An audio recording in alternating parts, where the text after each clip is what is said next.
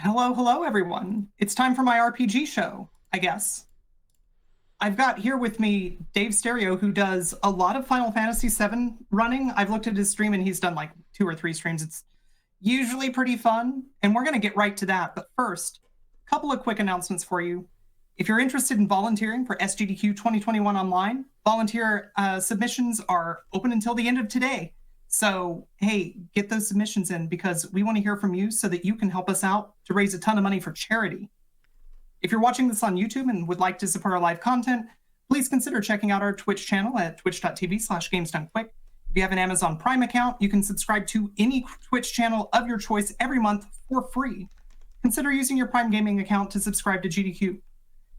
Information for all of our hotfix shows, not just this one, not just, the ones from yesterday, all of them are available at gamesdonequick.com/hotfix. From there, you can also find out more information about submitting your runs to any of our weekly shows.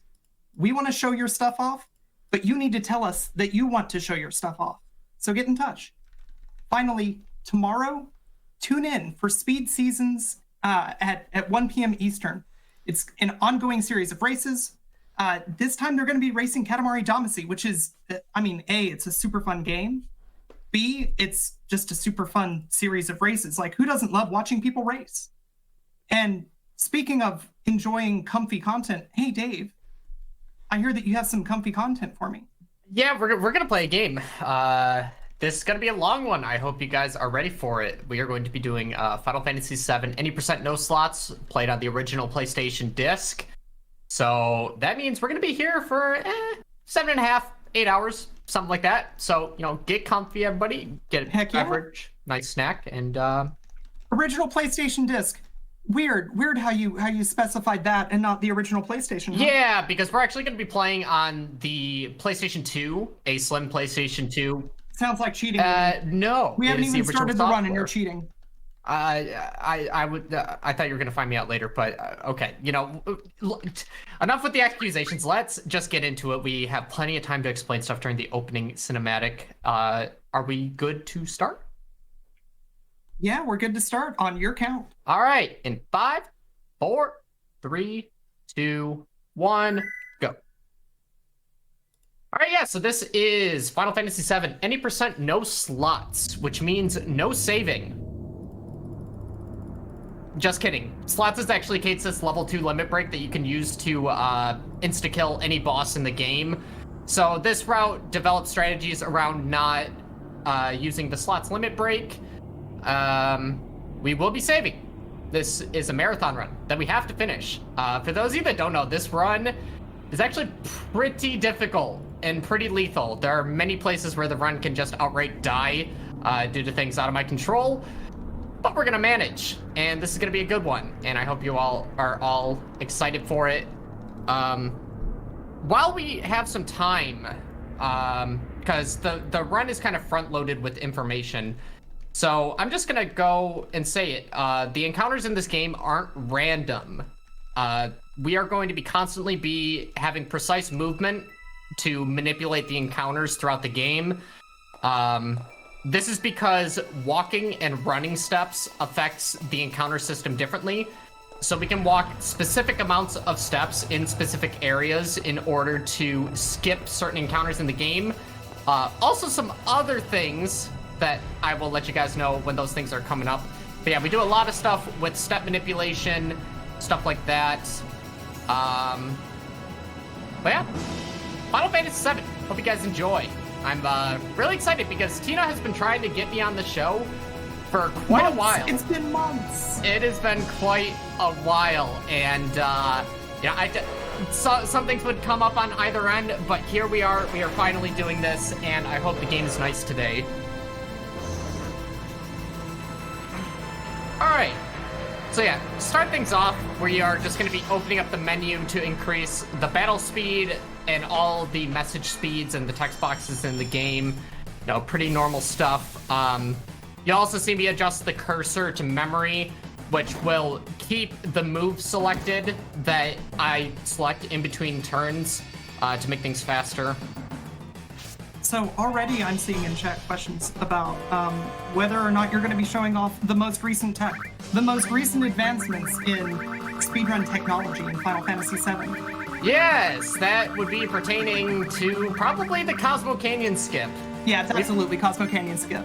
We will most certainly be doing that. We'll most certainly be doing that. And fight number 1 here, it's very difficult. You hold circle. You know, sometimes Cloud can get a first turn here, which will cut one of the soldiers' turns. Fortunately, this time, didn't really get it, but you know, it's just the way it be.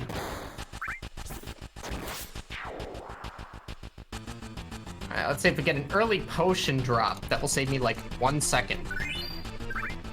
2. Okay, that's kind of weird. Cool. I'm gonna deal with it. All right, and what we're gonna do here is we are renaming the characters all to one name or one letter, and this will help us scroll the text faster throughout the game. So yeah, every character that we rename will be just one letter. Yeah, 2 potion drop is actually extremely rare. I've only seen it a couple times. Okay. Yeah, so I know menus are like one of those things that most runners have baked into their muscle memory. Are potions going to throw that off? They will just be sold. I just have to like keep track of money. Like having extra money is actually not a good thing sometimes, but we should be fine.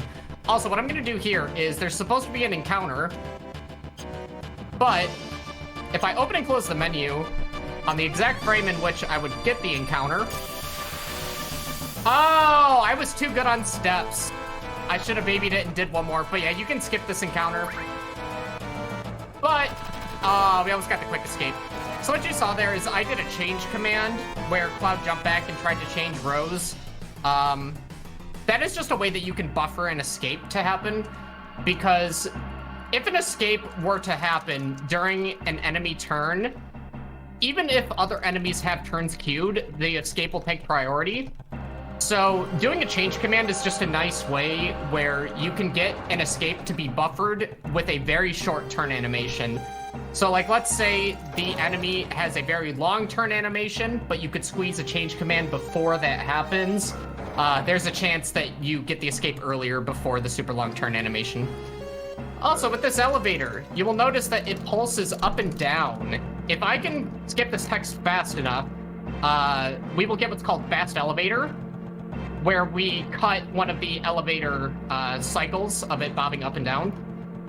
That third text box was a tiny bit sticky. Let's see if we get it. So it should be next time it's all the way down. Oh, we got it. All right, cool.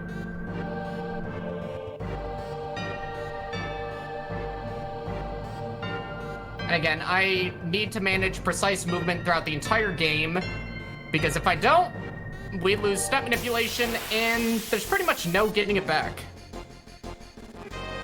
Oh, this is good ATB on Barrett.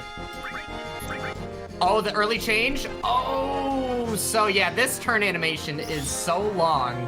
So you want to try to get an escape, but you usually never get it because this game is mean.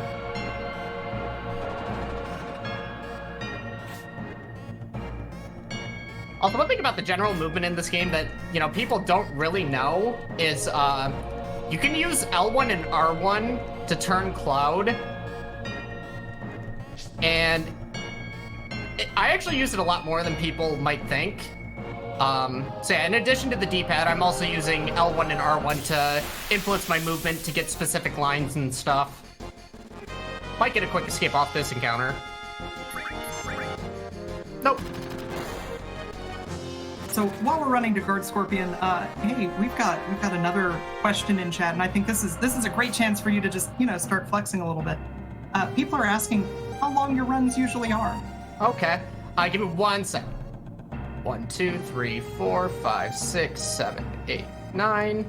So yeah, walking 9 steps there for step manipulation.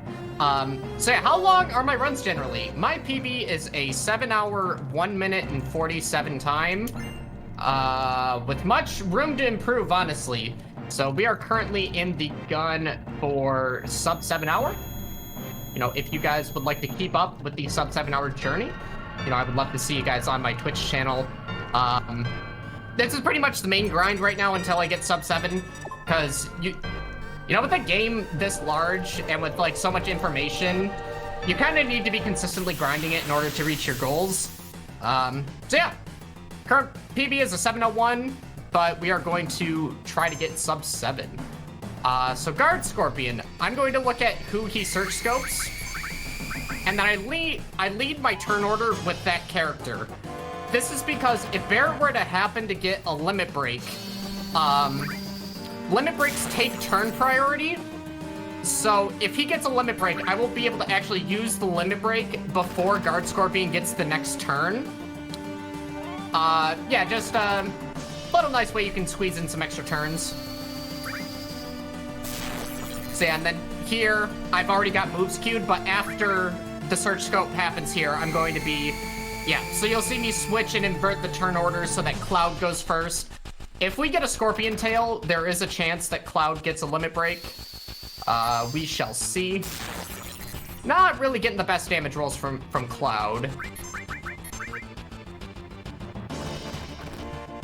67, I think that'll do it. All right. So yeah, normally the Guard Scorpion would immediately go into tail phase, but since we queued the limit break and limits have turn priority, that happens. Now tail phase. You know, typically you're not supposed to attack while the tail's up, even though the game tells you to. What we need to do is we actually need to exit this fight with a limit break on Cloud. So we are just gonna bolt twice.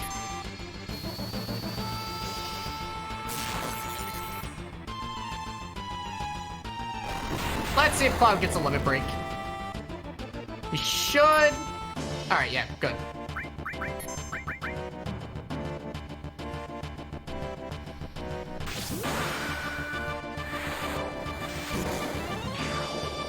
And Guard Scorpion dead.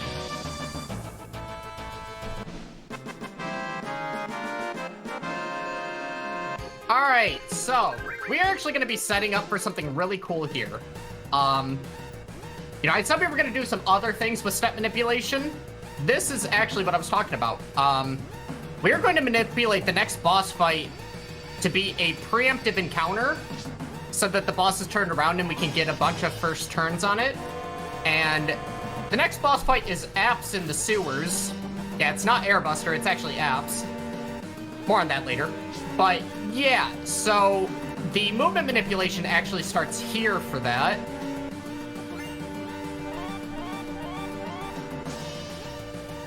So you'll see after this ladder, I'm only going to move up and down to force a fight at a specific spot. And then all the movement from here to the end of the reactor will be my manipulation.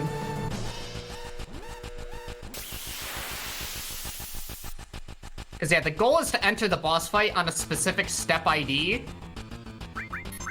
So that's why we need specific movement. So you'll see I'm walking left here. Gonna walk all the way and then do some movement on this next screen.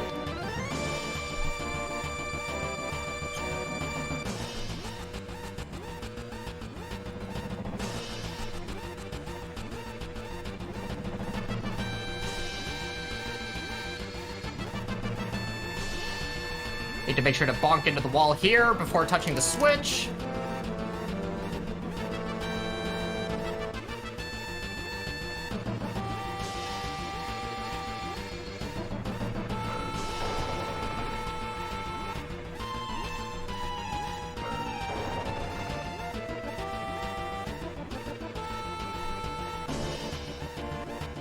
All right, and that is the first reactor. So yeah, to kind of touch on some step manipulation stuff, by the way, I mentioned a step ID, and pretty much what happens is you have a step fraction, which I believe it has 7. It has either 7 or 8 fractions for each step, and once that fraction rotates all the way to the top, the step ID will increment. Funny thing is step ID actually will only increment in hostile fields where you can get encounters. So since we're actually like not going to be in any hostile fields from now until the next boss fight, our step ID will not be incrementing at all. But thing about that is the step fraction continues to rotate in non-hostile fields. So you might want to say that non-hostile fields don't matter for step count, but it actually kind of does, but only to the fraction. So you can gain or lose fractions on every non-hostile screen.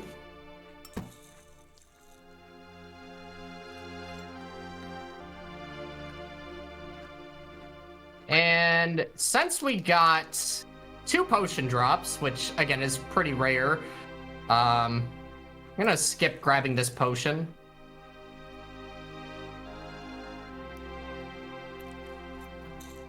Hey, you know, these guys want to fight faster if we don't fight them. Yeah, there are actually no grind fights in the run.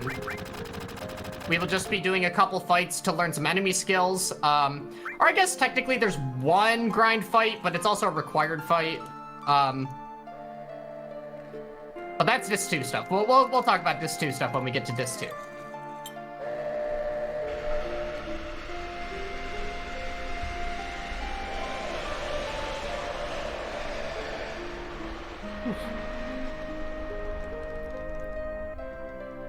So now, on the train, there's actually like the first skip in the run that isn't a battle skip. This will be the Jesse skip. And if you guys remember from the game, there's a cutscene where Jesse will show us a map of the railway system. We're gonna try our best to not see that scene. And the way we do that is when you move to the bottom of the train car in the next room, there's a Shinra soldier that kind of pushes you back. And says like, hey, you're not supposed to come back in here. And he also gives you a text box. We're gonna actually overlap that sequence while talking to Jesse at the exact same time. And the fact that we've overlapped these 2 sequences allows us to retain movement of Cloud. And so what we're gonna do, now that we have movement, we're gonna page through Jesse's dialogue until the final text box before the map cutscene happens. And then we're gonna actually zone back into this very room. And because we closed the final text box as we were zoning into this room, when we return to the normal train car room, it will have skipped the sequence. Okay, so that was kind of a mouthful. We have 1 shot at doing this, by the way. So I'm gonna try my best to show it off for you guys. If not, it's just like 15 seconds or so. But yeah, you guys will see what I was talking about.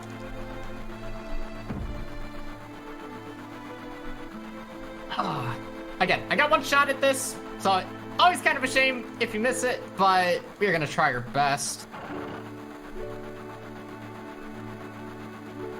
Okay, that's good. All right, you see we've got 2 dialogue sequences here, paging to the final text box, closing the box as we enter this room, zone back in, and we have skipped the map cutscene.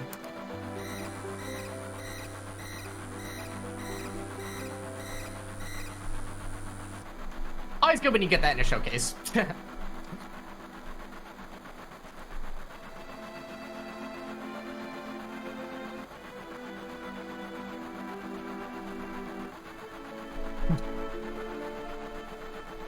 Yo, appreciate the Pog champs, everyone.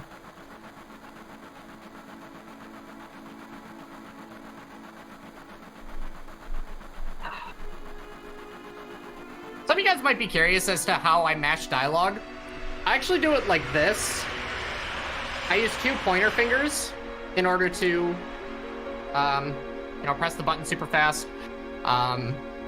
Efficient dialogue mashing is, you know, I don't want to say it's essential, but you can definitely save quite a bit of time with efficient mashing throughout the game.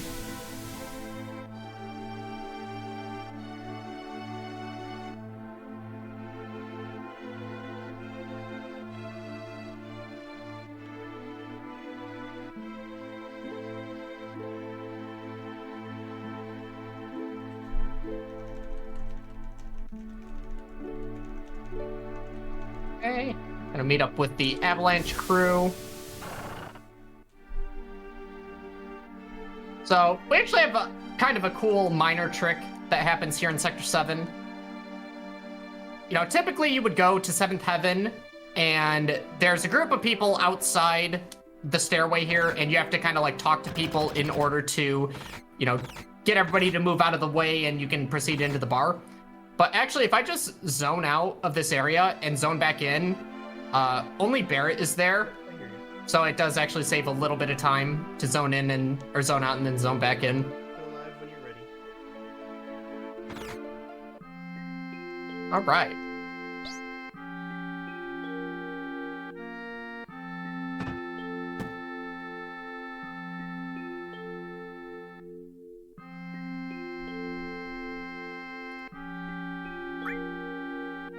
All right, so renaming Tifa, and we're gonna do one letter.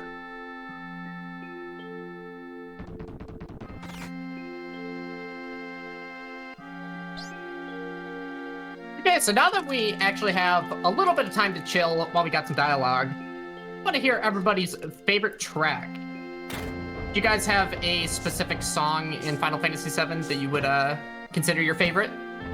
I guess I'll also just ask this question to Tina, if you happen to have one.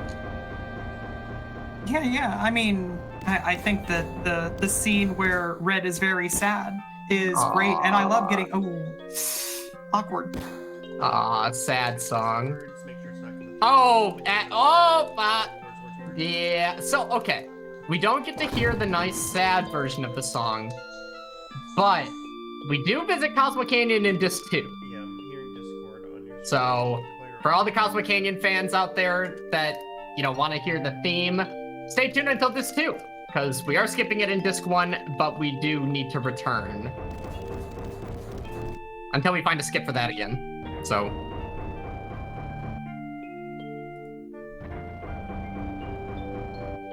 I also always wondered why in the top right corner there's just an LED that says Texas.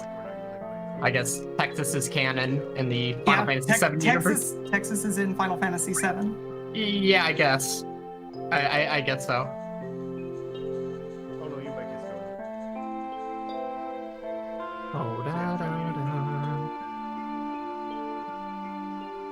I guess I can kind of start talking about the next skip, since I'm gonna want to focus while I'm doing it. 1, 2, 3. So traditionally in the game, after you have this meeting here in 7th Heaven, you would go back on the train, you would hop off the train, go to the reactor, fight Airbuster, fall out of the reactor, go to the church, go to Aerith's place, go to the playground, and then go to Wall Market. This run actually skips directly from 7th Heaven to Wall Market. Yeah, we're not using... So yeah, we're skipping the whole train sequence, Reactor 5, using our game audio. the slums, So just keep... we're gonna skip all that. And it's because there's a screen with an unused loading zone where typically there's 2 guards that sort of block the pathway. But using precise movement, we can actually sneak past the guards and activate the loading zone, which will warp us right to the playground area, and we can go straight into Wall Market. And the cool thing about this is whenever you enter Wall Market for the first time, the game will actually update your story progression to match where you're supposed to be. So the only thing that's really inconvenienced is when Aerith is placed in our party, she's going to be a level 1 instead of, I believe, well, actually, her level could vary, but yeah, she's just going to join at level 1. It won't be a big deal, though. But yeah, that's pretty much the only real inconvenience. And the opportunity to get some items for money, but we're going to be fine on money. So I want to go back to a point that you made. You called it an unused loading zone, but it is actually completely unused at any point in the game. By the time that you would normally be able to go there, it's just there's nothing there. Correct. So like the guards are always blocking, and then eventually, Sector 7 gets completely destroyed, so there's no way to even go there anyways. Yeah, so it's completely unused, but fully working. I sort of had this theory that like maybe they initially wanted Midgard to be a little bit more open, but then they decided to make it a more controlled linear experience. I don't know, but it works, so we use it. All right, very important thing here. Do not take the materia menu tutorial. Oh, I should also say, we could have done this skip earlier, but if we did it earlier, Barrett would never give us the materia menu, and we would have to complete the whole run without using materia. We kind of need materia, so that's why we go into Sector 7 or 7th Heaven at first. I'm gonna be doing a minor shop here where I sell all my potions, and we buy grenades. Because grenades are actually gonna be our main DPS for Midgar. And a little bit afterwards. But yeah, so the magic happens on this next screen. Again, I'm gonna be doing precise movement to get past these guards.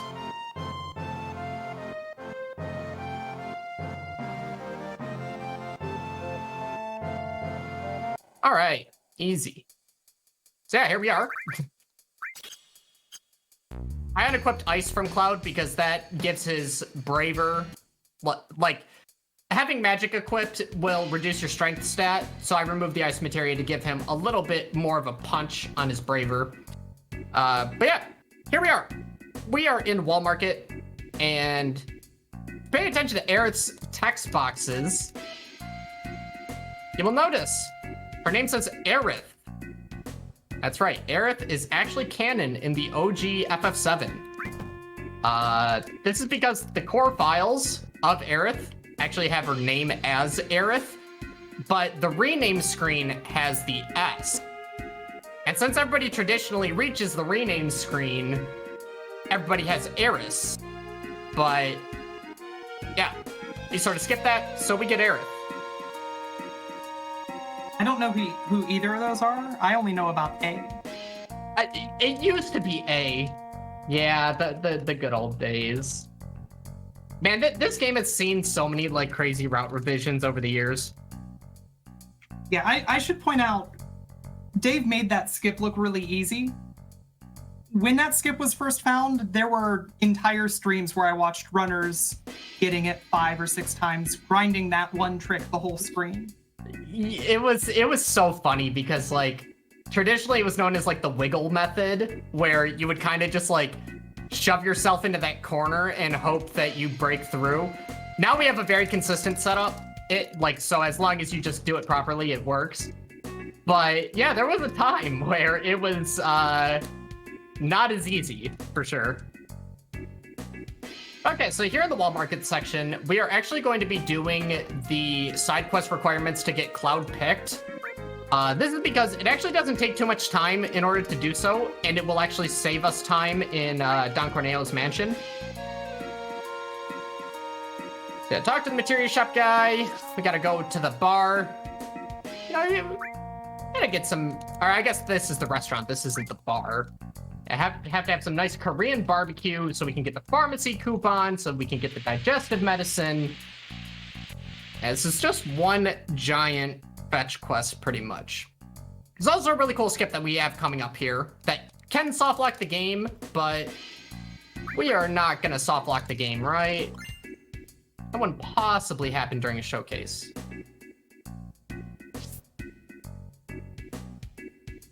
So pharmacy, let's get the digestive medicine.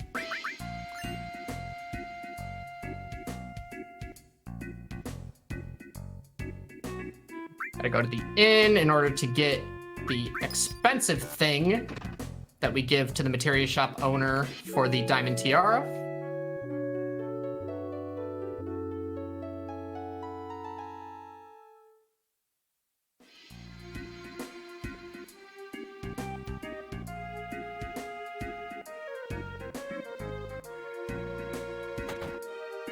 Okay, so after this section, we are going to go to the bar, and we're going to perform what's called the bar skip. Kind of similar to the Jesse skip in essence, where we are overlapping 2 dialogue sequences. And pretty much we're going to be handling the dress options at the exact same time that we're giving the person in the bathroom the digestive medicine. And the main reason why this is possible is because of the door leading to the bathroom. You know, normally when you get in a dialogue sequence, you get frozen.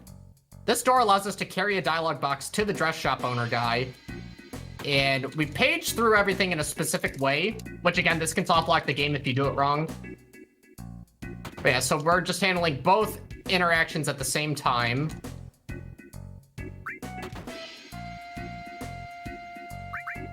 Need to select the correct options. And then this final option for the cologne, if I were to close that text box before leaving, run is over. Cloud just infinitely tries to run to the bathroom, or the spot where he's supposed to be outside the bathroom. And there's a table blocking his way. So he is infinitely walking and never reaches his destination.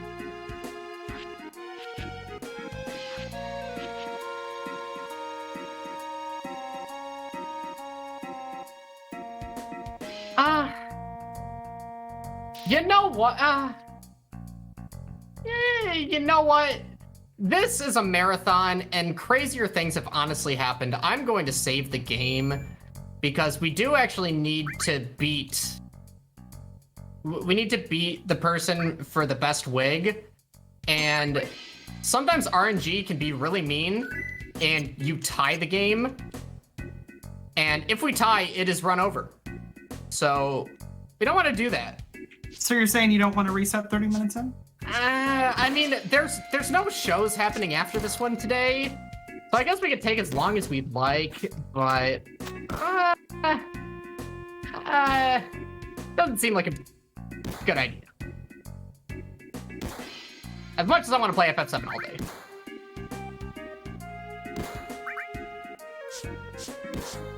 Let's see, we need this person to scratch their head.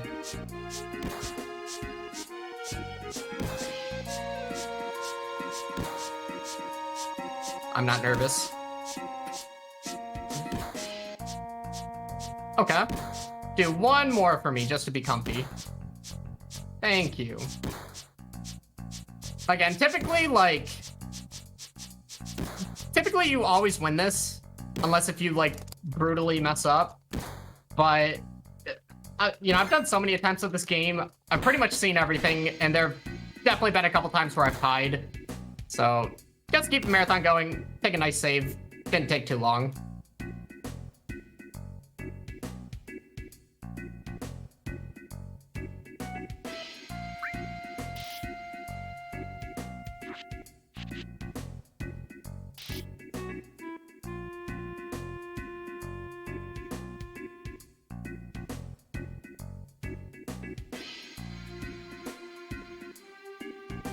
Ba-na-bum.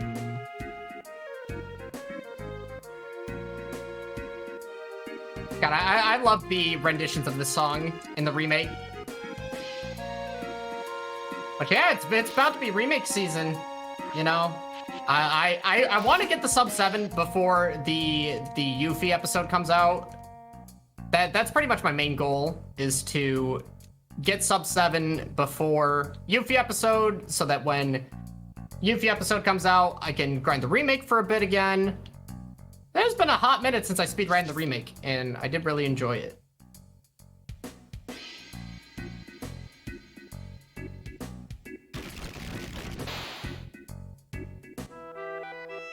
Alright, so here in Corneo's mansion, not a whole lot special. You pretty much just grab an ether for selling. Also, I really hate these stairs. There are other stairs in the run that I really like. These ones, okay, they were nice today, but I wouldn't say we're friends.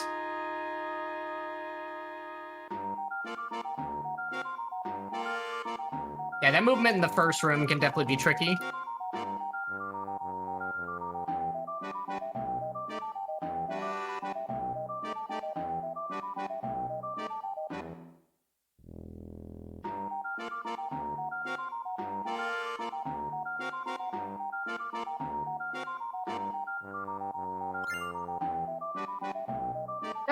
Yep, like I said, just grabbing that ether for some selling.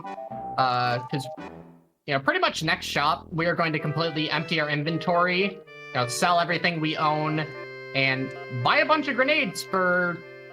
it'll last us until about Junon, and then we buy some more grenades, but then we get Molotovs. Yeah, for those of you that are, like, familiar with, like, the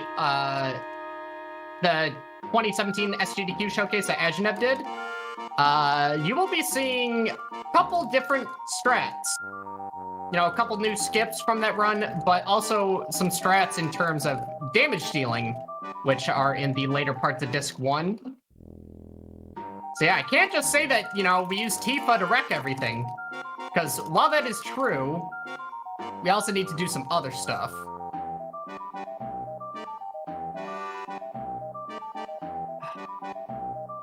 Alright, so if we've done everything correctly, Cloud should get picked here.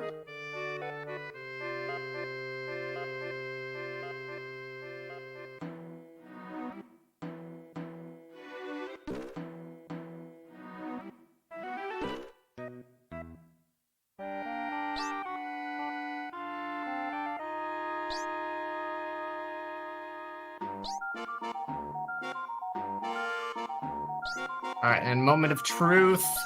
I don't know why I'm playing this up. We did everything right. Don knows who to pick. That's right.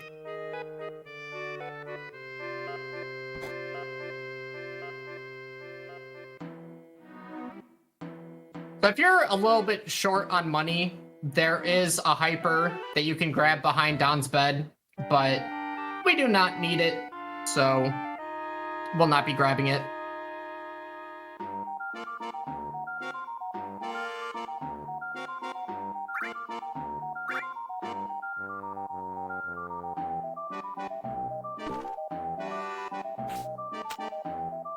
So someone in chat asked, how can we beat the game in under 8 hours? I guess we're just gonna have to wait and see. So for this route, there's a couple like sequence breaks that saves time, but nothing like, we're not saving like hours in a specific section. We get like a nice 20-minute skip. There's another like around like 15, 20-minute skip, like a 10-minute skip. But most of it is just like, good optimization, good strats, step manipulation, and a lot of minor skips sprinkled in with the major skips. Even without the skips, there's so much of this run is predicated on a deep understanding of the game mechanics and exactly how to exploit them. Without any of the even minor skips, I think that this run is still comfortably under 10 hours. Is that about right? Honestly, without the minor skips, you could get about like 8 hours. You could definitely get like an 8-hour time, if not a little bit below it. So, and that's a top level player playing, of course. But like, yeah, like it, you could still do it without doing like the major skips and stuff. But okay, so here we are. We're gonna be in the sewers. This is our first hostile field since the reactor. Thus, you're gonna see me do some kind of funny movement here, but that is just a guarantee that I'm entering the app's boss fight on a specific step ID, so that it'll be a preemptive encounter. Go bam, bam. 1, 2, 3. And up. So if done correctly, app should be turned around and we will get 3 first turn grenades as well as a first turn braver. And the braver is going to do extra damage because the game still considers the boss to be turned around even though it won't be. And again, since limit takes turn priority, we're able to squeeze this in. Can do around 500 damage. 522, that is a good roll. Good rolls don't save any time unless if it's a crit, but it's comfy.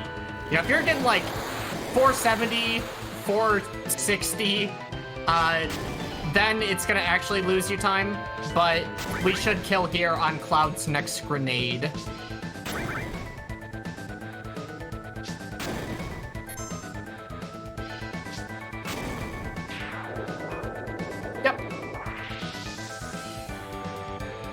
So again, you can see the grenades do crazy damage. They're super fast to throw.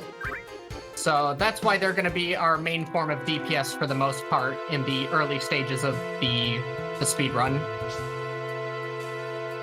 So one thing in addition for like step manipulation, like knowing where encounters happen, the types of enemies are actually also manipulated. So this will always be a preemptive encounter on 3 Sahagins. And preemptive encounters you can escape from immediately, which is pretty nice. 1, 2, 3, 4, 5, 6. I hope I didn't understep that. I should be fine. Yep, we're fine. It's always nerve-wracking, because if you're off by a fraction of the step, that could actually, like, kill the run sometimes. Like, if you understep by a fraction. Yeah, we picked up the steel materia. That'll be used later in the run. It also adds a dexterity bonus, which will help with, like, speed. A little bit. A little bit.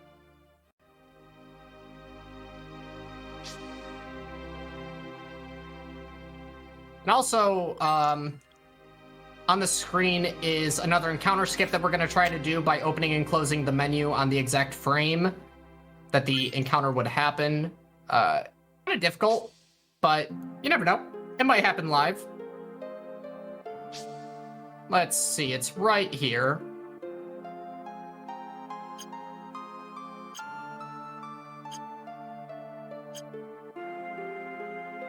And I did it for you guys. Cool. That's actually kind of nice to hit in a marathon run. You saw that the movement, I sort of had like a little bit of a hiccup there. That's okay, because we actually have kind of like a reset point that we need to hit with the step route coming up. And typically I'm always a little bit ahead, so that actually won't lose us time at all. Because pretty much we're just like, since we've wasted steps, that's less steps that we actually have to waste later on to get the fight where we need to. On that topic, how many spots are there in this run where you have to burn steps so you can recover your step route? Okay, so the first one is in the first reactor. Second one is gonna be, well, I guess preemptive act kind of counts as it, but pretty much like calm flashback. We get a guaranteed preemptive encounter in the calm flashback. But I take my reset point in the Shinra building, so like there's that. There's a spot for preemptive Genova birth, because we're going to be doing the same manipulation for the first Genova fight. There is one on the way to Coral. One on death sentence at the end of disc 1 if you're too far ahead. And there's like one other reset point in disc 2 if you're going for a setup for an encounter skip. But other than that, I think that's about it. It's pretty much like front loaded in the game for the ones that really matter.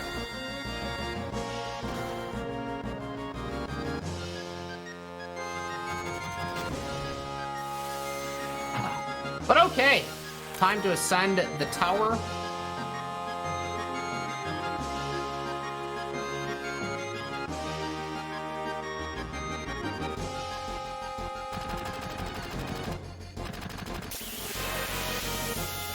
So this boss fight with Reno is actually going to be the first time that I use ATB weight.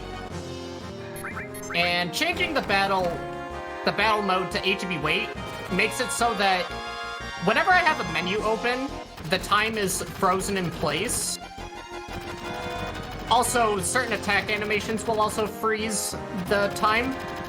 And this is to give us an opportunity to get extra turns against Reno. So... Also, I backrode the characters, which makes them take less damage. Your physical attacks will do less damage, besides limit breaks, but that won't matter. So pretty much it's just a damage reduction. But yeah, so here, if I get one first turn grenade on Reno, we're pretty much going to cut one of Reno's turns. So let's see what happens. Oh, that looks pretty good. So I queue one grenade, we get the first turn. Now I wait and see who he pyramids. All right, it's Tifa. Oh, did I mess it up? sort of fumbled the menus. Let's see if Barrett gets a turn before Reno. Yeah, I fumbled. It's okay. Actually, it could still happen again because of Cloud getting a limit break. If Cloud gets a limit break here, then... Oh, actually, I think he's gonna end up getting the extra turn. Yeah, a little bit of spaghetti on my part. That's okay. He's dead here. I think that it was very good of you to give him a fighting chance. Yeah, you know, sometimes you just gotta be nice to him. He's having a rough day. But I like that I'm still able to explain to you guys my thought process with kind of what's happening here. Yeah. But now, it is time for the Pillar of Destruction, unfortunately.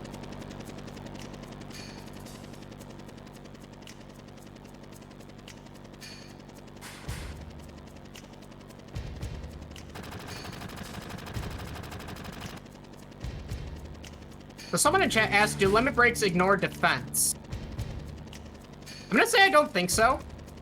I know there's probably some knowledgeable people in that regard in the chat that would know, but I'm gonna say I don't think so. Limit breaks do sort of like...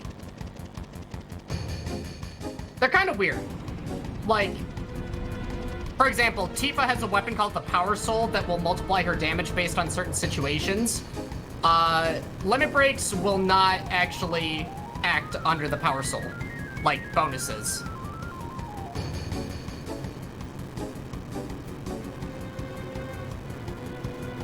Okay.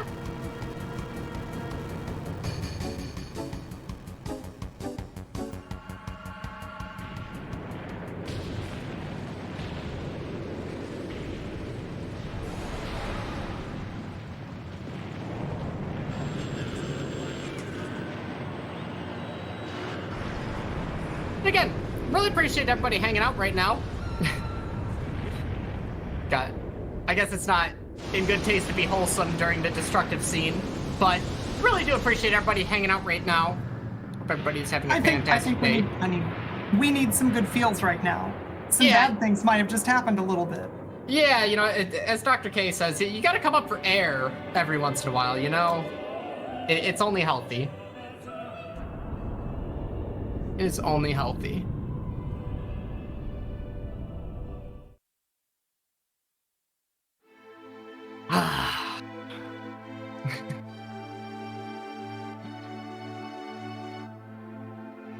So again, somebody in chat is asking what the no slots category is. That's pretty much beat the game without using Kate Sith's second limit break. Because slots, which is also on my shirt, can be used to insta-kill any boss in the game. So this run kind of developed strategies around not doing slots.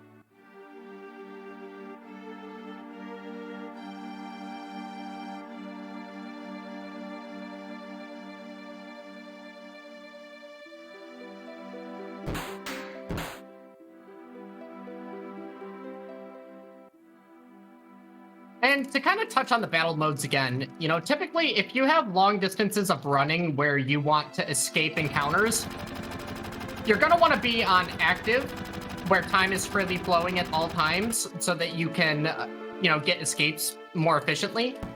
But what I'm actually doing is I'm staying on ATB wait for a long time, actually.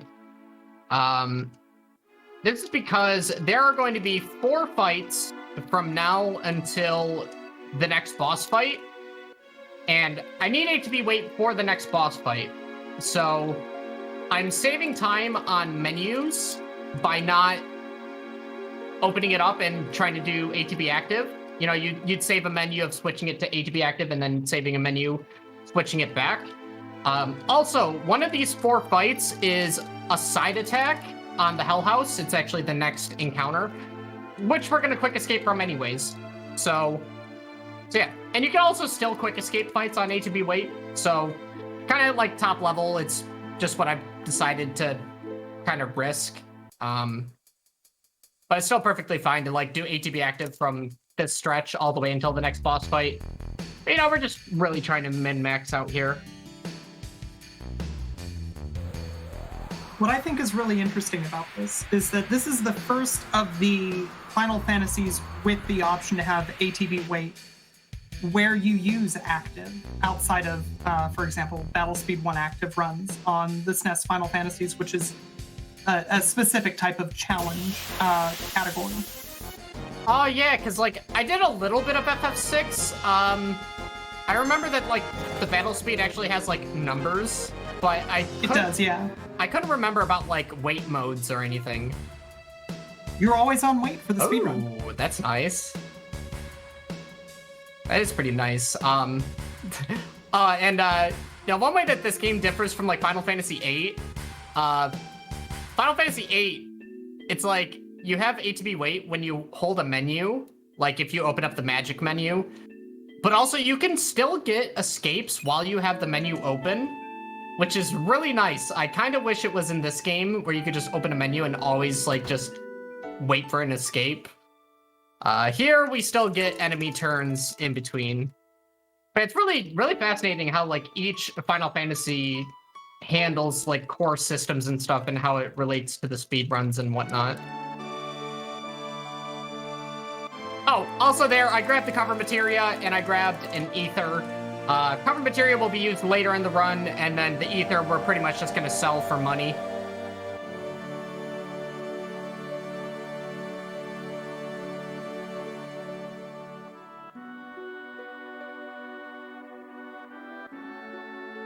And somebody in chat says FF10 is the most wait mode. Yes, it is a very turn-based Final Fantasy.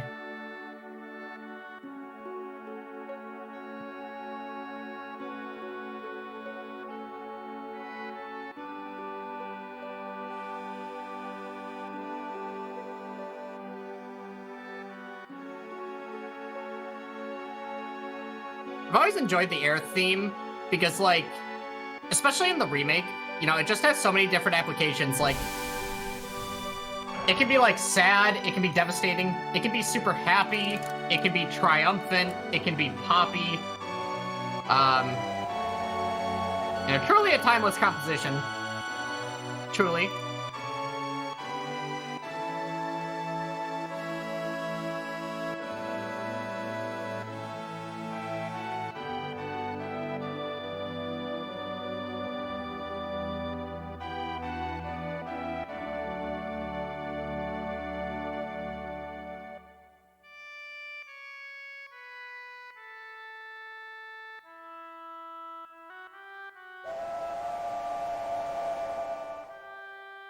Yeah, just kind of a short break of dialogue here. I guess I could talk about like the next thing that I'm gonna do. We're gonna be entering a shop and selling pretty much everything that we own and buying a bunch of grenades. With the exception, I'm not going to sell a potion. And this is because I actually want to organize my inventory in a certain way. How would I explain this? So let's say you lose all of your grenades in Midgar. Whenever you, get a new item, it will take the most recent empty spot in the inventory. I want to keep a potion spot active so that when I buy potions, they don't end up going to the top of the inventory. So it's just a nice way to keep grenades in the first slot throughout the game without having to go into the customize menu and arrange it manually.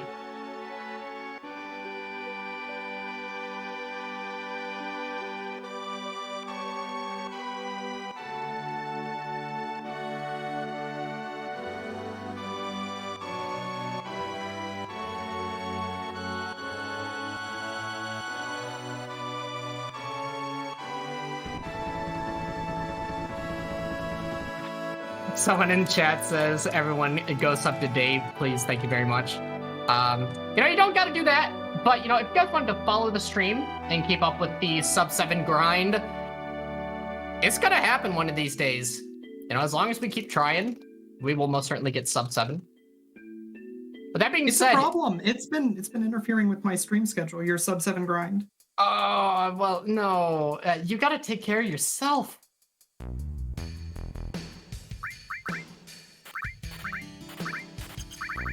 But yes, all joking aside, definitely you should be following Dave Stereo. Otherwise, you're missing out on some of the best content on Twitch. Man, that is a title that I don't... Actually, you know what? I have it. Yep. Follow me for the best content on Twitch. Please. There you go. You heard it here, everyone.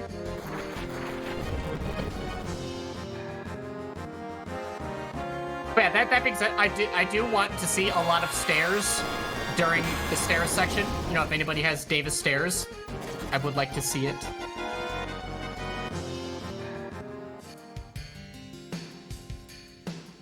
And Hell House was having a bad day, just really wanted to rough me up there.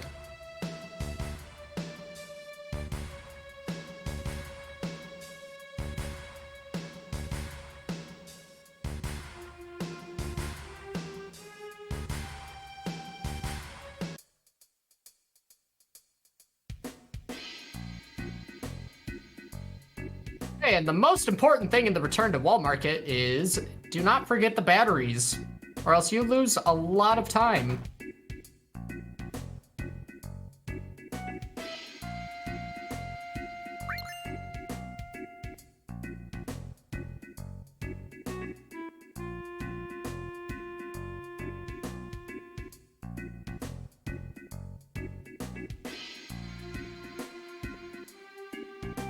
Does RNG manipulation exist in this run? Somebody asked in chat, and yeah. There is one cool thing that we're going to be doing towards the end of the run that is magic. So I have to interrupt real quick. I just need to point out, we've been mispronouncing the terrorist organization's name. It is Avalanche. That is Avalanche. Avalanche. Yes. I always thought that said like avarice, but yeah, it's Avalanche.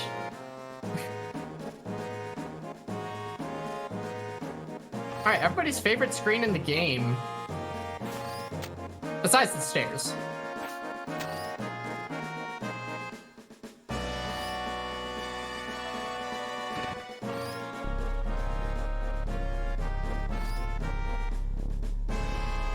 So yeah, many of you might have had some trouble with this whole wire jump thing.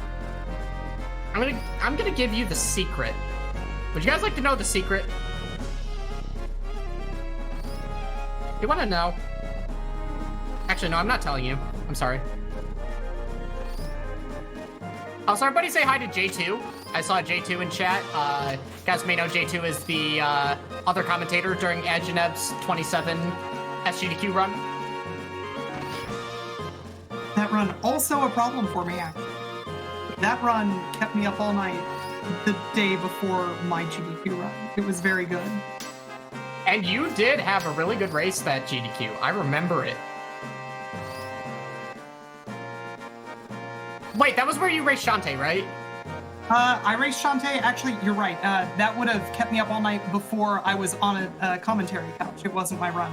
So okay. less catastrophic. Still bad. Yeah, I feel that. But okay, also I will say, the secret for that wire swing is it creaks, and when it makes the creak sound, that's when you press the button. I'm not gonna scam you. I'm not gonna scam you.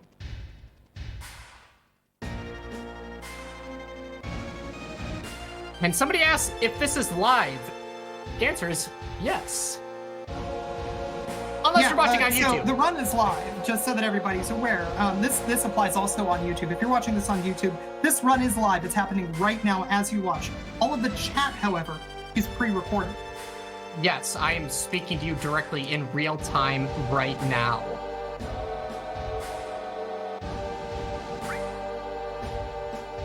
All right, so it is time for everyone's favorite part of the game. For those of you that don't know, I have done many streams where I go up and down these stairs for 24 hours just to see how many laps I can do in that period of time. So if you have the Davis Stairs emote, I would like to see as many stairs as you guys can possibly throw in chat. Respectful spam. you know, don't go overboard, but let's see some stairs.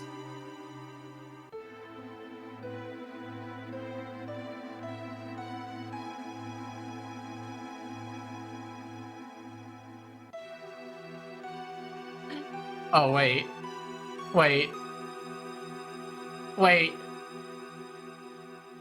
You guys are putting so many stairs. They're literally showing on the feed.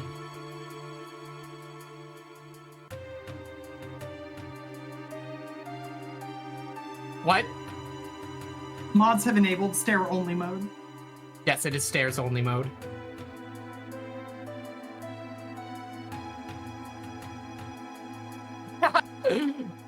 Another row.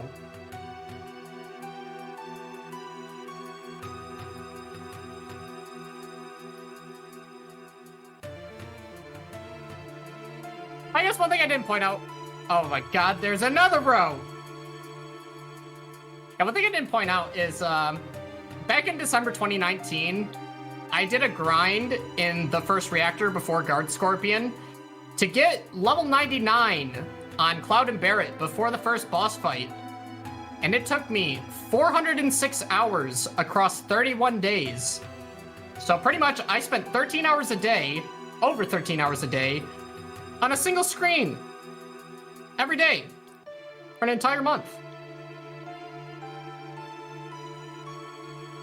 I have since been trying to think of something that could be as crazy as that, but I may have peaked in December 2019.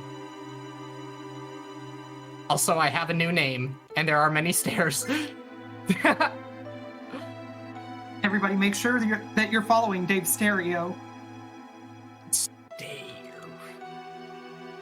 Should I just change my name at this point? Yes. Okay. I think you just did.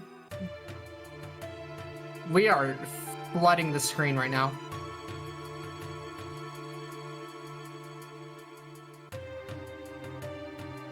So, I do see it being asked in chat a couple of times whether or not this is actually faster, and hey, you know what's really great is the answer is yes. Kind of. Yes, it is faster right now because the step route accommodates for it. The elevator does have a chance of being faster if you get good RNG, but there's also been elevator manip introduced to the PC version. Some experimenting going on to see if it can be implemented on console. If we can get a good step route with an elevator manipulation, or I guess without it, and we just kind of shoot for the good RNG, then elevator will be faster. But as of right now, stairs is our faster, consistent route. There have been times where elevator has become the route. I know currently the slots route has a good step route for elevator route. And honestly, probably sometime in the future, there will be a way of having a good step route for no slots. One of the few things where you could actually have like a route deviation in this game. And I do miss the route deviation where we had to go to the Chocobo Ranch for a hot minute. That was a good time. But now we don't. And it makes me sad. Okay, so this fight here. This fight. We have ATB weight on this fight. And this is because these guys have armor. And whenever you break the armor, their actual ATB bar, or their time bar, resets. So the way I cue a grenade on each one of these soldiers. So because their time bars reset every time armor is broken, they should never get a turn unless if we have very slow characters. So they got those turns. Those should be the last turns that we see.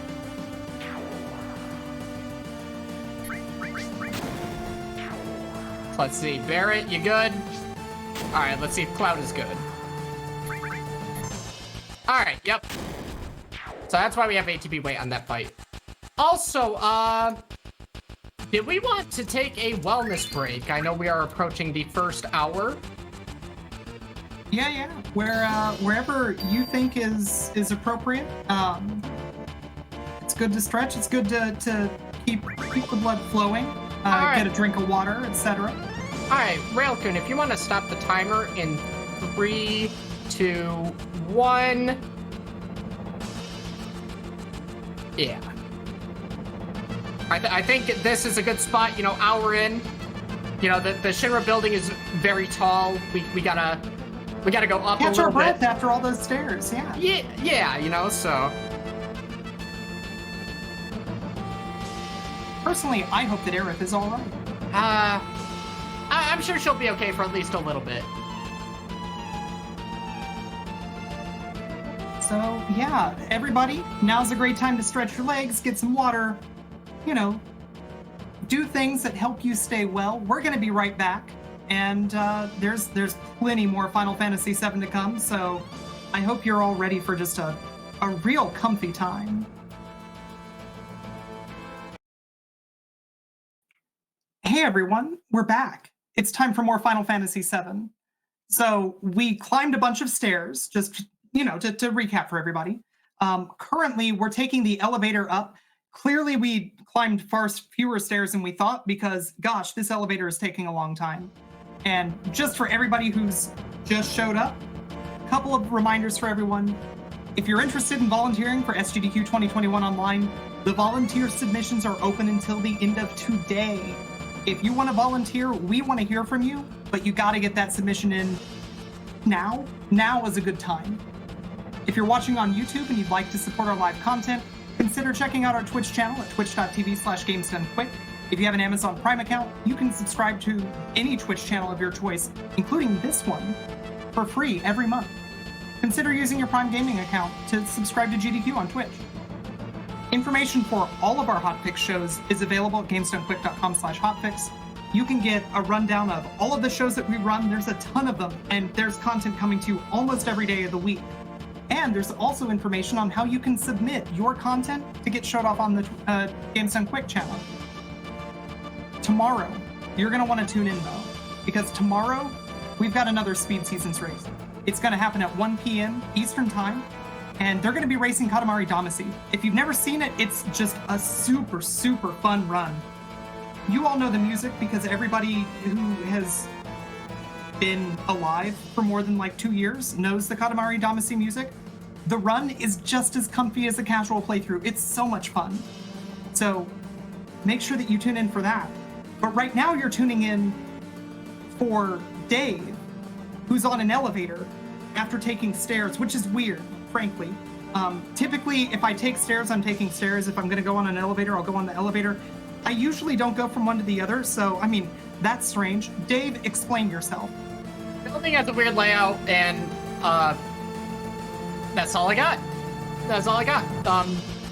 But what I can explain is some things happening in the speed run. So if we want to get this going, I can give a countdown and we resume. Yep, whenever you're ready. All right, so let's go in 3, 2, 1, go. All right, so right here, I actually need to focus right out the gate because I'm going for a very fast cycle with this guards minigame. And if I miss it, I will be sad, but I will deal with whatever happens. Because we're gonna have to. Yeah, so this is actually pretty tight.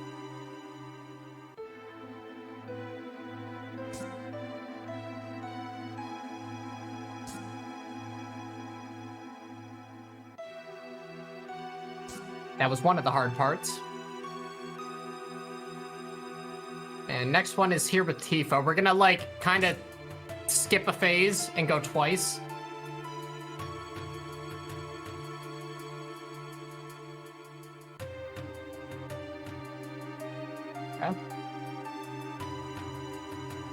Okay. So now I kind of have to start explaining what we're doing next. You know, there's the mayor room. Mayor is the best, by the way. Where we have to guess a password that can be one of 4 things. It's either best, bomb, Mako, or king.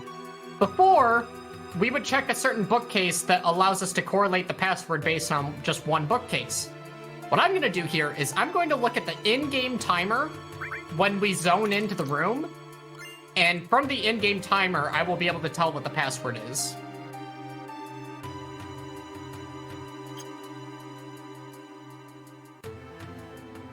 Mayor is the best. So yeah, best is the first option, which is actually the nicest, so I can just mash through everything.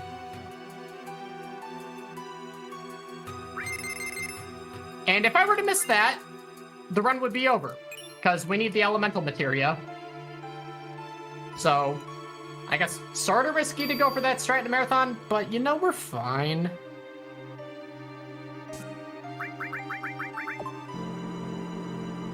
I was actually kind of nervous. You've got a safety save. You safety saved like 20 minutes into the run, so you'd only lose 40 minutes. It's fine. It's fine. Yeah, again, you know, there's nothing going on after this show today on the GDQ channel, so I might as well just run twice. You know, let's just run it back. You feel like staying up for forever? I mean, I enjoy your streams, so yeah, why not? Here's the thing: you can do your showcase, you can explain all your tech, and then you've got the after the lesson, you've got the quiz, where you just do the run and you don't explain anything, and chat has to explain what you're doing. Exactly. Are you guys taking notes? Actually, you know, on that regard, if you guys have any sort of interest in learning about this game or learning the speedrun, I have a 20-part series on my YouTube channel that dissects like every part of the game. It is based on the route before Cosmo Canyon skip, but a lot of what you learn in those videos can still be applied to the current route. There's just some things you kind of need to change up. But yeah, so if you would like to learn this game, there are definitely resources out there. Also in this room, I grabbed from a specific box at first and then placed it in the first slot. This allows us to kind of open up all of these boxes in whatever order we see fit. So it's pretty nice.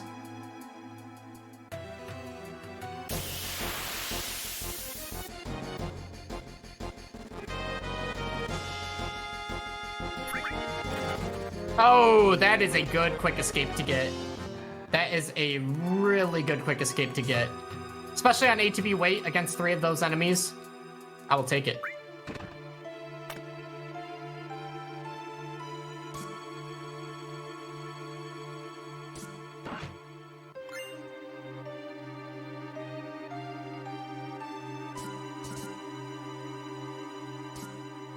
All right, and chat, because I like you all so much, I'm going to do it. We have flushed the toilet. Somebody needed to. Thank you. Thank you for being the person who's actually taking care of the things that need to be done. Yeah, you know, someone's got to do it. So, that was for you, chat.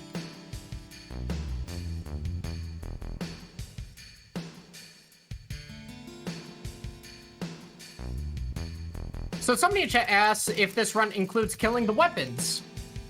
We will fight 2 of them, but only because they're required. We're not going to be doing Emerald Weapon or Ruby Weapon.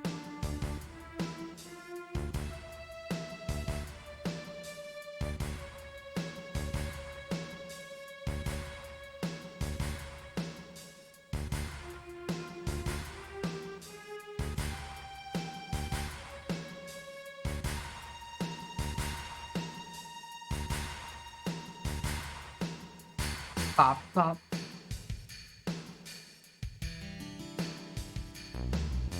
This has always been one of my favorite songs in the game.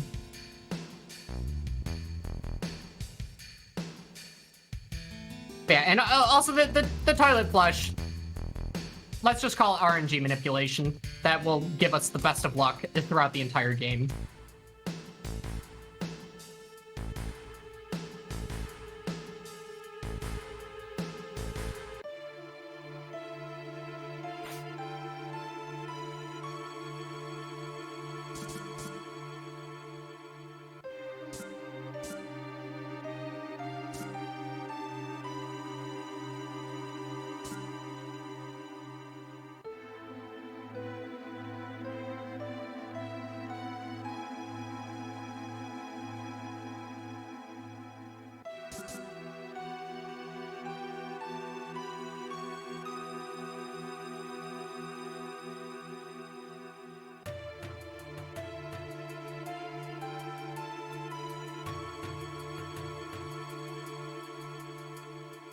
I could actually kind of start talking about the next boss fight.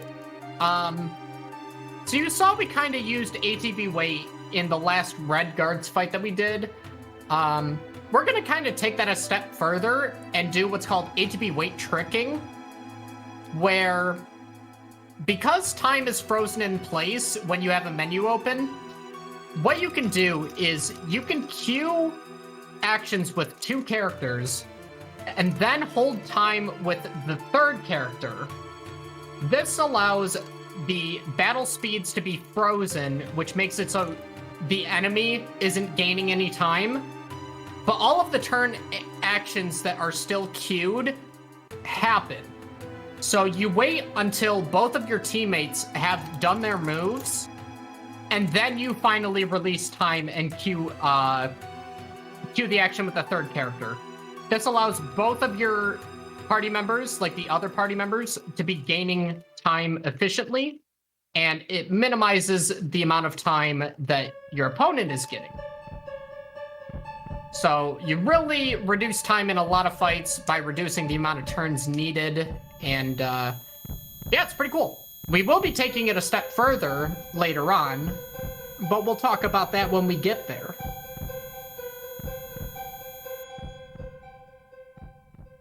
Also, Genova is scary.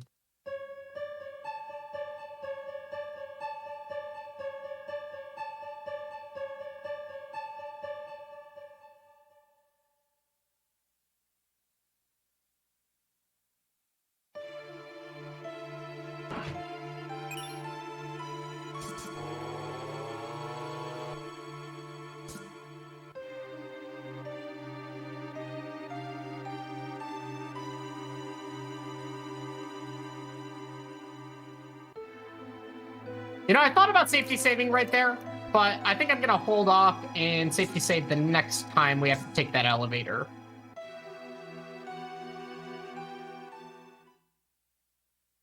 How far off the step route do safety saves here take you?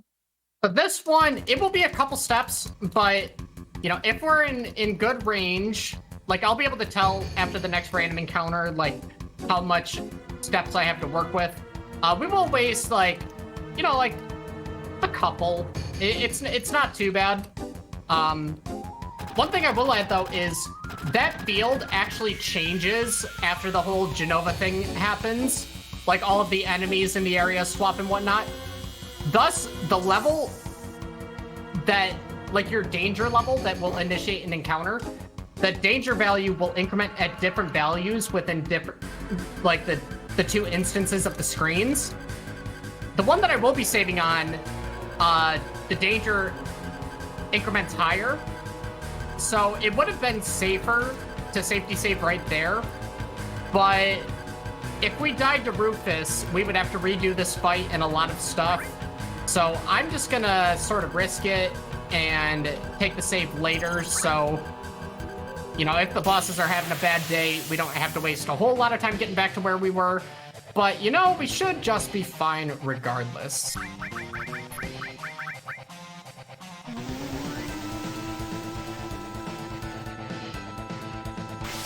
So you kind of want a triple poison here, which unfortunately Red didn't feel like getting poisoned.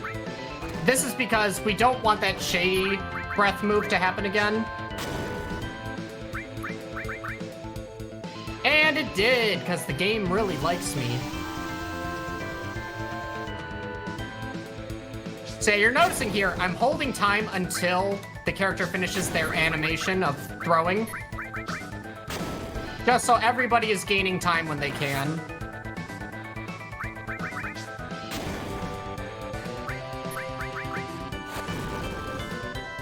You want to hit Cloud for me? God, they have a crush on Tifa.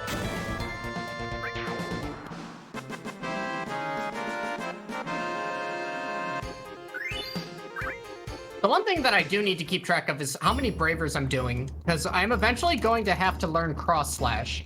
It's actually the only other limit break that we learn in this route. So, we got a Braver on Guard Scorpion, we got a Braver on At, and then we did a Braver in this fight. So we're currently at 3 Bravers. I always want to leave Midgar at 4 Bravers minimum,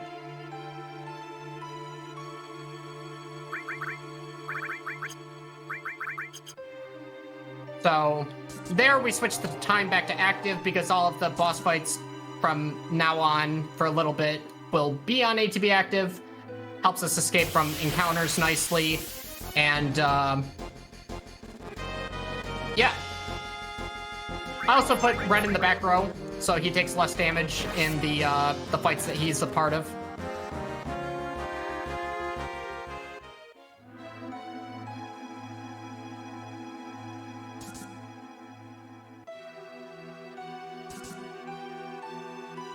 Alright, so I'm not super far ahead on step, but I'm thinking I can still manage the save. Actually, I should save. So I was gonna say, I'm actually going to be doing a different strat for Rufus, where I put Cloud in the back row, which pretty much makes it so he won't even have a chance of dying during the fight. I could also throw the elixir. Decisions. I think I know what I'm gonna do. Let's see, because I got that fight there.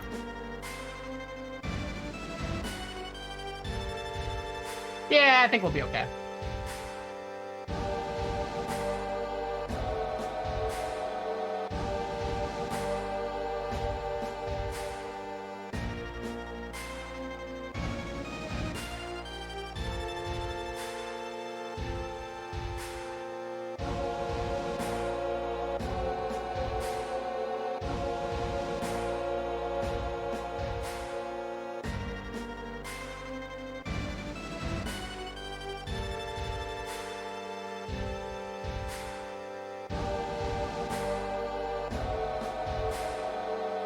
Alrighty, so here coming up in the jail sequence, we're only going to talk to Aerith because you can progress the story after you talk to Aerith.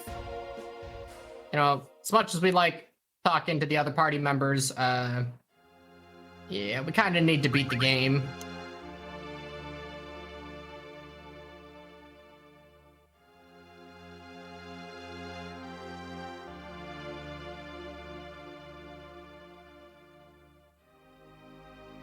And somebody in chat is asking if we're going to be doing the Cosmic Canyon skip, and yes, we are. You know it.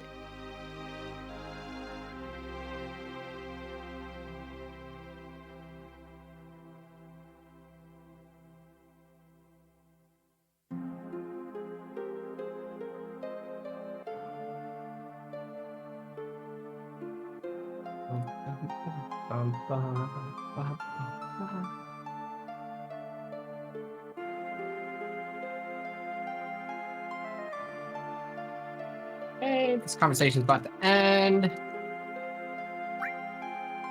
There we go.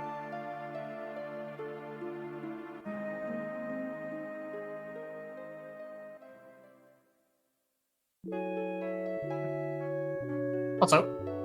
Cheers.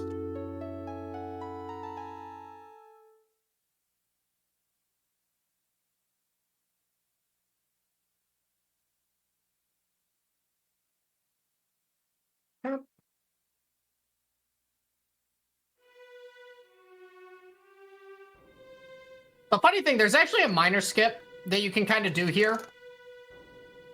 So when Barrett and Red go over to check the body, there's a way that you can start talking to them and then instantly move to Tifa to progress the section. It's kind of wonky though.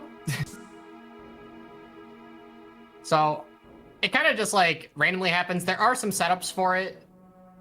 Still kind of wonky though. So yeah, you'll know you've gotten it if like a dialogue box keeps coming up with Barrett, but it's not the end of the world if you don't get it.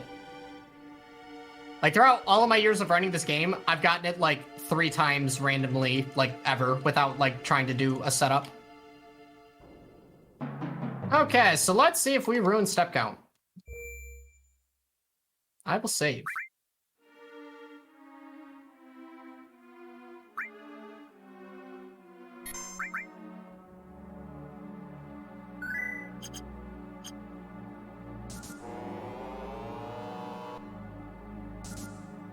Where is this fight gonna be? Kinda early, but I think we can make it happen still. You know, it's all for the sake of the marathon. I just need to make sure that I don't flub anywhere. No, don't worry, it's easy. This is easy. Just don't make any mistakes. It's fine. Yeah, just do it correctly. Yeah, it's simple. Honestly, I probably should have opted for the other save or to not save at all. I'm not worried. Honestly, the way I describe this speedrun is it's like stacking a pyramid of wine glasses on top of your head and trying to not drop anything. That's how it feels at all times, honestly.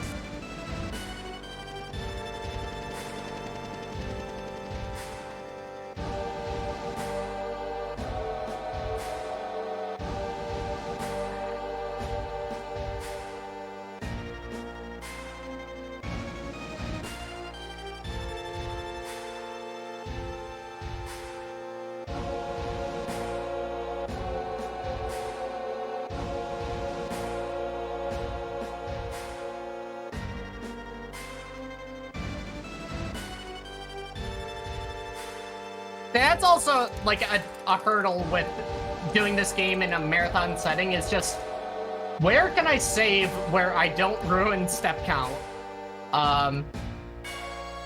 And where saves are like efficient.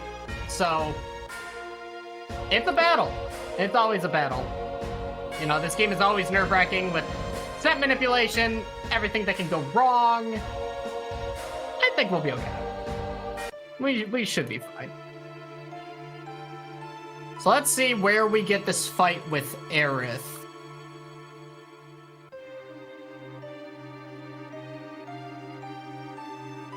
Because the main thing is I want to hit an encounter in the Calm Flashback and then an encounter in the Mithril Mines at specific spots. Let's see.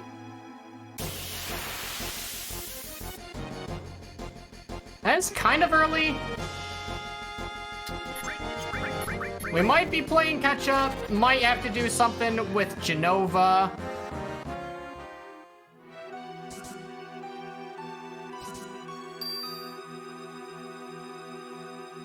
But honestly, crazier things have happened in the game, so.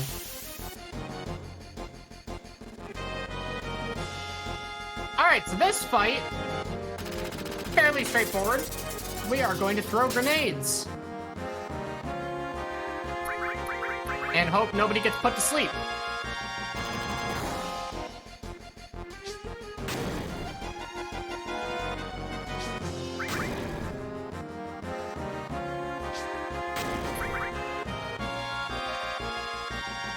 Also, one thing we want is somebody to get a limit break. So if Barrett could get attacked once, that would be nice. This would allow us to skip a turn on the Heli Gunner phase. If turn orders line up and nobody gets put to sleep.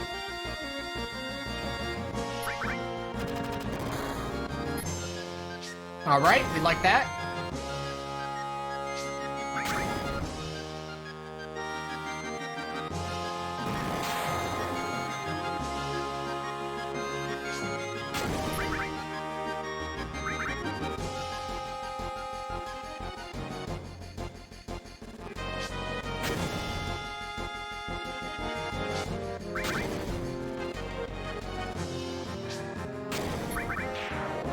Alright, so Barrett finishing off this and having the limit is good as long as nobody gets put to sleep on this next turn. Wouldn't possibly happen. Wouldn't possibly happen. No way. So that actually, I think, segues to another topic that I wanted to bring up. You've done a ton of stuff which is manipulating the RNG so far. What all ends up being under your control in this run? Well, not Aerith getting put to sleep. So yeah, the main forms of RNG manipulation that we've kind of done, if you consider RNG manipulation, would be like the encounter stuff, and then like some of the back attacks that we get on boss fights, or the preemptive fights. Yeah, like, stuff with escapes, like, escapes are definitely out of our control. What turns bosses decide to do. Sometimes the fights are actually scripted. But yeah, it's like, we do our best. But at the end of the day, the game can definitely wreck you.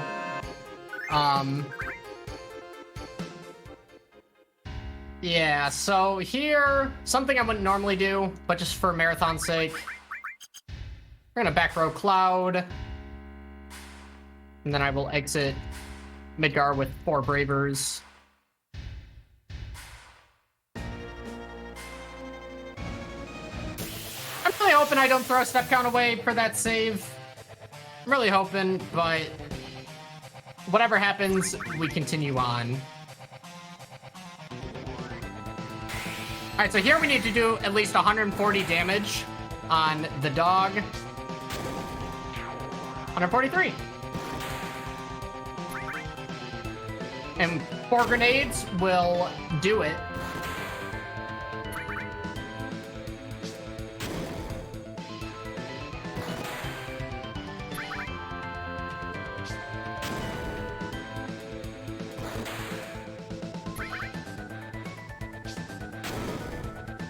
And you're dead. Alright, so here I'm going to be equipping better armor on Cloud. Gives us some materia slots, and we are going to load him up with some materia.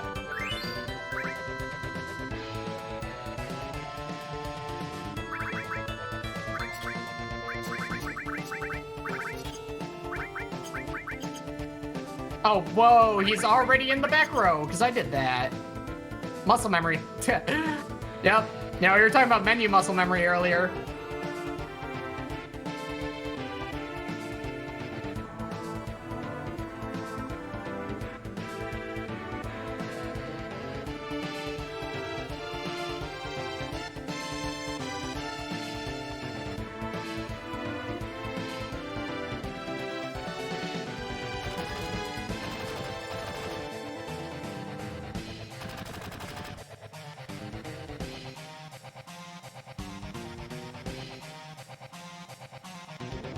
All right, time for, you know, fan favorite song for everybody in the game.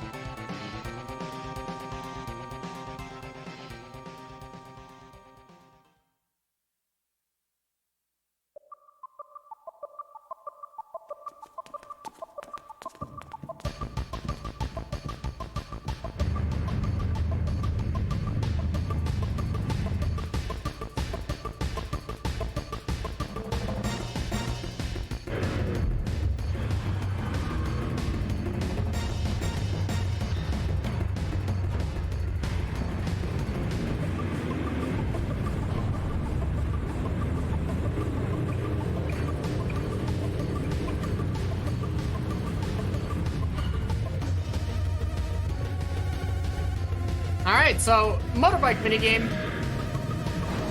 Pretty much, we are going to just hope for 3 red bikes, because if we get 3 red bikes, we don't have to do anything. That's pretty nice. And this is because the red bikes are programmed to kind of like avoid our sword slashes. So if we get them behind us and we just keep slashing the sword, they will never proceed forward. 1, 2, and it's that easy. It is that easy. One thing that I would do here, if Cloud, like, I need to do a limit break in the next fight.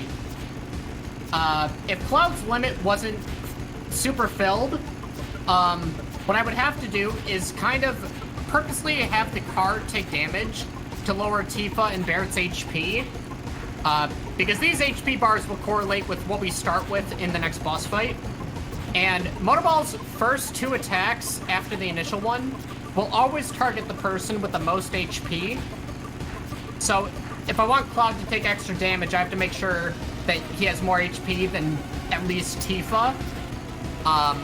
But we should be in a case where the first hit will get Cloud a limit break, so...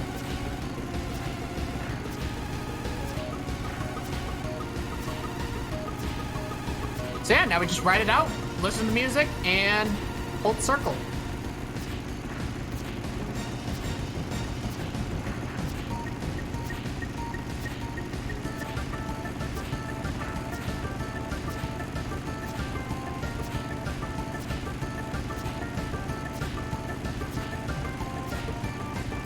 Someone in chat's asking why we have to skip Cosmo Canyon. I sort of felt the same way. You know, the stinger skip that we used to do was honestly my favorite thing to do in the run. And now we skip the stinger skip. It built tension really well. It's a terrifying skip. Yeah, it's like, it's all on the line. It's fun. It's fascinating. You have to reset right then and there when you mess up. Oh, or it's just run over and... Yeah, you know, it's the things we do for the ultimate time. Okay, so this fight, we're going to be grenading with with Tifa and Barrett. And Cloud is going to bolt because it's really good damage. One thing I have to keep track of is to not over-damage Motorball. Because if we over-damage, it's run over, and he gets put into another fire phase, and we die.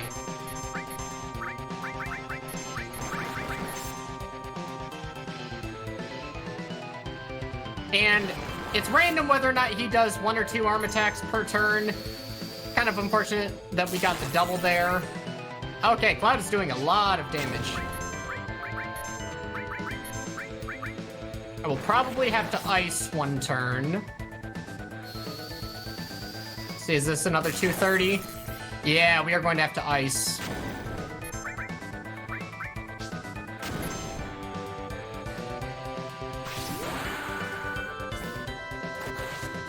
So, you know, it's really interesting because I've watched you as you've worked through the various Cosmo Canyon skips. Chat's asking for the old Cosmo Canyon skip. I know that the answer is going to be no, absolutely not, never in a million years. But why not? Well, for one thing, because we are taking the wellness breaks, the in-game timer continues to happen. You know, in-game timer continues to rotate. And that skip was based on perfect movement and having the in-game time be at a very specific point a couple times. So I couldn't do it anyways. But, no. No. Compelling. Thank you very much. Yeah, we, honestly, as much as I did like the old skip because it was super fascinating, it was awesome, it is good for the life of the game that we found a much easier way to do the skip. Yeah, you know, let me just YOLO it without having an in-game time routed for, you know, however long we're going. So, yeah, let me just do that. Hey, yeah, Mutsuki is right. It was you could just do it every single time. There was no difficulty involved in the skip. It was the easiest thing in the game, and I don't know why we changed. I miss the Chocobo Ranch. I miss getting the Chocobo storage and then releasing Chocobo storage to overwrite the buggy breakdown trigger. It was pretty cool. But we have to stop talking about Cosmo Canyon skip because we have a skip right now. What I'm going to do is I'm going to try to zone out at the same exact time that I talk to Barrett. And this will skip the whole conversations here. Oh. There we go. So that skips the whole conversations there and deciding who the leader of the party is and whatnot. And And a bad side effect of that is that we do not get full restored for our HP. So, kind of scary. We wouldn't possibly get the pincer attack that's right here. No way. No way.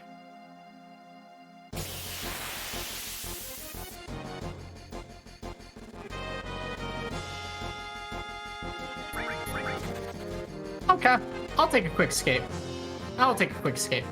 So yeah, the way world map encounters are generated, it starts with your in-game time when you load in the world map, and then it kind of correlates with like the inputs that you do and how you do them. So there are a couple world map manipulations. I unfortunately won't really be able to show those off just because, again, the end-game timer has progressed well beyond the ones that are routed, just because of the wellness breaks and stuff. But, you know, if you come hang out, you know, on my Twitch channel for normal PB attempts, you'll be able to see some cool stuff. But okay, this is where we find out if I have ruined step count. Which, if we did, we will be in a predicament. But we will always prevail, because we're amazing. But yeah, so this dragon boss fight coming up here, well, boss fight, it only takes 2 hits from Sephiroth to kill it. But if Cloud dies, Sephiroth has the chance of casting Life 2.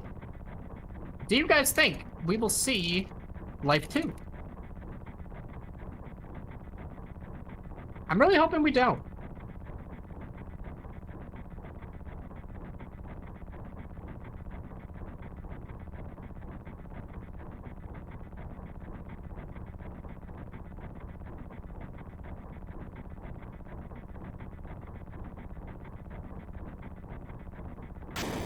All right, Sephi.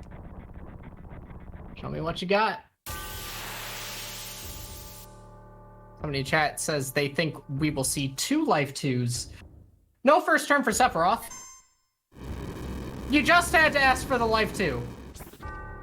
Okay. All right. Hold. Hold. Hold.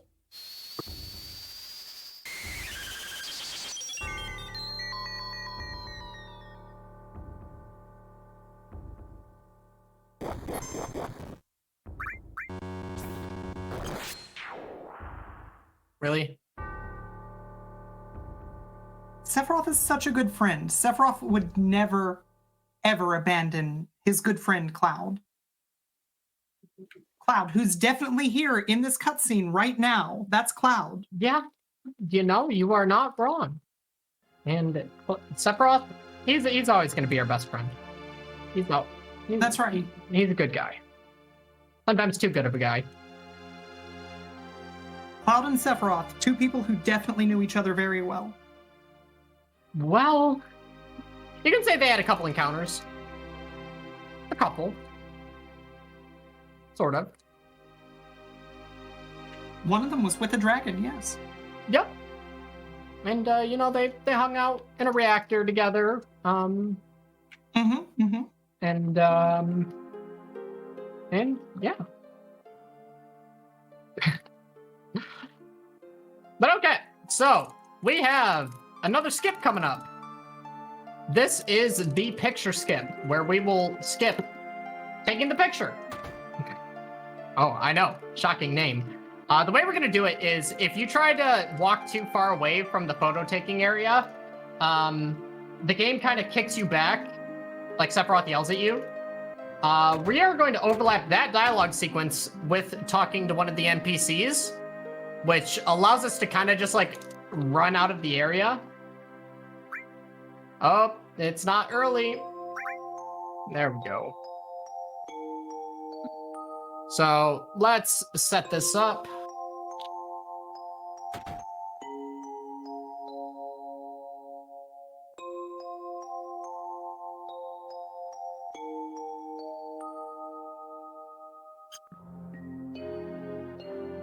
One more menu should do it.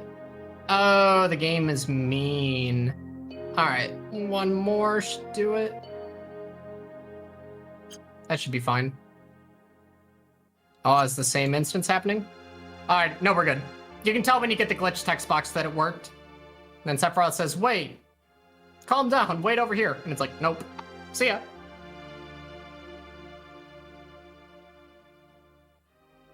Okay.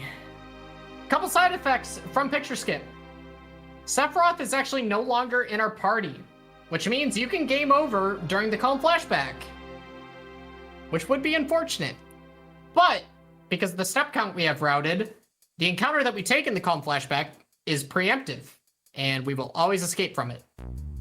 But again, we're a little bit behind on step because of saving. We'll just have to see what happens.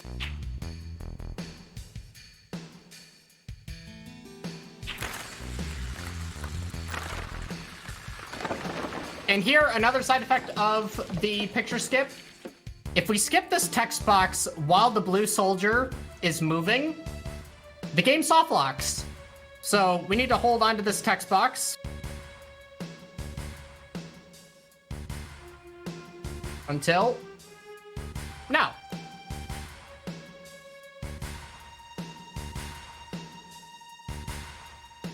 Okay, so if we get the fight at the end of this screen, I don't know. It'll probably happen, actually. Oh, okay, I think we're good. I think we are good. I think we're good. We will probably get, like, the encounter on the very first unit of movement on the next screen. But luckily, the point where we were going to force the fight is pretty close to where Cloud starts. So I think we should be fine. I think. You never know with this game, honestly. That's what makes it so fun. Because amazing things can happen. Very sad things can happen. It's definitely a roller coaster.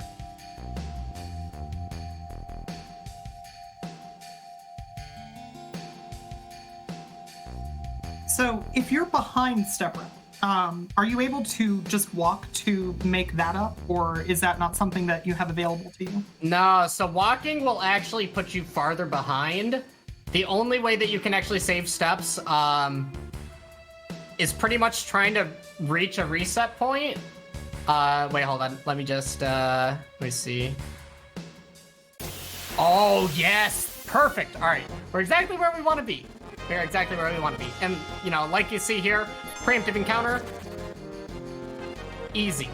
Easy, what a professional. What a professional speed gamer right here. You know, we've played the game a couple times. But yeah, so there's like one thing that can save you steps, and it's in the train graveyard. So it like only matters for the beginning of the run. That's not here. That's not where this is. Yeah. Is the problem, yeah. Yeah, because like you could hop in the train twice and it saves a handful of steps. You know, Final Fantasy VIII is super nice where steps aren't tracked when you like open a menu and when like the screen is fading from the menu. So if you need to make up steps in Final Fantasy VIII, all you do is open the menu a couple times. Here, you just reset the run and do it over again. That's really easy though. That's only one input. Yeah. Wait, are you talking about resetting the console or opening the menu? Correct, yes, that's one input. Oh, no. Well, yeah, but then you kind of have to do all the inputs that you did leading up to the... Well, yeah, but that's incidental at that point. Yeah, good point. Good point. But all right. If you happen to have the Davis Smile emote, you know what to do. If you don't, I want to see you post a smiley face here, because we need to show Mr. Smiley a nice warm welcome. Look at the grin. It is unparalleled. Beautiful. Absolutely beautiful.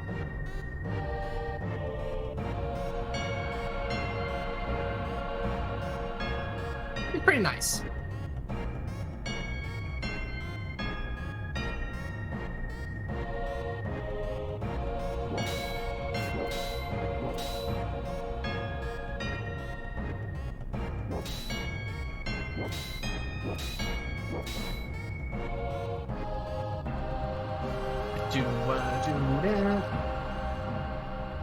Beautiful smile spam. Beautiful, beautiful, beautiful.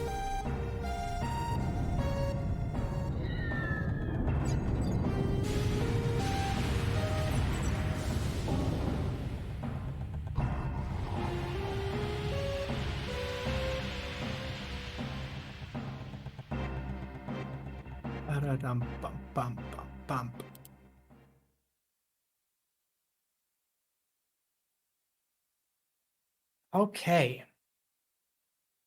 So halfway through the flashback, gonna be sure to not save the game.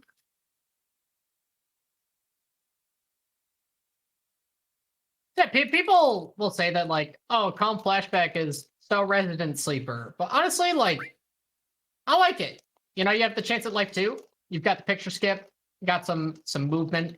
Fun fact: my favorite screen for movement in the entire game is actually coming up, and we do it 3 times. 2 times going forwards and once going backwards. Why it's my favorite screen for movement, I actually couldn't tell you.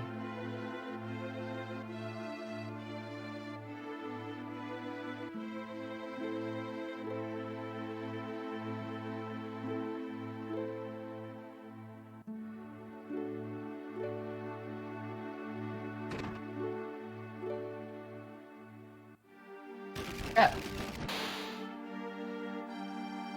So yeah, it's actually this screen right here. Why that's my favorite screen for movement? I don't know. You just have some nice diagonals and then you tap the L1 button. Yeah, there's actually quite a few times in the Calm Flashback that I use L1 and R1 for specific movement angles and stuff.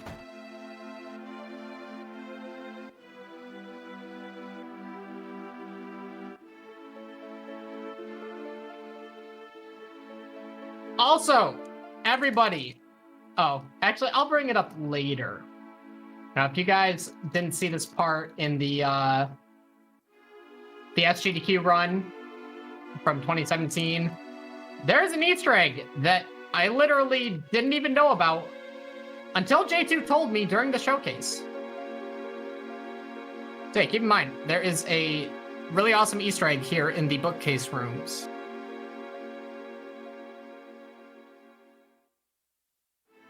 Can't see it here, but it's coming. Oh, so this dialogue progresses on its own. You can't, like, close this faster or anything.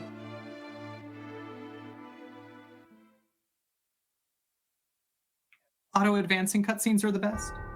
Yeah. You know, hey, there's one that gives you a very sizable break around, like, 6 hours into the run. So we need the breaks, because if we could just skip everything, then I wouldn't be able to use the restroom. And that would be painful.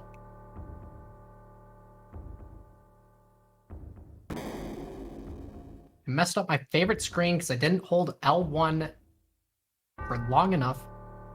It's okay, though. I'm not salty.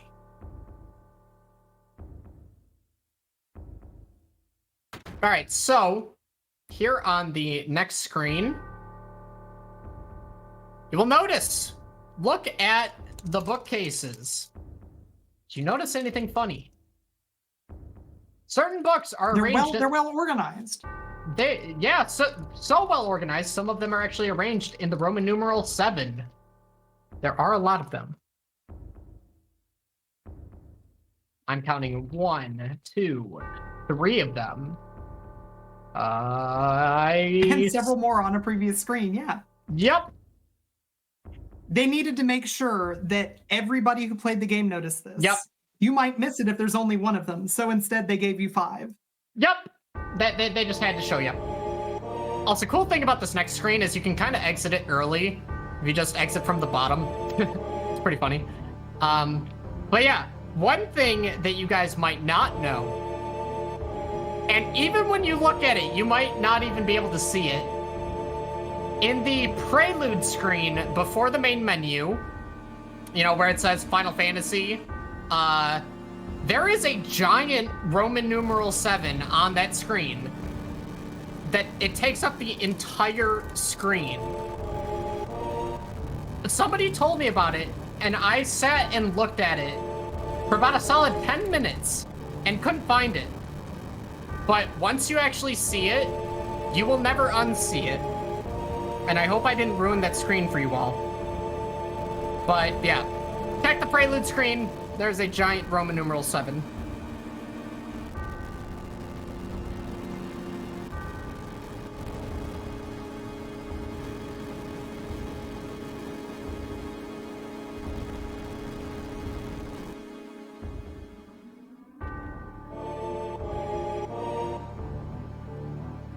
Oh hey, it's the victory screen from Smash Ultimate.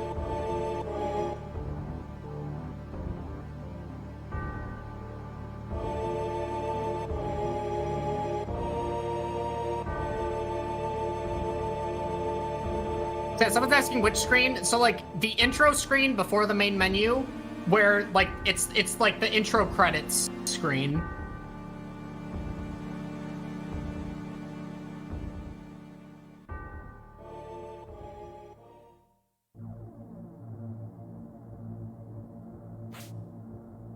Booda booda booda boodoo. Bop bop bleop.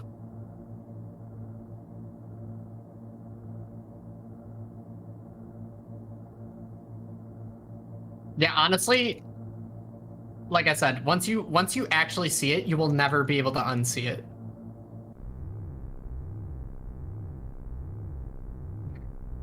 Somebody in chat also says, didn't Dave get Lucky 7 by Demon's Gate once? We don't talk about that. Honestly, probably, yeah, like probably still to this day, like the most amazing thing that's ever happened to me speedrunning any game. It's the equivalent of hitting the lottery. It's like, I didn't even care that I lost that run.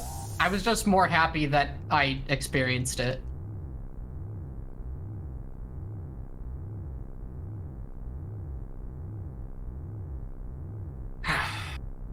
All right, we are almost out of the calm flashback.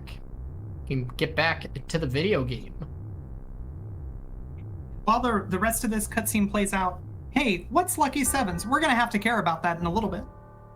Yeah, so we will be implementing it for a boss strategy, but essentially, if a player character or an enemy has 7,777 HP, every hit that comes from them will do 7,777 damage. So, in my instance with Demon's Gate, I coincidentally had the damage rolls to adjust his HP to 7,777. Oh, right. Hey, gonna interject here. Hey, flashing lights warning for anybody who's sensitive to that. Anyway, go on. I'll, I can let you guys know when we're, or when it's like just about to happen. But yeah, so like right before Demon's Gate did a move that hits everybody, I adjusted his HP to quad 7s, and it killed me. So, yeah.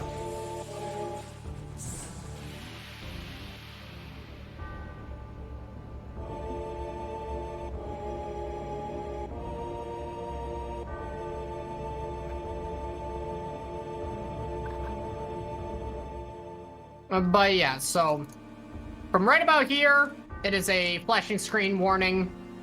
It'll be going on until like the music cuts. So, you know, take care of your eyes. Be nice to yourself. Please. Pretty please. All right, starting now.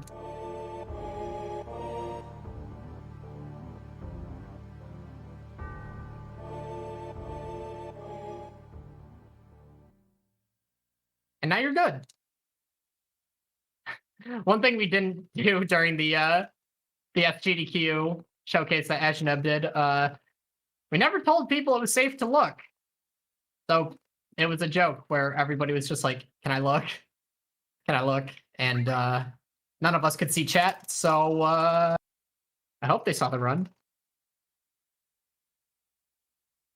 Everybody who watched enjoyed the first 2 hours of the run very much. They don't know what happened during the rest of it, though. Yeah, you know, they just listened. They were taking care of their eyes. It was a very good radio play. Yeah.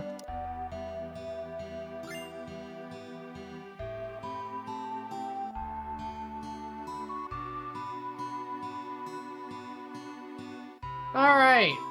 So let's see what happens with the Zolom. So this guy, you know, normally you would have to get a chocobo so you can outrun the snake. We're gonna do something a little bit cooler than that because getting a chocobo would waste too much time. Okay. You can get pincer attacked here, which would have been really annoying. Oh, come on, get the escape. Okay. If that dude steals something, that would be kind of unfortunate. Okay, so let's see, where is the snake? Oh, that's not a good spot. Come on, buddy. Oh, up!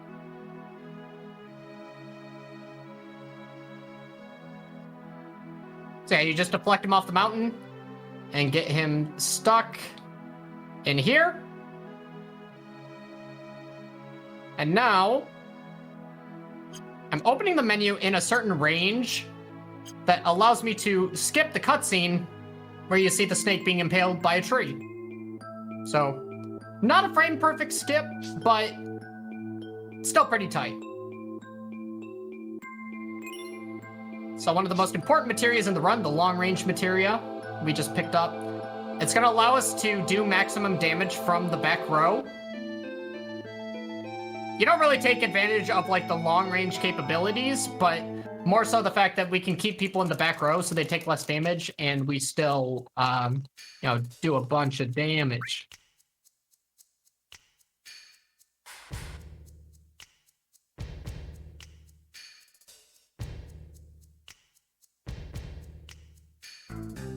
So, if you remember back to the beginning of the run, we did the preemptive apps manipulation that started in the reactor. We're going to kind of do the same thing here, but for the Genova Birth boss fight. And after this whole meetup here, you will see me force an encounter in a specific spot and then exit in a specific way. This is to make it so we enter the Genova Birth boss fight on a specific step ID. Yeah.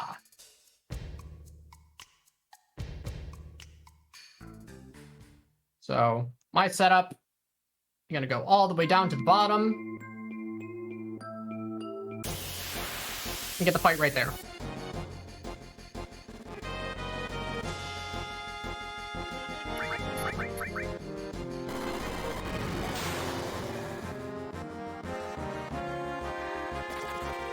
And then the exit is just walking up. You walk up until you climb, run left until you bonk, and run up. Easy.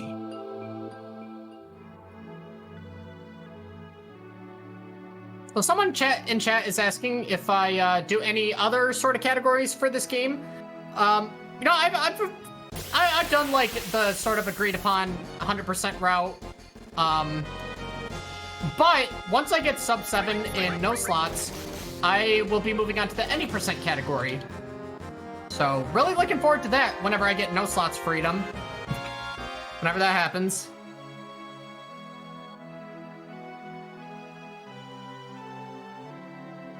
Let's see, are we gonna get a 1 encounter? So, going back to an earlier point that you made, you were talking about steps and fractional steps. Does the world map modify either of those values, or is, from that standpoint, the world map safe? Yeah, it's actually a separate sort of thing, yep. Yeah, so step fraction, danger value, it has its own independent values. Alright, so this shop here, we are going to sell.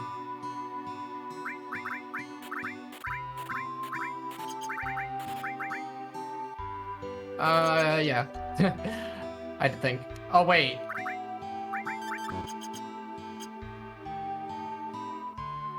I'm fine. I was like, I normally buy 35, but 41 will be okay. We can manage. It's fine.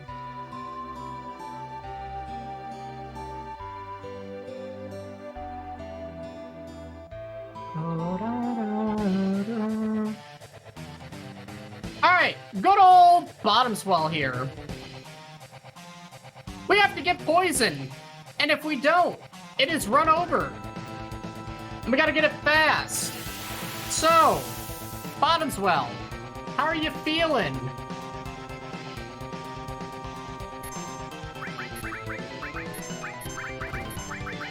Oh, that crit! He's not playing nice.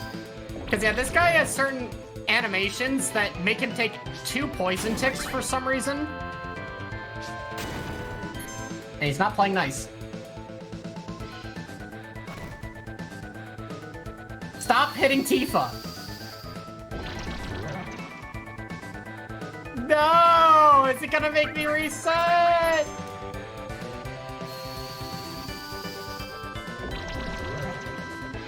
No!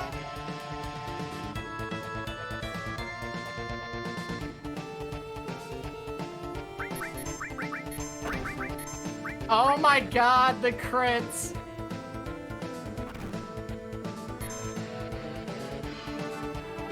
Alright, we are going full YOLO. Are you guys ready? This is amazing. Oh, no! This is not amazing! Okay, I actually have no idea what's gonna happen. That is, like, literally the worst thing in the world.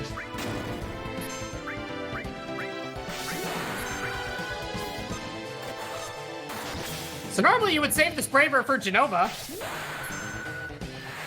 I can't do that!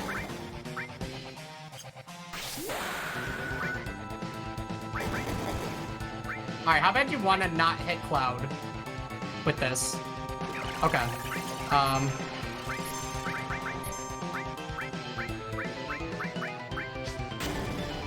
I've never done this in a run. Let me say that. I've never done this in a run. Uh-oh. Okay. I guess I'm attacking with Barret. That's fine. At least he can hit. See, this is why I bought some extra grenades. Oh, I can still actually bio. We are in full YOLO mode. This is very much full So very YOLO. early on, there were people in chat who were asking, hey, but what if anything goes wrong? And I had asserted at the time, hey, Dave's a professional. He knows all the backup strats. This is a backup strat. And we just made on the fly, and I guess it's okay. Wow. That did not just happen. That did not just happen. All right, so that's Braver number 5. That was terrible. That was honestly, that would be a run ender. That would be an absolute run ender, but the show must go on for the marathon. We made it happen. Luckily, I bought some extra grenades. Amazing RNG with those misses though, right? Honestly, yes. I can't believe that actually happened because Tifa should have died. And Tifa being... Yes, extremely yes, she should. Tifa being underleveled would have caused a couple problems, maybe. So I am shaking, but I think we're okay. And correct me if I'm wrong, but the moment that you hit reset, your step route's done. Like, so I will get encounters in the same spots, or I guess depending on where I reset, I will still get encounters in the same spots, but the enemies themselves will be different. And we need to learn specific enemy skills in specific spots from certain enemies. So, yeah, it's not good. It's really not good. I'm hoping to do this without resetting, but we're also playing Final Fantasy VII here. Yeah. Also, for this minigame, you just have to do a certain amount of breaths. It's like 41. You do 4 sets of 9 and 1 of 5. I think that equals 41. I don't feel like doing math in my head. And we have revived. But also, we are at the 2-hour mark. After that wild ride, will we want to take a wellness break? Yeah, I think now's a good time to refill my water, stretch my legs. How about you? Yeah, so let's pause the timer in 3, 2, 1, pause.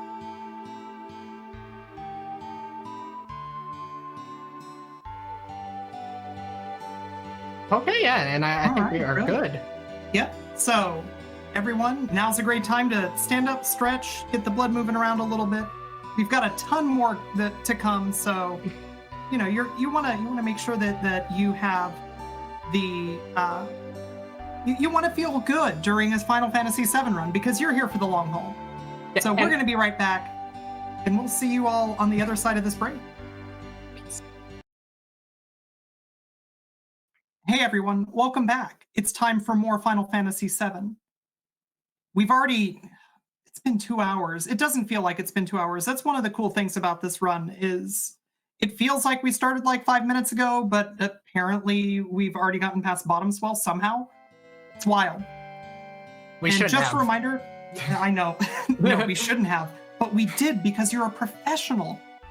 Thank you. So before we get back to the run, just some reminders for everybody who's just showed up. If you're interested in volunteering for SGDQ 2021 online, volunteer submissions are open until the end of today. Get your submissions in because we want to hear from you, but we want to hear from you within the next couple hours, really. Oh no, I'm being told that I was given a lie to tell all of you. Apparently I've been lying to everybody. I'm sorry. Apparently they closed last night and the notes that I was given for things to talk about, they were lies. I've been set up to look like a fool. Everybody, welcome to Tina's I'm a Fool show, I guess. But here's the thing. Here's something that's not a lie. If you're watching on YouTube, that wouldn't have been true anyway. But if you would like to support our live content, it's always at twitch.tv/gamesdonequick. If you've got an Amazon Prime account, you're always allowed to spend a Prime sub on any channel of your choice every month. Consider using it, maybe for Games Done Quick. Games Done Quick's good content. You all enjoy speedruns. It's a good spot. Information on all of our hotfix shows is and will continue to be, not ending today, available at gamesdonequick.com/hotfix. From there, you can find out about all of our shows and information about submitting your runs to be showed off.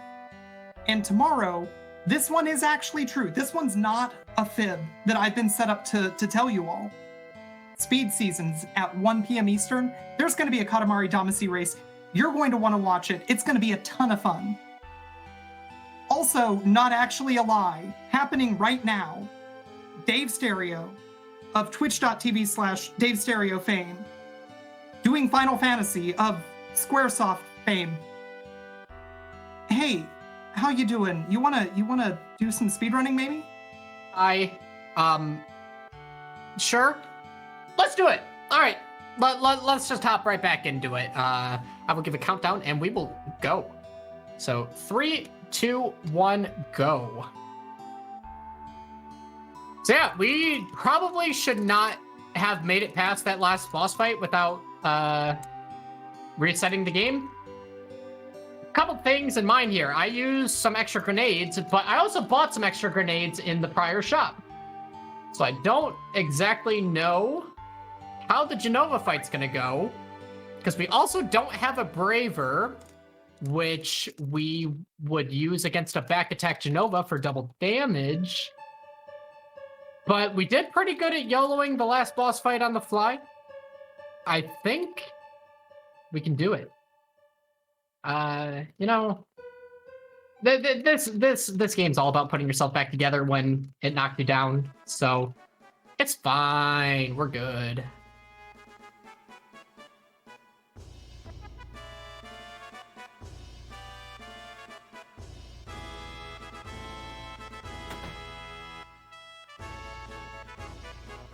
But yeah, that totally would have been a reset if I wasn't doing a marathon run. But as I've been saying, the show must go on, and I think we're in good standing. Somehow Priscilla here has the Shiva materia. That'll help us out with a couple things. It's actually going to help with Cloud's Bravers on the Genova fight. Later in the game, we'll pair it with the Elemental materia. So, yeah. Get some nice ice defense on the armor.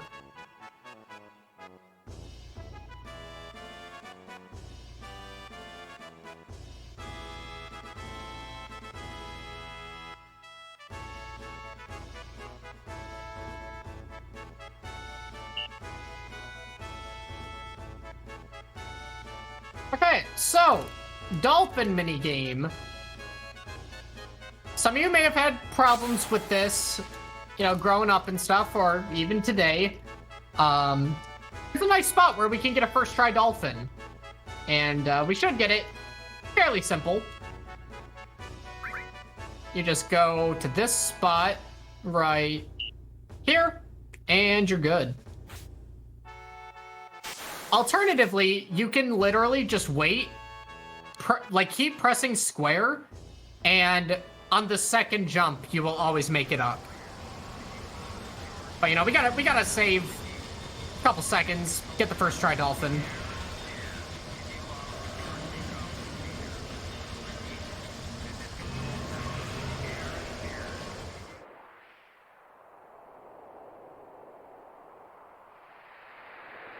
You know, we've had some really nice messages in the chat about, you know, how much you all enjoyed Azjaneb's run at SJDQ 2017. I don't know, it's crazy. It's crazy. You know, after that, because I was already, like, streaming full-time, but, you know, some of the support that came afterwards, has given me the life that I currently have. So I mean, that was how I found your channel. It easily one of my favorite runs from any GDQ, and the commentary was just so on point and perfect the entire way through. We can thank J2 for that. We can thank J2 for that. But yeah, again, it's a true pleasure to finally be able to you know, showcase the game on the GDQ channel with Modern Route and stuff. Yeah, I've done a couple showcases on the GDQ channel, you know, a couple Celeste showcases.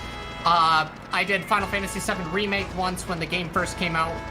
But now we're in the OG. You know, this game right here, this is my home, and it's really cool for things to come full circle and to be able to, you know, show the game for you all.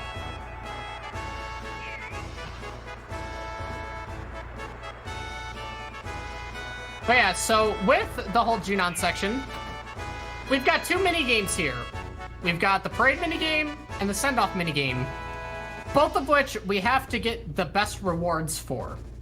If we don't get the parade one, it's fine. We just gotta kind of adjust our shops. But the send-off minigame, we need at least 100. If not, it's run over. So yeah, hoping the run is nice.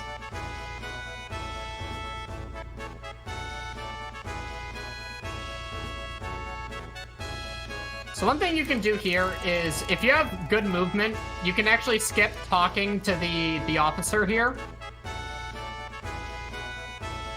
Let's hope the game is nice and just lets me through. Oh, all right, there we go. So yeah, that other soldier kind of blocks the way. So now for this, we have to get over 50. If we don't get over 50, it's kind of annoying. And many people have struggled with this minigame, but I'm gonna show you how to do it, because it's actually fairly simple once you get the grasp of it. So I'm going to start by holding down and bonking twice, and then you get your lineup. So I'm just holding down once, twice, get the lineup. Now close the dialogue boxes as they appear. Don't go too fast. All right, and that's a 52. So we get the 5,000 gil. Good money. It's fake. Yeah. Nobody has ever been good at that. Yeah, I've gotten pretty good at live splicing. You know, I splice in that bottoms well too, just to keep you guys on the edge of your seats. And yeah, you know, minigame, not very intuitive, but we do what we gotta do.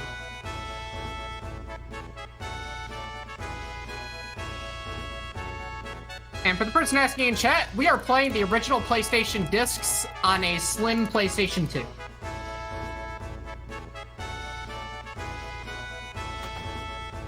Now, how much time does fast disk speed save? It's a lot. It's a lot. So much to the point that I literally don't know. It is a lot. Most certainly a lot. I've actually never done a run without fast disk speed or tried to individually time the loads. Certain loads also take varying amounts of time. I would have to guess... I don't know if a half hour is outlandish. 20 minutes to a half hour, I think. Or maybe... yeah, I don't know. I wish I could tell you. It's a lot.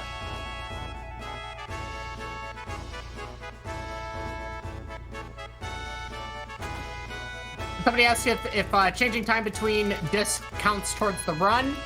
Yes. So you need to have your swapping skills ready.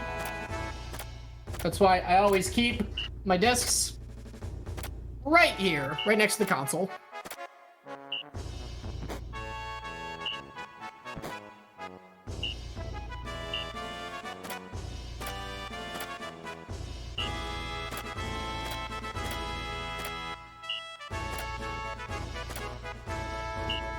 And one very important thing is to not mash right here, or else you repeat the tutorial.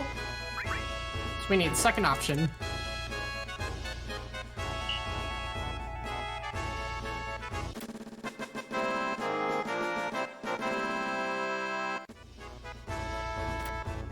All right.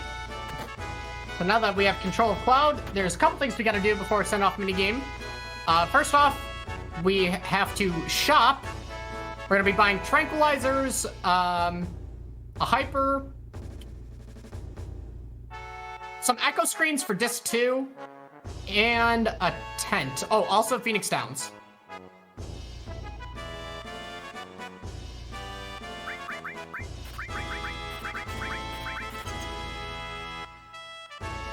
So yeah, tranquilizers allow us to get sadness on the characters, which will take 30% less damage in fights.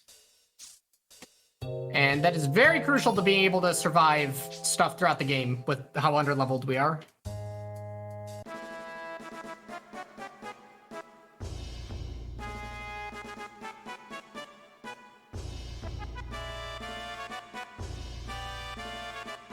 Wait, Tina, I just saw your message in chat. What does Echo Screen do in FF6 again? So in Final Fantasy VI, it cures mute status, which is whatever. But you use it to manipulate the slots that are possible to have happen in Final Fantasy VI. It's how you do Joker Doom. Oh, okay. That's cool. That's nice. One of these days, I'm gonna hop back into FF6. I learned up to Kefka Narsh, and it was fun. Like, the tech is cool. The setup for the step route is absurdly hilarious. Yeah, it's a lot. It is a lot, but I'm the kind of person that finds it fascinating, like to the point where like I don't mind doing it. But yeah, it's pretty funny. It's a good way to make it so that you don't want to reset bad runs. Yeah, right? You just keep it going and you don't want to do the setup. For those of you that don't know, to set up step count, pretty much you track how many steps it takes you to get an encounter on the overworld, and you do that like 3 times. And from there, you know how many times you have to reset the console and how many times you have to like reach the main menu in order to accelerate the RNG to get the right step count that you need. It's really cool stuff. Kind of time consuming, but I think it's awesome. But yeah, so here we need just at least 100. I'm just gonna keep going for the sake of it. But you can't go too far because, you know, for some reason, I think it's like hexadecimal, or I'm not even gonna act like I know the terminology. You can't go past 255. So if you do, it wraps around, yeah. It'll overflow to 004. And you get the worst reward, and your run is over. And after I found that out, I've never done it again.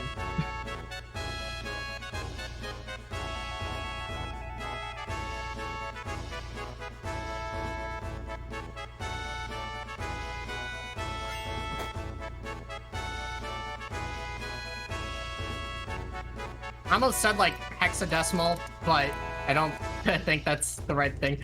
Whatever the whole 255 limit is from 0 thing, whatever that is.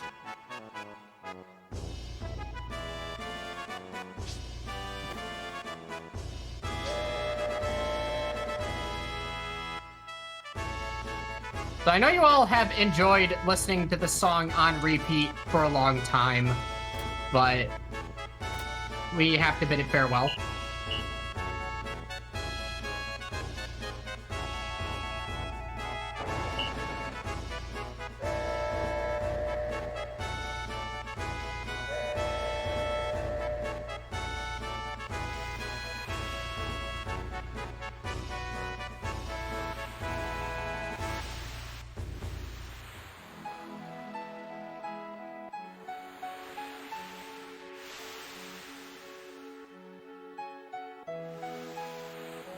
Alright, now we're on a boat.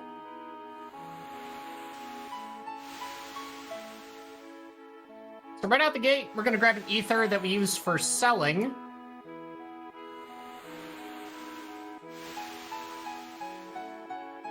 And then we need to talk to the party members. Gotta talk to Tifa and Red, and then Aerith. And then after we talk to Aerith, we'll be able to find Barrett.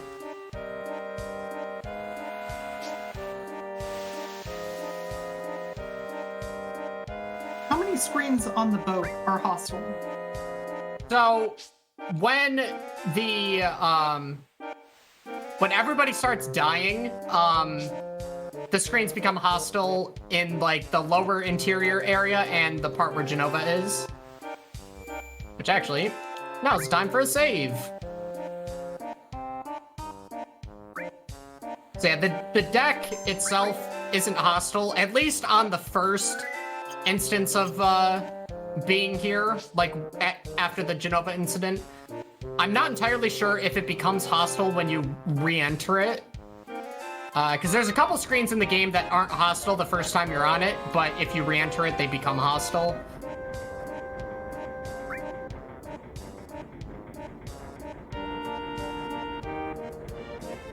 Yeah, we get the text box where Aerith asks about Barrett, and now we can go down.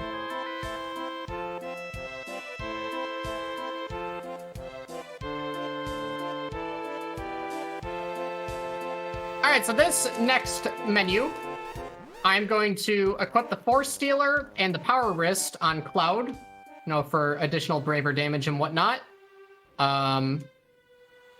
Putting Shiva in the Force Stealer for that reason also, and give Tifa the Steel Materia that we will use later.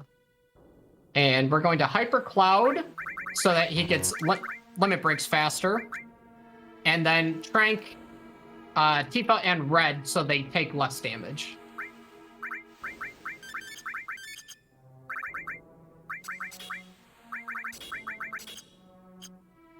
And from here on the next screen, I will be doing the Genova Birth preempt manipulation. So that's what this movement is for.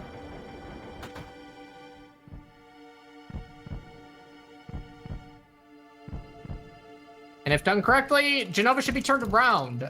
Normally here, we would have a Braver so that we could get a nice double damage back attack Braver. But Bottomswell had to have a rough day. And, yeah. So I will be kind of short on damage. Also kind of short on grenades. We'll be fine. Okay, so you've mentioned some things that sound like downers. What do we have going for us at this point? We are alive! And we are going, and okay. We have 5 Bravers. So if I get one more in this fight, I'm pretty satisfied. So if we end here with just one more Braver, I won't complain about anything. Look, the stop miss. We're doing fine. I think.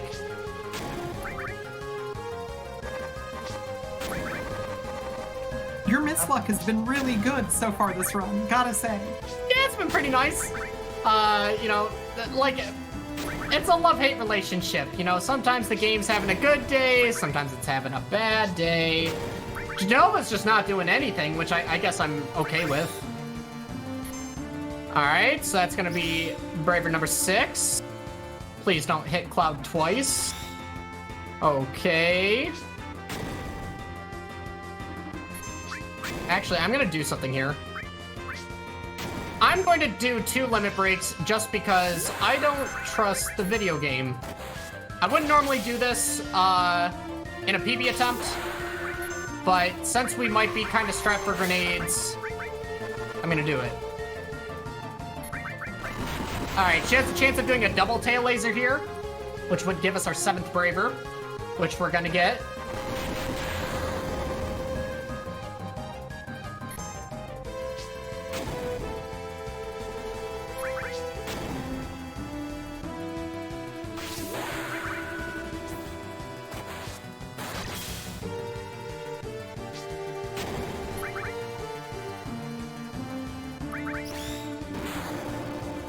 Oh, don't you dare. Don't you dare.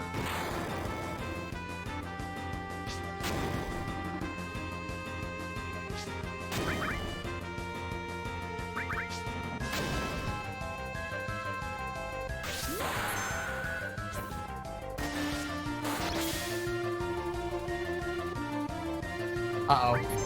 Okay. All right, let's just be safe. We're gonna cure Cloud. Let's just be safe. Oh, okay. No safety necessary. We're fine. Whew. And we already have cross slash, I guess. Wait. Oh, yeah, I didn't count that last one. But yeah, so 8 Bravers. We got cross slash nice and early. Pretty nice. Okay, cross slash is used on a few bosses in the game.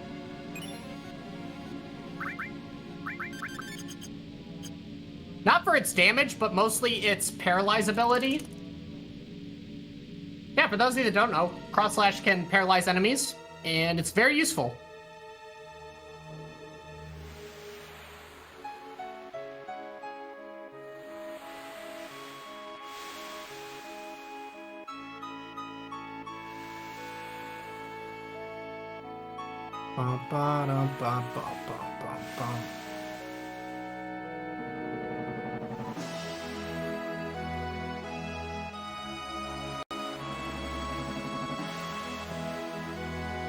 Alright, so that extra sled fang saved us a grenade.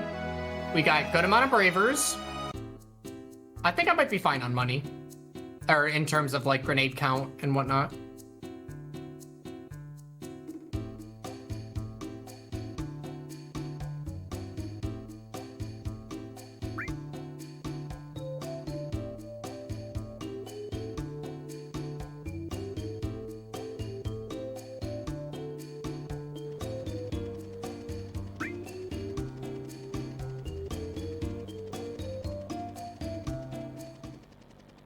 Alright, it's Easter egg time. So for those of you that don't know about this screen, keep your eye on the guy in the red all the way in the back there on that helipad. Just keep your eyes on him. Don't look away. Looks like he's having a good day. Yeah, I hope his day continues to go as well as it has been. I mean, I don't know if he feels like going swimming or not, but he doesn't really have a choice. Maybe he's out of there.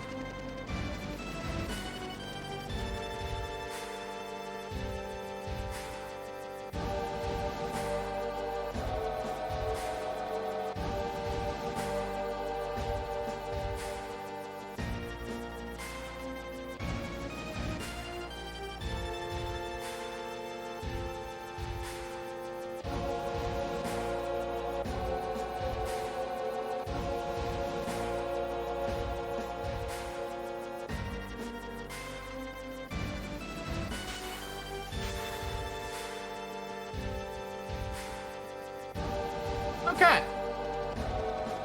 So, here in Costa del Sol, as much as we would love to stay, enjoy the music, soak up the sun a little bit, we're pretty much just gonna commit robbery and leave. So, I'm gonna go in this house. Guy has a motor drive, a power source, and an ether. Or the firing. Firing, motor drive, and power source.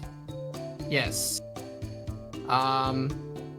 Motor drive for selling, power source we'll use on Tifa later, and firing is very essential for the run. And if I sell it accidentally, we're gonna have a bad time.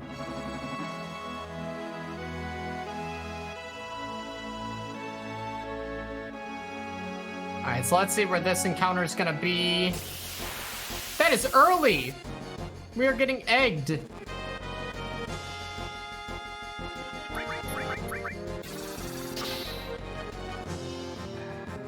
We have been egged.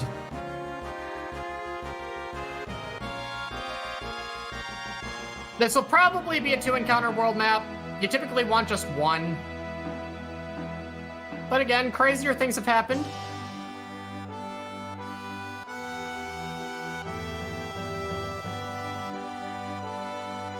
Okay. Okay. Sounds fine. Early first encounter, but that doesn't really matter.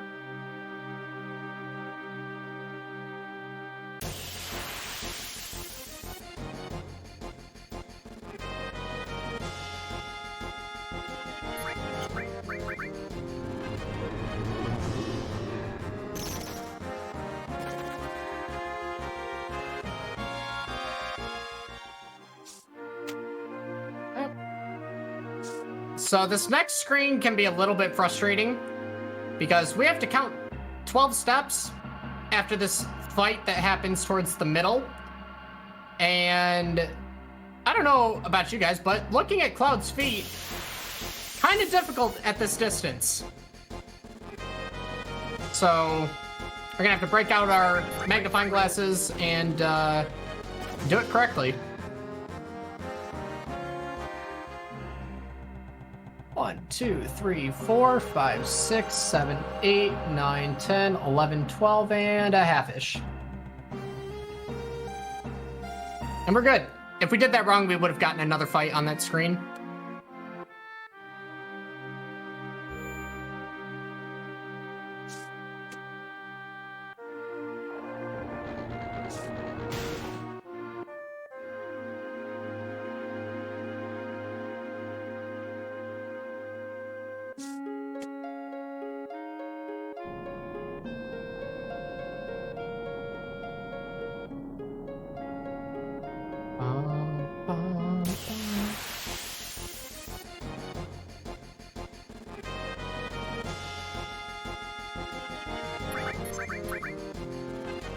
So someone's asking about the half step that I said. Each step actually has 8 fractions. So, yeah. Yeah, in addition to there being full steps, there's step fractions. And so yeah, you can have like half a step.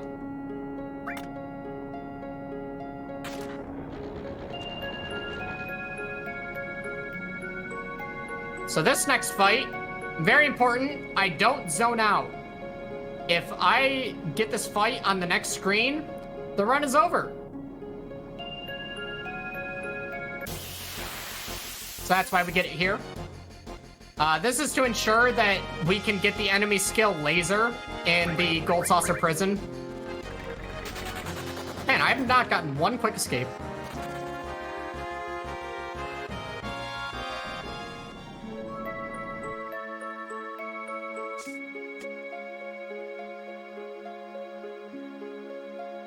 And then we're gonna walk 6 steps after this encounter. And then it's right arm time. There is a small chance that we can steal an item called right arm off of these next 2 encounters. If we get it, we save 4 Molotovs on Dyne, and the fight is free. If not, it's okay. 1, 2, 3, 4, 5, 6. I did like 7-ish, but not the end of the world. I was a little bit ahead. Okay, so the first of these 2 fights, I'm actually going to try to skip by opening the menu.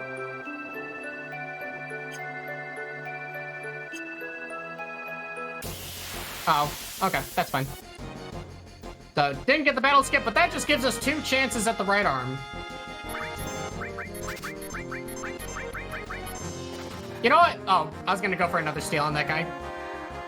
But yeah, so this will only save 30 seconds, so it's not really useful to go for repeated steals, because you could just end up losing time, but it's good enough to just go for.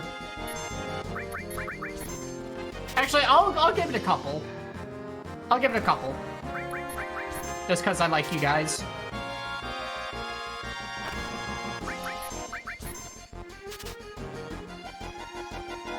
Let's do one more, and that's it.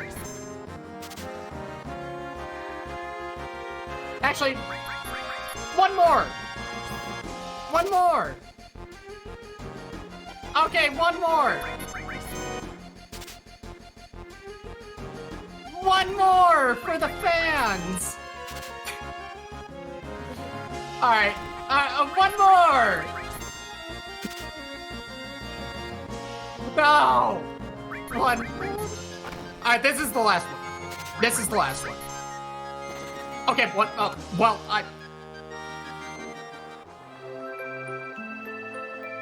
It's important to point out that Yes won the poll. You were supposed to get a right arm here. I let everybody down. But you can't say that I didn't try. I just didn't try as much as I should have. I think I should go back and ruin step count and go for another one. I think that sounds like a plan. But actually, what I will be doing first, there's not really any save points on step count. So I'm going to save here. Kind of an unorthodox place to save.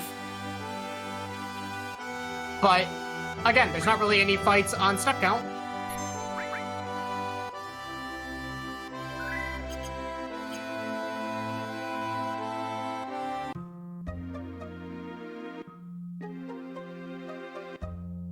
Alright, so we are going to sell the stuff that we're selling. The white cape, motor drive, ether. My gill is fine. I'm a little bit broke. But we can manage. We're gonna be fine. So yeah, the key there is I bought Molotovs, but we have to have at least 3,000 in order to enter the gold saucer.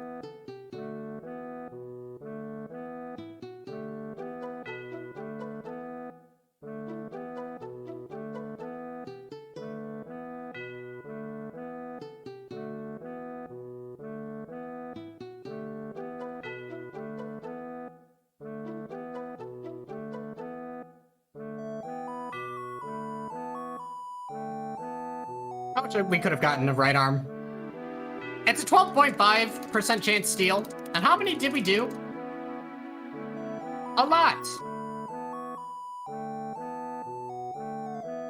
You know, I was thinking in my head, it's like, oh, if I get the right arm, I can buy less Molotovs, which means I can adjust my gill count properly. The game just wants to keep me fighting.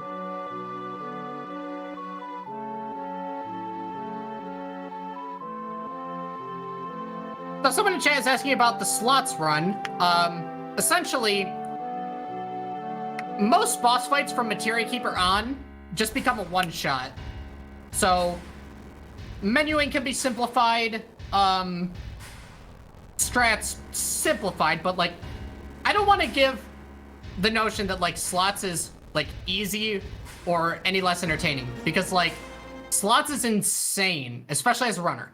Having to hit that slots like 30 times in a run, and a lot of times if you miss it, run's over. You are nervous even to the very end. And I'm looking forward to picking up the route myself once I, you know, get sub 7 in this video game. Also, we select don't go on here because it's actually faster to just go on by yourselves. Because if you don't, or if you select go on, everybody kind of like individually walks on slowly. We kind of force everybody to go quickly by selecting don't go on.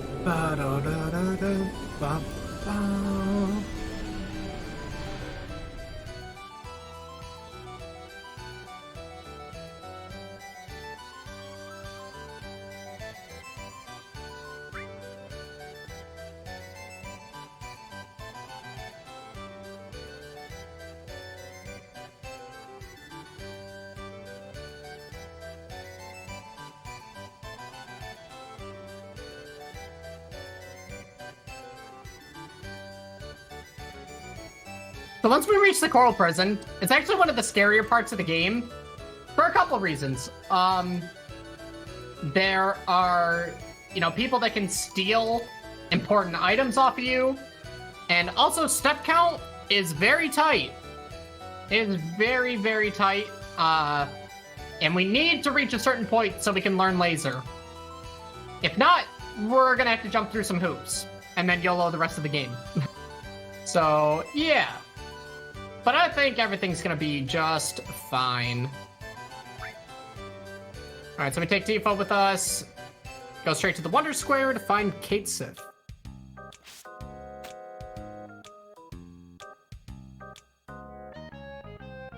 Yeah, I wish we could stay and play some basketball for a minute, but yeah, we kind of got to keep going.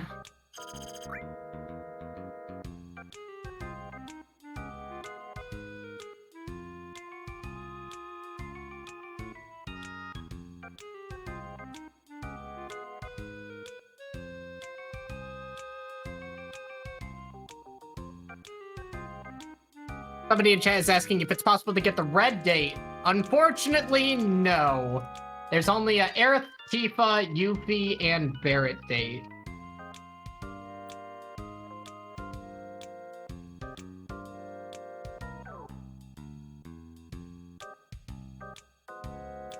And somebody's also asking why we named the characters just one letter. This saves time in every single dialogue box that they appear in, if we have, efficient dialogue closing.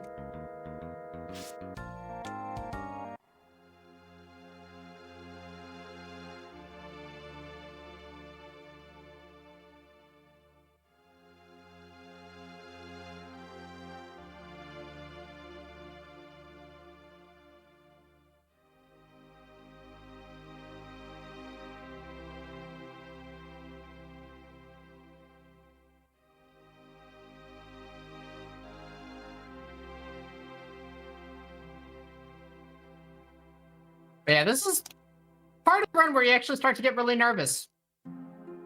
You got the step count stuff. You hope that dying doesn't kill your run. You've got Cosmo Canyon skip. You're hoping that Big Guard happens on the first encounter on the world map. Then you got Materia Keeper, you got Palmer, and the Temple of Ancients.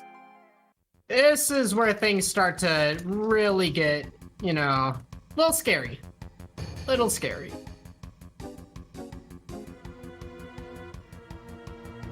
Yeah, but you got this. It's, we've beaten the game a couple 100-something times. It never gets any easier. You get better at it, but the game still fights back.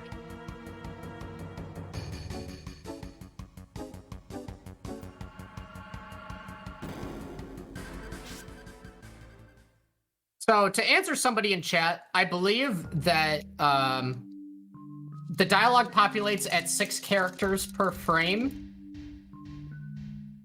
So, yeah.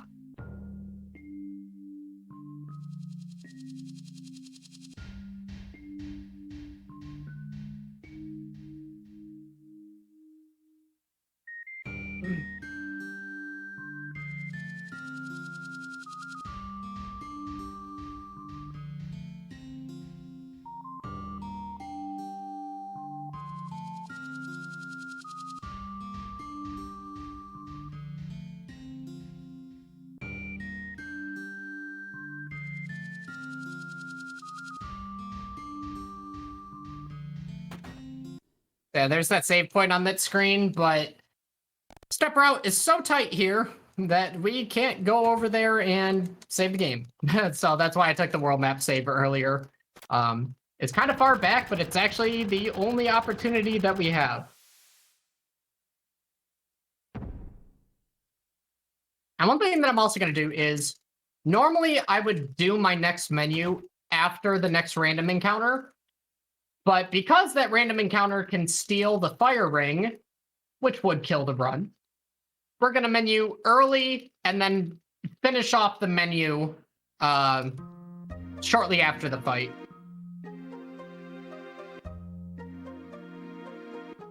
And also to answer somebody in chat, I'm playing on a DualShock 2 controller.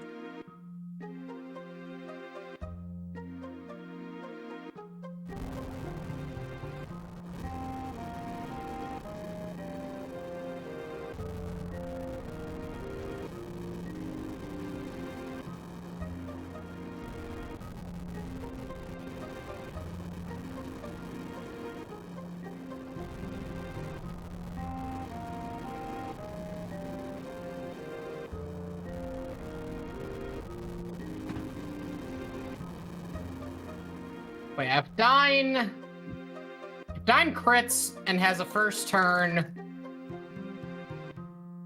I can heal. I don't have a high potion, but I do have an elixir. But I kind of want to hold on to the elixir because it's my backup for Materia Keeper. But there are also other backups we can do. So we're just gonna see how things go.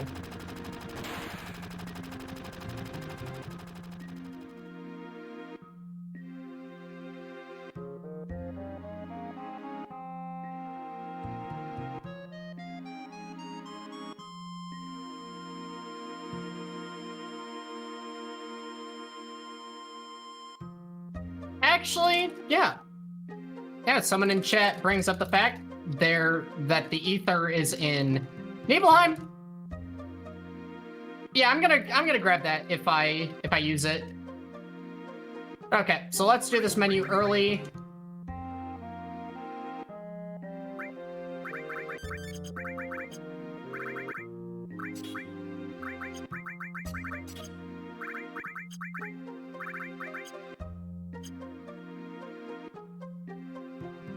Actually, one thing I want to do.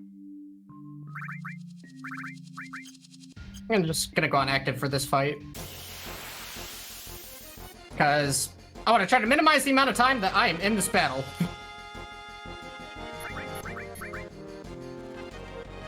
Please. Thank you. Alright, so I'm going to walk like less than half a step here. I call it a micro step. If I didn't do that, we would get another encounter before zoning out here. And this is where step count is very scary. If I mess up in the slightest, it could be over.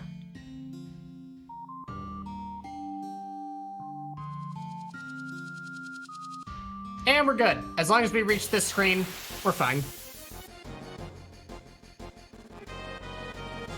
Okay, now it is time to learn laser.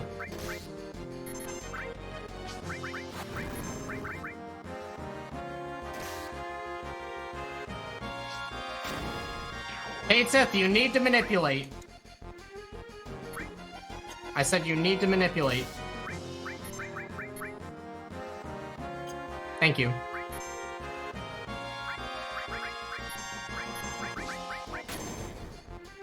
I'm actually gonna... No, I'm not gonna cross slash.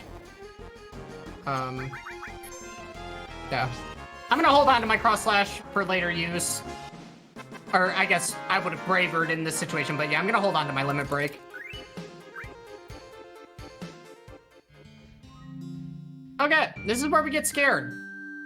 Dying is a boss fight. They can randomly end the run. Completely out of your control. So, just get good RNG. Just, it's easy. One thing that would really help is if Barrett gets a first turn in the fight. It makes it a little bit more comfy, but it can still go off the rails because Dyne has a random counterattack that can happen. He either just does it or he doesn't, and it'll do like 57 damage. Or like, yeah, but if it crits, it'll do like 114. So, So our backend tech actually knows the tech for this this fight. So Railcoon just chimed in chat. Just be nice. Just don't die, and everything's fine. I got it. That's it. That's all I needed to know. Okay. All right. Somebody in chat asked what is the most useful random item drop. In terms of a drop, I guess a tent. We get a tent drop when we learn Magic Breath. You can also get a Dazers, but you also don't need it. Right arms are pretty nice to pick up too. Yeah, if you steal it. But we got the first turn Barrett. Why would you crit, man? What am I gonna do?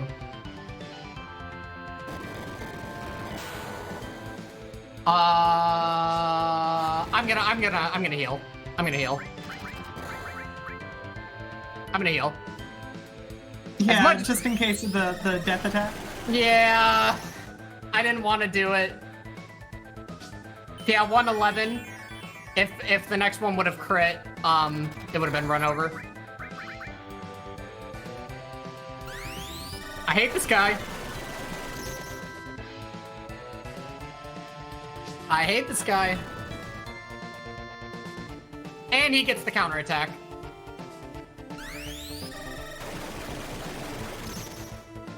Okay. We lived.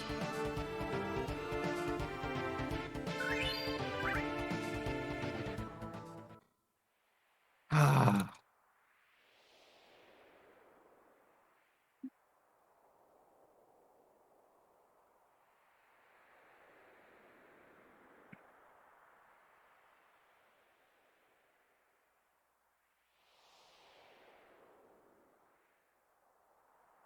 So one thing to add is if I would have just gone ahead and threw a Molotov, the only thing that could have happened was the counterattack itself. Those two attacks prior would not have happened, but because I had to take an extra turn, he does two attacks. Because yeah, when he reaches like below half HP, that's when he starts doing two attacks for each turn. But yeah, we were on the final one that would have killed, where either he does the counterattack or he doesn't. But Marathon Showcase, always better to be safe than sorry. So, just doing what we can.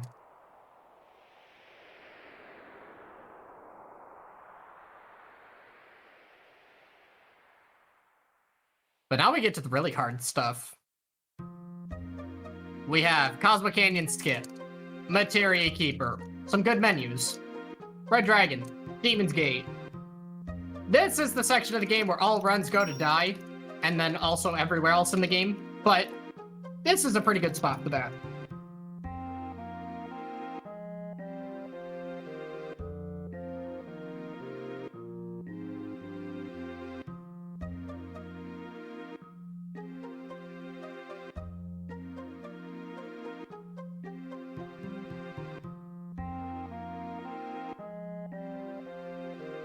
Somebody saying in chat that the hard part is chocobo racing. Correct. The hard part is guessing who's gonna get second place. So everybody in chat, red, blue, pink, purple, or white? Who do you think is going to get second place? And don't say yellow. Don't say yellow. It's literally impossible.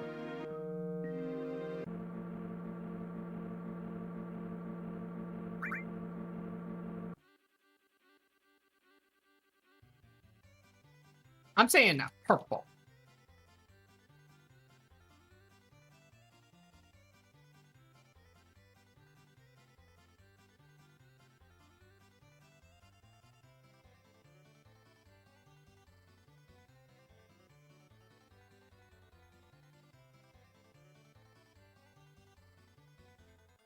Yellow is third. Why would you say that?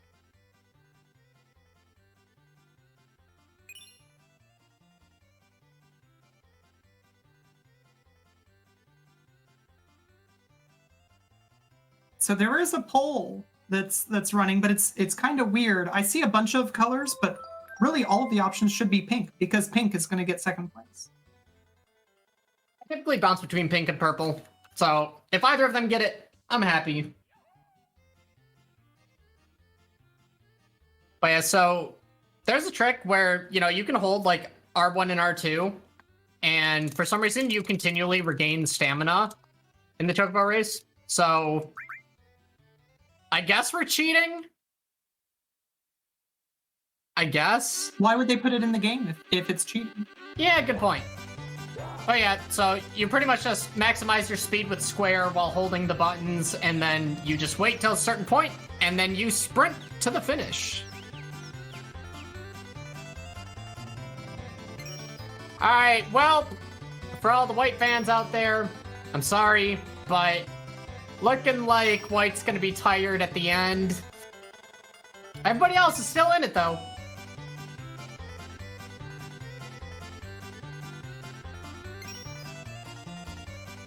Purple and blue looking pretty good.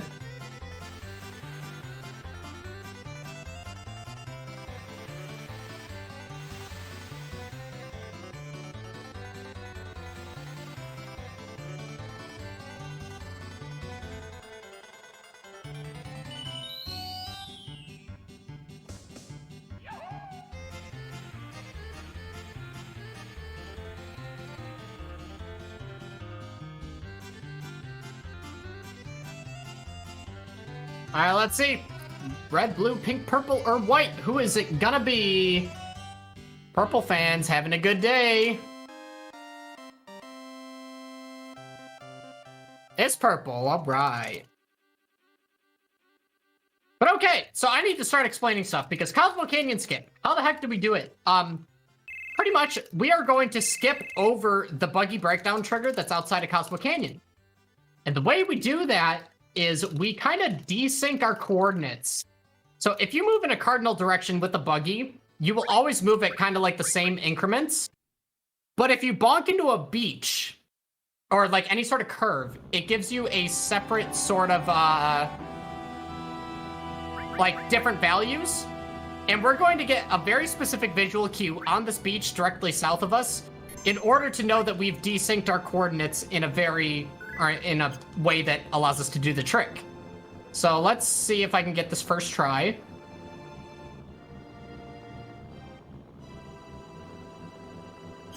That is good, I believe. I think that's good. That looks good. I don't think that was one too many. If anything, I saved the game.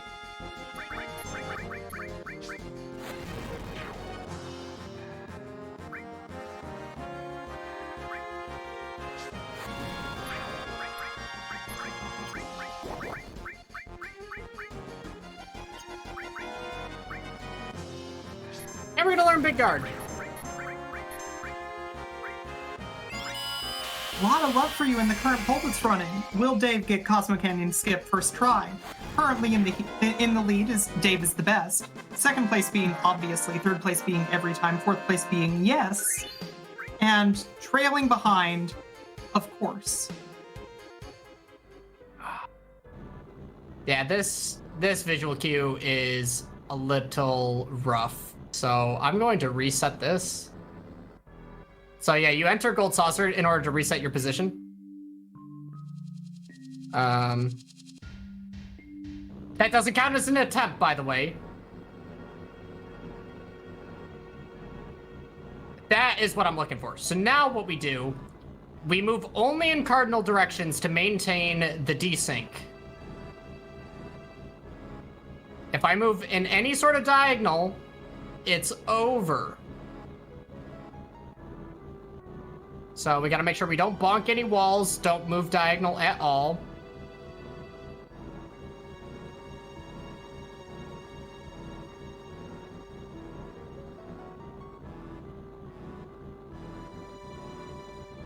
And those little hitches that everybody is seeing, what's happening there is Dave is exiting the buggy to reset the threat counter.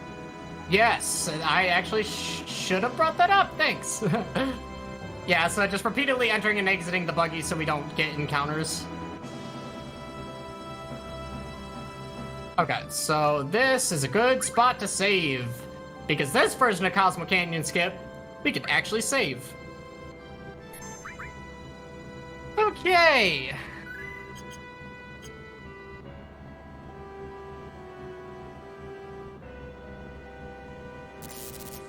Dang it.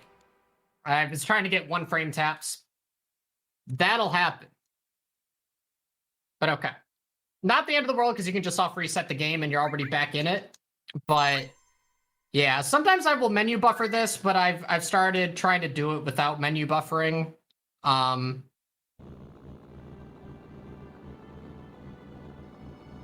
Here. Shoot. Okay. So yeah, I will go back to menu buffering. All right, so that was 1 too far, but it's fine if I do this.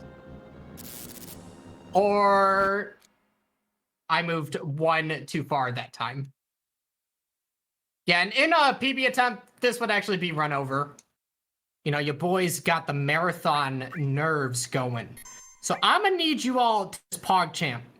Can we continually just PogChamp until I get this? Whether I fail it, you know, a couple more times or whatever, I just need to see some energy. Either way, it's impressive, so yeah.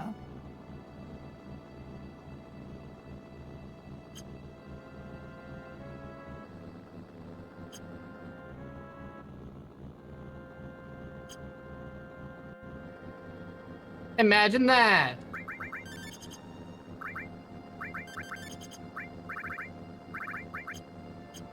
Sort of flubbed it, but you guys carried me through it with the PogChamps, so thank you. First try. Yeah. Yeah, well, we'll just edit the VOD and, No, I actually stepped away for a second, so as far as, I'm pretty sure that was first try, was that not? It was. It most certainly was. I believe you. Yeah, first try every time, you know. But okay, since Dine was a big meanie, I'm going to go out of my way to get an elixir. And I totally remember exactly where it is because I get this every time.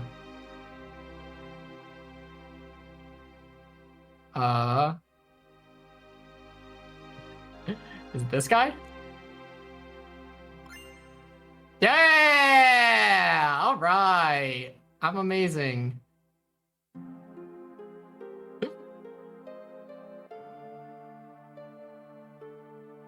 If you can't tell, I never grabbed that, so. So somebody asked if soft resetting runes step count. No, actually. We are actually fine. If you hard reset, that's a different story. So usually Dave is the one who's calling for emote spam, but can we get some Davist rips in chat for skipping Cosmo Canyon? Oh, I thought you were gonna say because we want him to die to Materia Keeper. Okay. No, rip for actually honestly, for the cutscene that makes your rip emote make sense at all. And now it's gone. It's been taken away from me. Kind of sad about it. Oh, I need to count steps. Yes, I do. 1, 2, 3, 4, 5, 6, 7, 8, 9, 10, 11, 12, 13. So, this next boss fight is really crazy. I think it's better if I just explain it after I do it, because I kind of need to focus and do good menuing and then execute. Yeah, just watch closely, everybody. You're gonna see what happens. It's gonna make sense. Yeah, so just pay attention.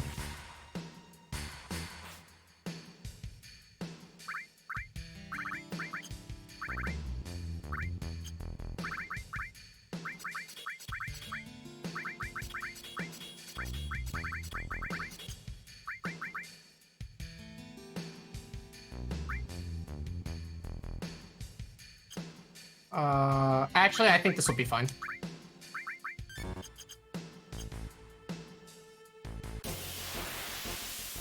Oh. I should have gotten the fight first before menuing. David, what are you doing?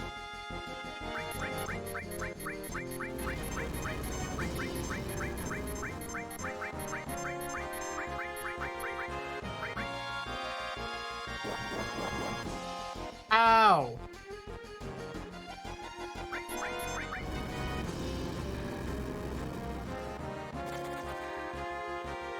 Yeah, sometimes you just get so caught up in explanations. Oh. Okay. Okay. Okay. It's go time!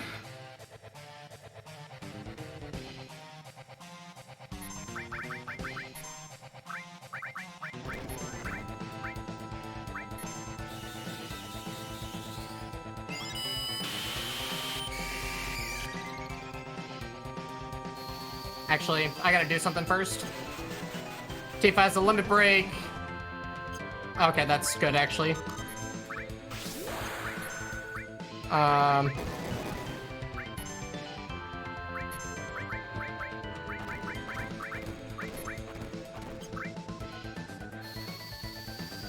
Please hit.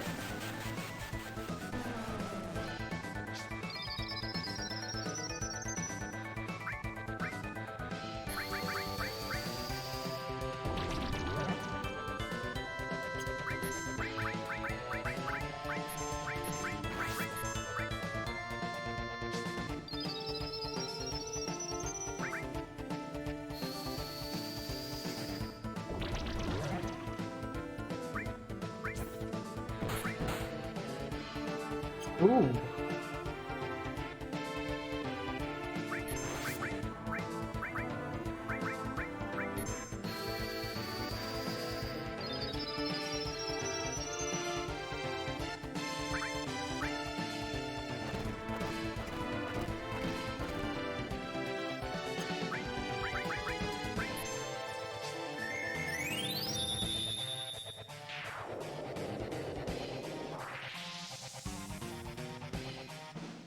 Okay.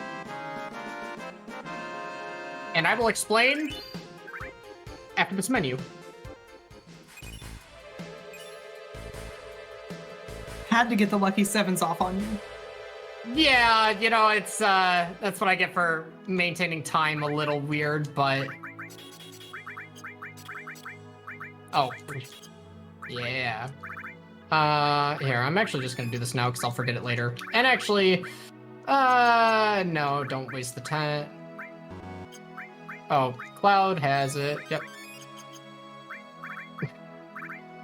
Okay, so we adjusted the boss's health to be exactly 7,777 by the time it took a poison tick of damage.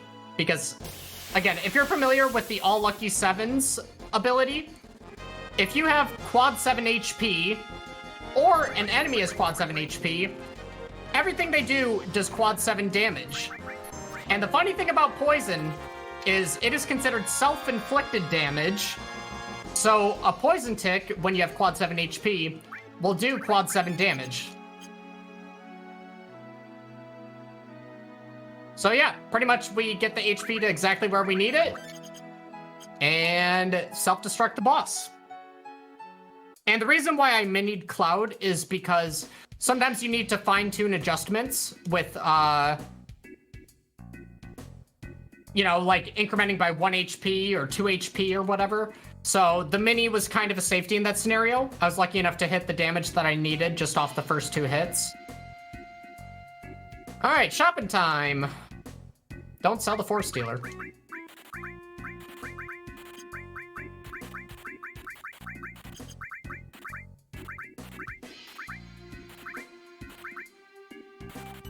Okay, I'm good on money.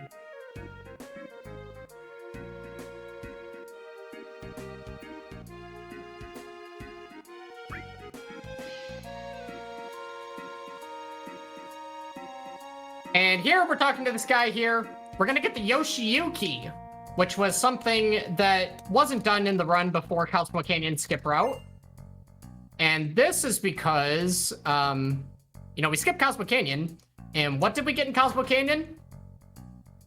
We got Death Sentence. And Death Sentence allows us to multiply Tifa's damage times 4. And since we don't have Death Sentence, Tifa is no longer our main damage dealer until we can get Death Sentence, which in this case is right before the City of Ancients. So for the Temple of Ancients, you know, not the City of Ancients, but for the Temple of Ancients, we have to use Cloud and Katesith as our main damage dealers.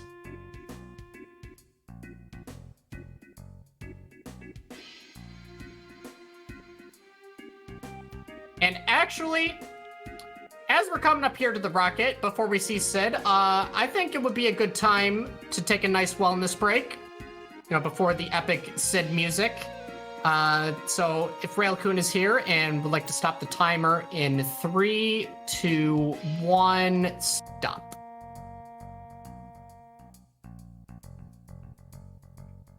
Because I think, yeah, I think this is a good spot. Yeah. Yeah, so now's a good time, everyone, to stretch your legs. Make sure that you're topped up on water. Make sure you're good to go. We've got so much more Final Fantasy VII coming. We're not even halfway through. Oh, yeah. For some reason, I was like, wait, I can do this game in 6 hours. Just watch. I'm going to unveil new tech you've never seen before. Oh, new tech. I can't wait for it. But I also just want to say, I really appreciate everybody hanging out. Hope everybody has been enjoying the run. It only gets crazier from here on. So stay tuned. We got a lot of crazy stuff to show you.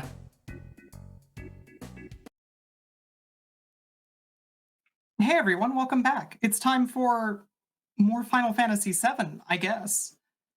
Just a real quick reminder for everybody though. Hey, this time, I'm not gonna lie to anyone, I promise.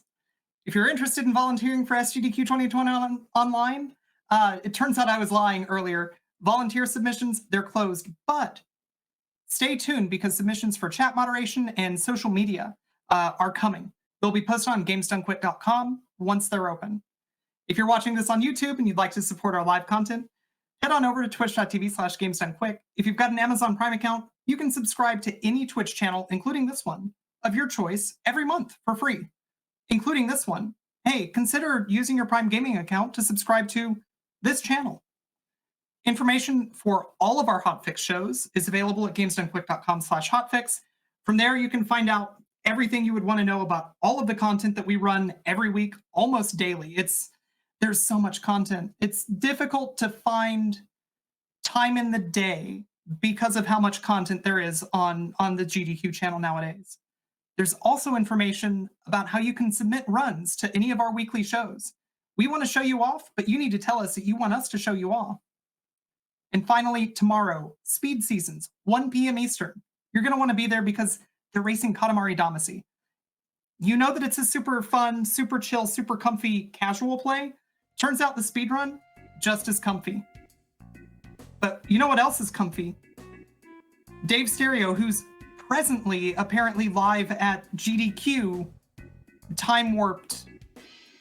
I might be in that crowd, I don't know. Yeah, you're here. Come on. We are coming at you live with the GDQ audience behind us. Are you guys having a good time tonight? Yeah. Good. All right. Well, glad everybody is enjoying themselves today. But yeah, we got to keep it rolling. We got more FF7. Got about like 4-ish hours left in the run. So let's go. In 3, 2, 1, go. All right. Hi, Sid.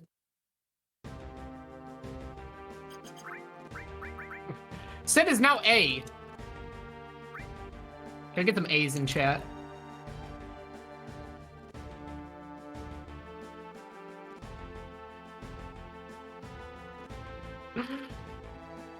But yeah, so this run now, it's going pretty good. Good on the Bravers. I think we're pretty good on money. Not a whole lot to worry about. Well, I mean, there's plenty of things to worry about because this is Final Fantasy VII. But in terms of the run itself, we're doing okay. Kind of worried for a second, but we've managed to make up all the things that sort of went not so in our favor.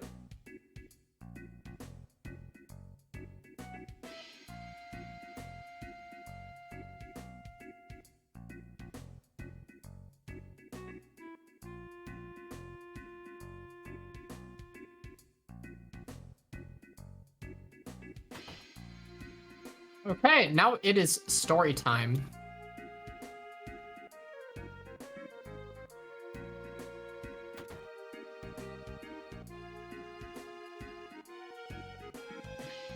Someone in chat asks if I have a real Cappy hat somewhere. Would you guys like to see the Cappy hat? I will leave it up to you all. I'm gonna have time if you guys would like to see it.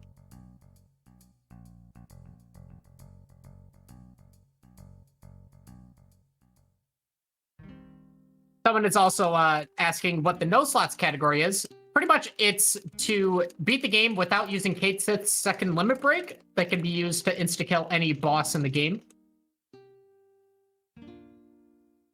Oh yeah, the crowd is just absolutely stunned. They're on the edge of their seats, you know, their paws champing all the way. They're just waiting. Did you just say pause champing? All the way. And they are just sitting in anticipation, wondering when I will actually have to reset the run. So, when this countdown starts happening, I can show you guys the Cappy hat.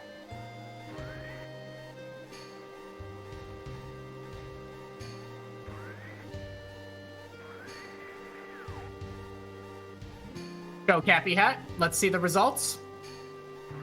Overwhelming yes. All right, I gotta grab it from somebody in the crowd. So enjoy the countdown. You guys can count down along, I guess.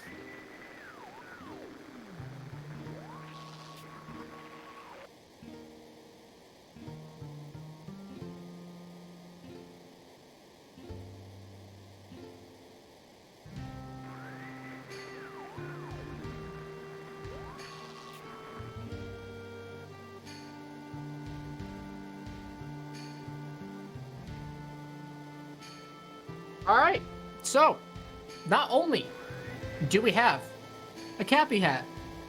Oh, I should put headphones on so I can hear Tina. It's okay. I don't have anything. I don't have anything that's interesting to say. What's really interesting is that hat. But what if we had two hats?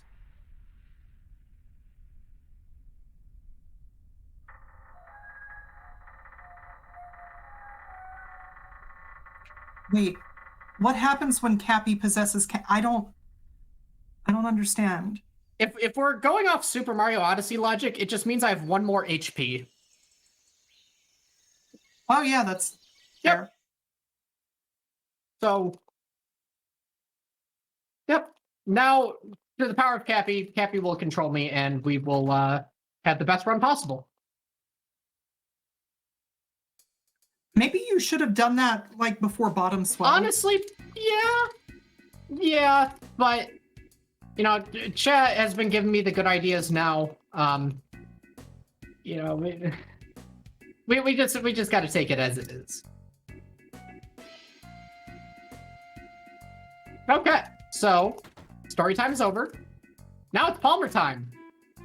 And if our luck goes anything like it has been before, you know, bombs, well, we didn't really get poisoned. We would like to have poison on Palmer.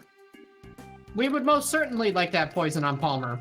So I'm hoping Cloud's having a better day. He should start pre-poisoned with how he takes his tea. Yeah, you know, like, you would think he would not even be able to fight us, but...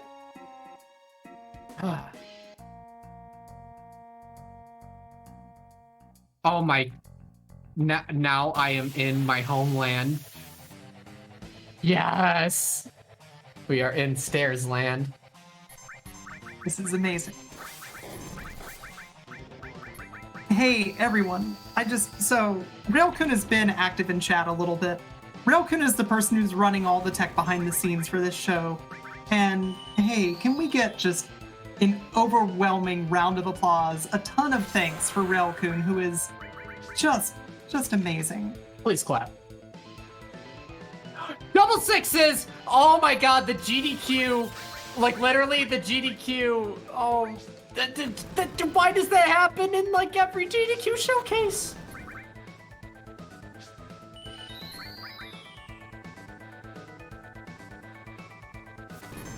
Okay, that is actually crazy. Oh, I'm, like, flabbergasted. I don't even think I got that. Oh my god. Okay, Cloud's not dead. Okay. Alright, so... For those of you that don't know, Keita throws dice. If you roll double, like, two of the same number, it will double the damage amount. Sorry, Cappy. So... The double sixes happened at SGDQ 2017. And we hit it again. So... It's the GDQ. It is the GDQ. It is the GDQ. Like, I don't know what else to call it. Like, that only happens during GDQ showcases. Alright, I gotta... Sorry, Cappy.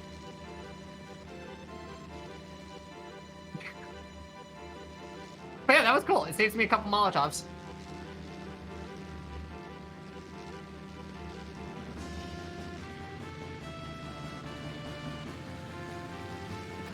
So one thing that is really interesting to me, having watched this run for years at this point, is that even though Molotovs on average do better damage, you do still have a use for grenades.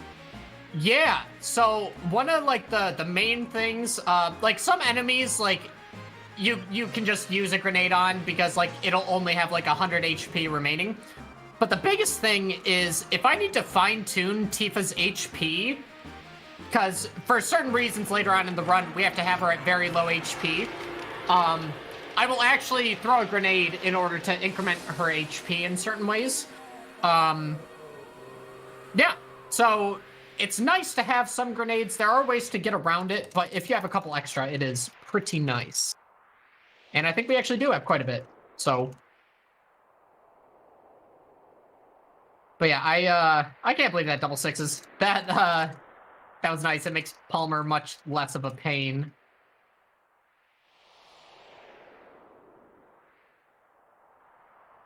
But okay, it is back to the Gold Saucer. And this walk to Gold Saucer can be pretty annoying in terms of encounters because we can get the Joker fights. And they have very long card animations and they can kill people in the party. Which honestly isn't the end of the world. Just a little inconvenient, a little slow. We're shooting for a 1 encounter walk. I have gotten a 0 encounter walk before, but I will take a 1.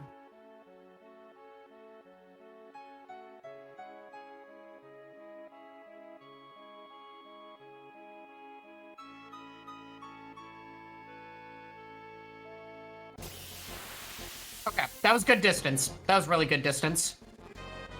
And it's not even a fight with the Joker.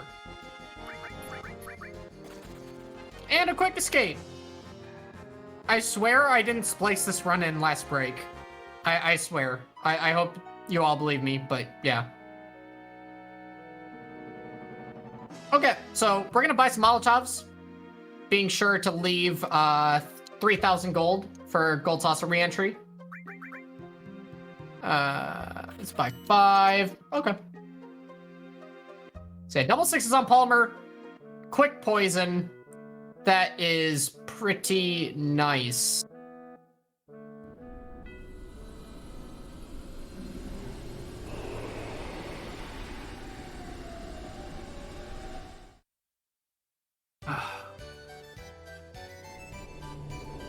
Alright, it is back to the Gold Saucer, which means it is date time.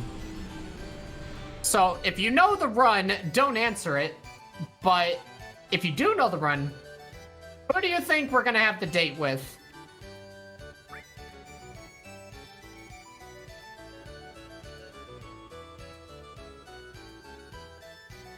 And don't say Yuffie, because we never got her.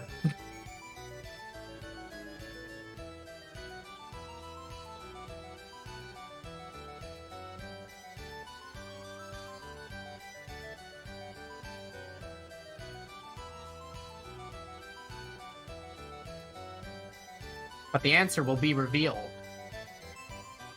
But first, we need to give Dio here a very nice show so that he will give us the keystone. I hope he is impressed with what I'm about to show him, because it is pretty exciting. You know, normally, you would go through and you would advance the fights, you would do the slots in between, you know, give an actual good show. But we're gonna give him something that he doesn't even expect.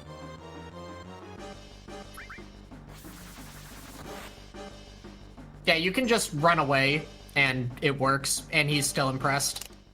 Hey, turning people's expectations on their head, that's one of the most impressive things that you can do. Yeah, you know, you just give them what they least expect. Like, big Mr. Smiley behind me. Yes. He's very happy. He is, you know, he's always having a good day. He's all smiles. Yeah, oh, nope, don't talk to that person. We talk to this person. But do we have any Mr. Smileys? Any Mr. Smiley fans out there? But yeah, so funny thing about that whole battle arena fight, if you go into the fight with 0 HP, it just instantly ends. So if Cloud were to die on the world map on the way back here, you just keep him dead. It's pretty funny. The fight just starts, and then it stops.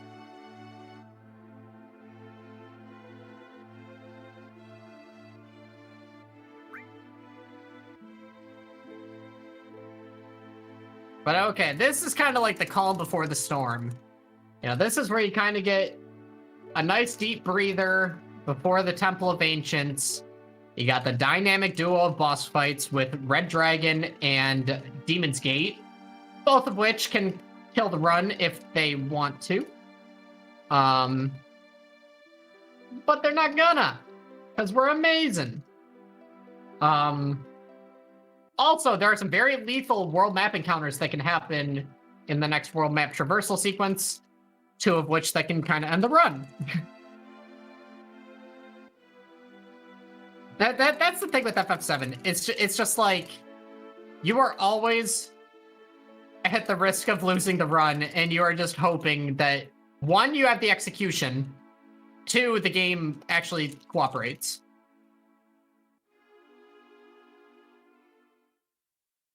Somebody in chat says that Dave must be a wrestling fan. Yeah, so fun fact for those of you that don't know, my name is actually a Rey Mysterio reference, because I made a cruiserweight character in a WWE video game when I was like 7 years old that mimicked Rey Mysterio's moveset. So that's how you get Dave Stereo.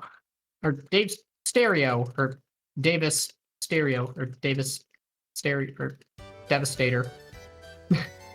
Or whatever people want to say.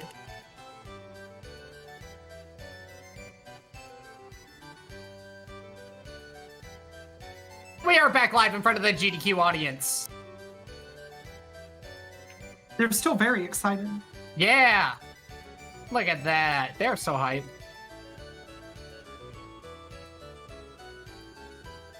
Okay, it's playtime. So we're actually not just gonna mash through the dialogue here. You know, you thought we were just in story time. Not quite. This story is gonna take an unexpected turn.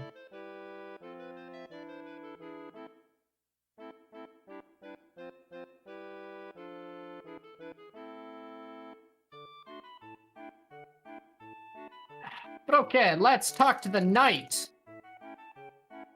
And who is our enemy? We have to defeat the king. Because I think the dragon... Look at that dragon. That's a nice dragon. And who is my enemy? The king.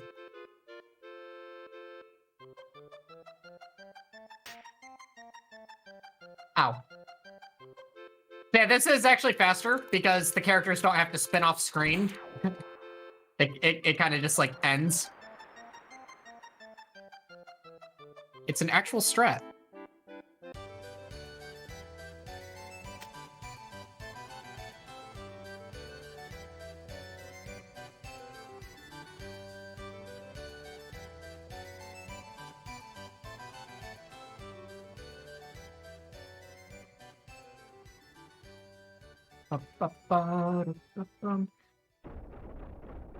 All right, time for one of the best songs in the game.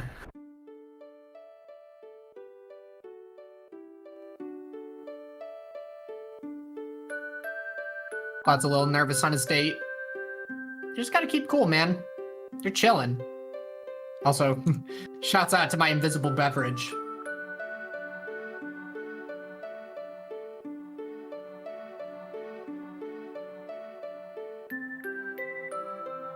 I mean, it's not completely invisible. I mean, it tastes all right, even if it is non-existent. But yeah, coincidentally, the song is named Interrupted by Fireworks.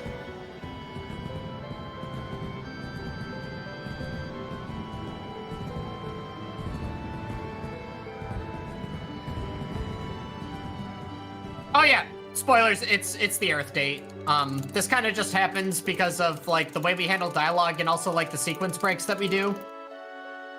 So, yeah. No bear date. Sorry for the fans.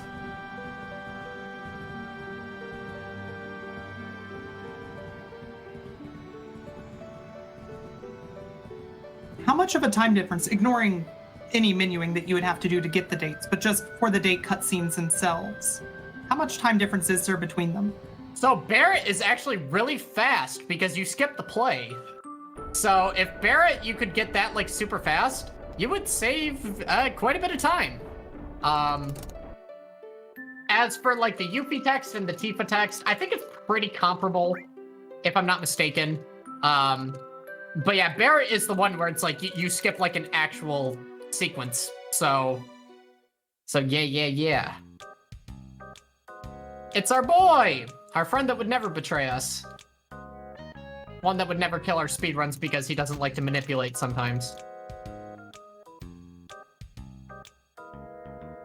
Alright, so yeah, Kate has the keystone. We gotta get it. He went that way, so I'm gonna go this way. Why? If you just go... Sense. Yeah, if you just go here, he's here. Also, you don't need to chase him around. You can save some time by kind of doubling back after this point. And yeah, a little bit of optimization there.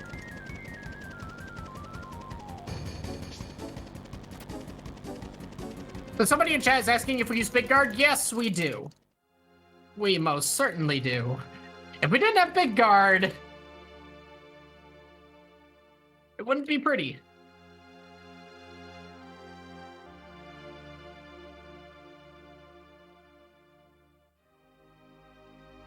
Okay, it's almost go time. It is almost temple time.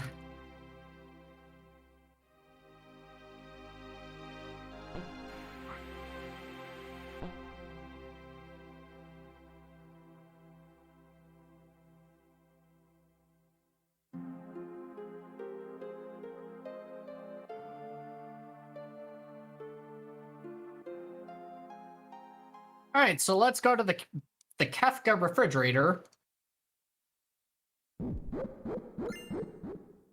Shouts out to Kefka. Grab that elixir.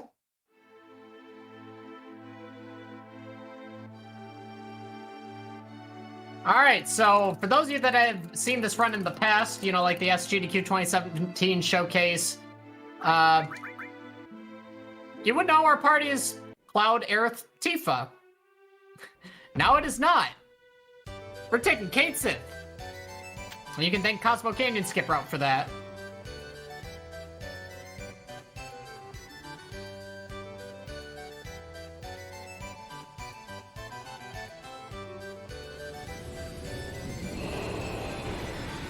That's right, we got the Cat Squad.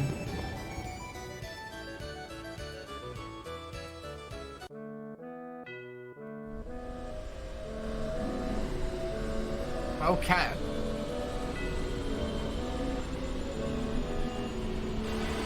So again, this is the part of the run where you start to kind of get a little bit nervous. A little bit. But we've played the video game before.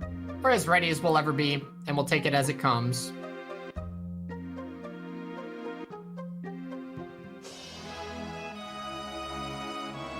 Let's see, will this be a one encounter on the way to the boat?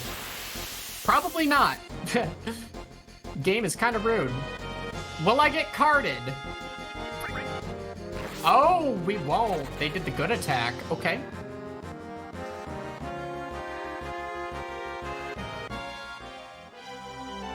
All right. Moment of truth. I should just stop talking. Sorry, Tina, you're gonna have to take over this whole thing. I'm not gonna say a word for the rest of the video game. I don't think that that's going to make the video game be any nicer. Really? Are you sure? It's Final Fantasy. Yeah, it's Final Fantasy. I really hate to break it to you.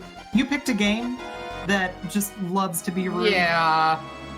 Yeah. But you know, it's nice though. You never know what's gonna happen. Hey, we didn't get a 3 encounter. Yes, I do. Wait, what? Carry armor will happen. Carry armor will happen, but will carry armor get demolished? That's the question. I hope so. I really hope so. Me too. I would like to not lose a bunch of time having to reload saves. But okay, here is a place where 2 different encounters can kill the run. So we are saving. I'm actually going to save twice. So yeah, there's a fight in that forest that can kind of give you a bad time. And then in the next forest that could also give you a bad time. But yeah, saving before and afterwards to kind of preserve step count. Because if I were to like reset now, because I was in those Gongaga screens, we have progressed the encounter manipulation, and it will be remembered when we load the save. So if I make a save here, I don't have to go back to Gongaga, and our steps are still in the same place. And come on, no fight, no fight, no fight, no fight, no fight, no fight! Yeah, buddy. Okay. That's what you like to see.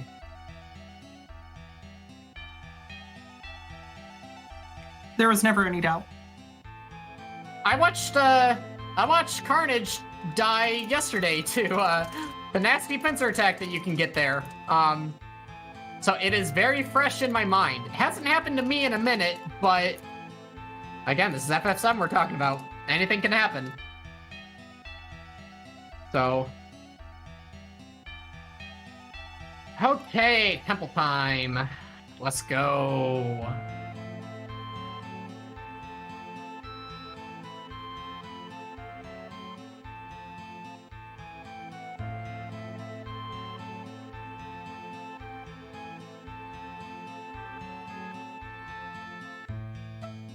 So somebody in chat is asking, any word on SGDQ yet? So, run submissions have already happened. And again, you can go to GamesDoneQuick.com for all the info. I'm not entirely sure what day the schedule comes out, but I know that the run submissions have passed, volunteer submissions have passed. Yeah, we just waiting on that schedule. Schedule's gonna be May 17th. It's coming up. Okay.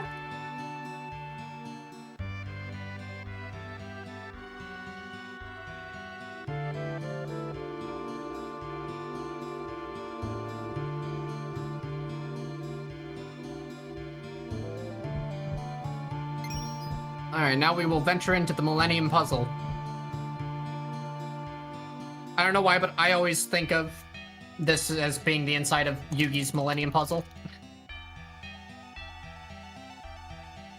Which reminds me, I do need to play Forbidden Memories again. That's a good, like, I don't know, maybe I'm a masochist, but I'm a fan of very punishing video games.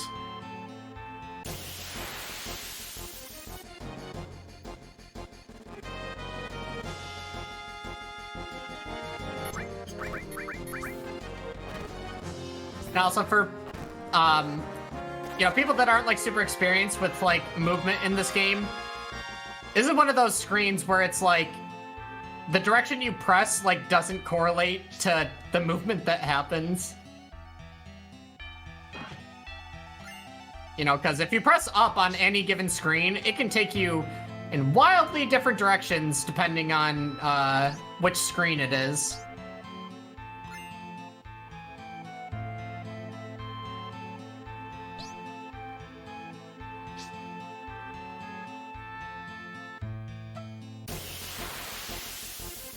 I'm actually at a pretty good point with step count.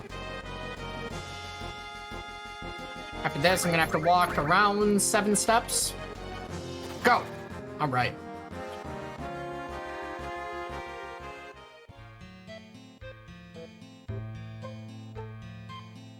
All right, did like 7.5, should be fine. All right, hopefully the rocks don't wreck me.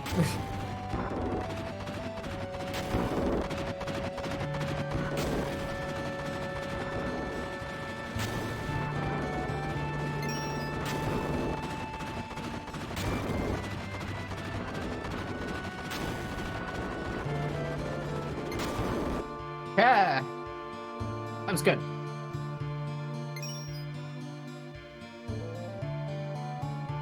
Fun fact here, if you don't have any directions held here, Cloud will not move. But once he starts moving, you can let go and it auto moves. You just need to have it like pressed for like 1 frame and he'll start moving. But okay, so while we got some time, I think I should probably explain some of the strats that are coming forward. Red Dragon.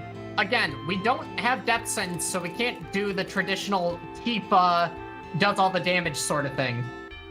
So what we have is Cloud's Yoshiyuki weapon, where the Yoshiyuki gets powered up if any of the allies are dead. So, Aerith, I'm sorry, but you're gonna have to take one for the team. We're gonna kill off Aerith to power up the Yoshiyuki, and we will be doing attacks with Cloud until he gets Cross Slash. From there, we use Cross Slash to stun Red Dragon, which if Red Dragon is paralyzed, Death Blows will hit 100% of the time, which will do double damage from a normal attack. So we kind of go in this rotation of attack when it's not paralyzed, heal Cloud when he takes damage, and use Cross Slash when we can, and then Death Blow for the duration of the paralysis. And yeah, I wish that same strat could be used on Demon's Gate. Unfortunately, Demon's Gate cannot be paralyzed. So, we just do normal attacks with Cloud, Molotovs with Kate Sith, and then we also kind of take a gamble with Kate Sith's dice. Aerith is still dead for that fight, also.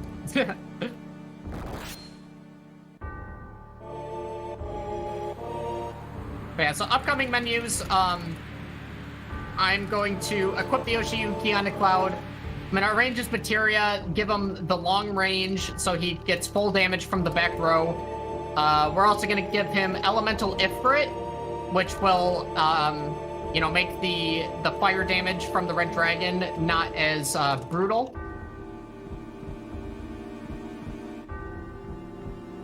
And then we'll also give enemy skills to the other 2 characters.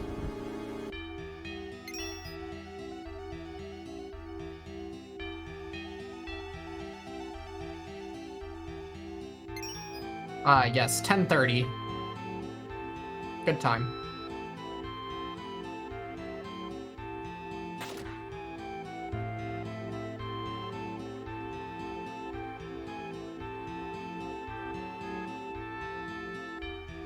You know, normally you have to try to catch this dude in the door puzzle, but we know exactly which one will find him.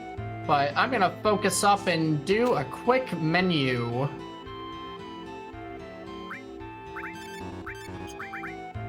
Yeah. Ooh.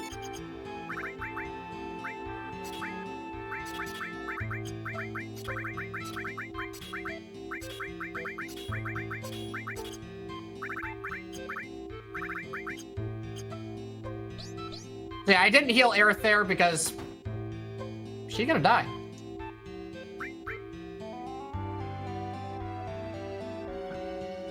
And we save.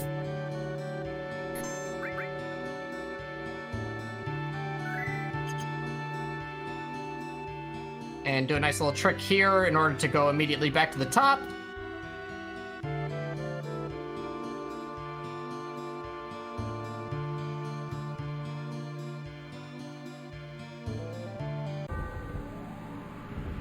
Come on, chat. She's gonna die in the fight. She's fine. She's just fainted. She's taking one for the team so we can do good damage. Come on. Everybody's decoloning me.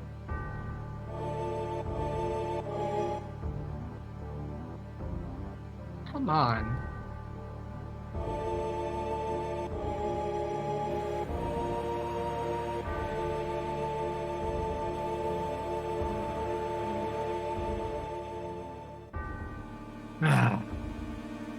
Alright, turn the D colon into a colon D. Come on, we're happy, chat. Can we be happy? Personally, I think that this is a tremendously happy scene. What's wrong with this? Right? I mean, wait. The whole gang is here. They're having a good chat. They're enjoying themselves. Look, Sephiroth's laughing. Very uplifting music. Exactly. Yeah, like, come on. Is this Yu-Gi-Oh! Forbidden Memories? Somebody in chat says. I'm happy somebody else feels that way. Yes, it is. We're trying to get all the Millennium items so that Sephiroth doesn't get them.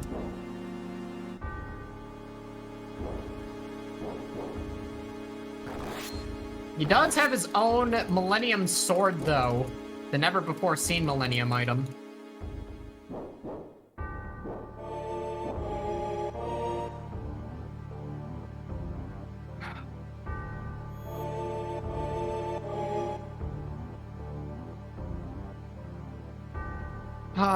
But okay.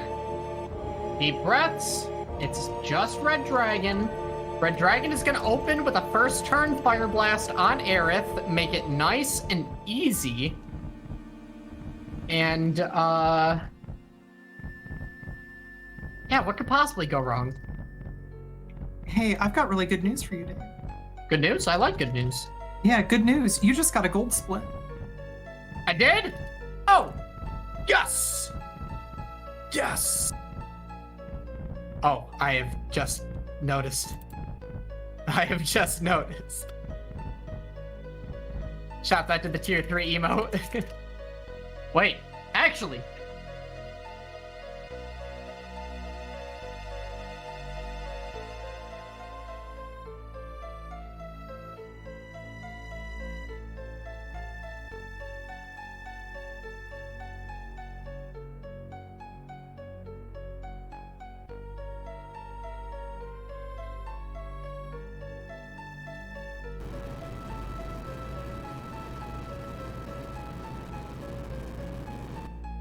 Oh, let's do it. Okay, so again, we want to kill off Aerith at first. Okay, perfect. Perfect! Like I said, I can predict the future. So So, start off with Big Guard, which gives us Haze Barrier and Magic Barrier.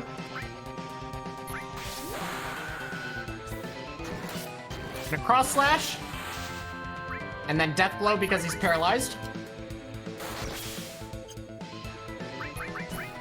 We are doing more ATB weight tricking, where after Cloud goes through his move, I'm holding time with Kate Sith to maximize the paralysis time of the dragon.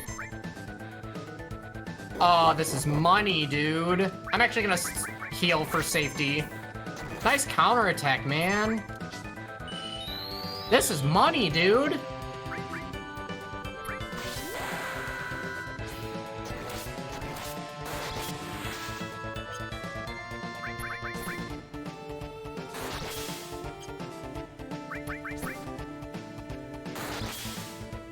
I think he's gonna die right now. That was like the most ideal fight ever, and I didn't even have to heal, but I did it just because marathon. I wouldn't have healed in a PB, but yeah, that was honestly 100% ideal. That was so good. Yeah, like it's normally not that easy, but sometimes it can be. But now we are on to the main event. The one that actually really likes to kill runs. Demon's Gate. So we're gonna kind of keep the same mentality of using Cloud for damage, but we're also gonna be Molotoving with Kate Sith when possible. Using dice if he ever gets dice and hoping for high rolls. You know, we already got a double 6. So if we could get a double 6 on Demon's Gate, that would be pretty nice. We just gotta hope. You know, we gotta be hopeful. You know, if he does first turn Petrify Eye, run over, double Rock Drop, could be run over, Rock Drop crit, could be run over. But let's focus on what's actually gonna happen. We are going to menu, and then we are going to decimate Demon's Gate. So, I'm gonna put the Dragon Armlet on Cloud, give him Bahamut as well.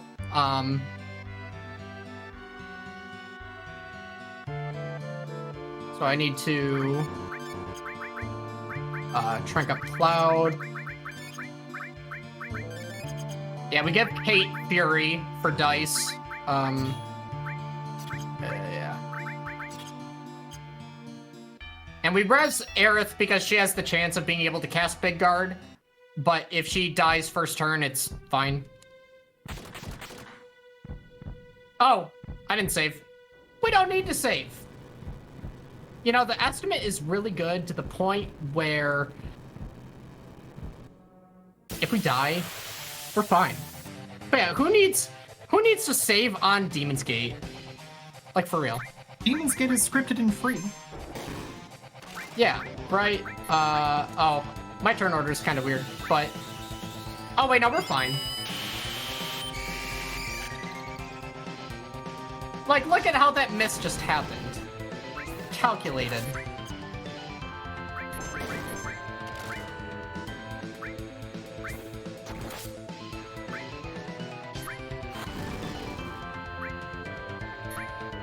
Uh-oh.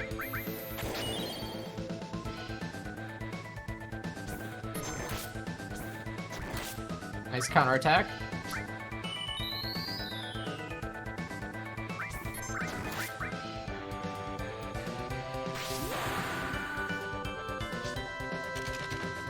Come on, big money. 500.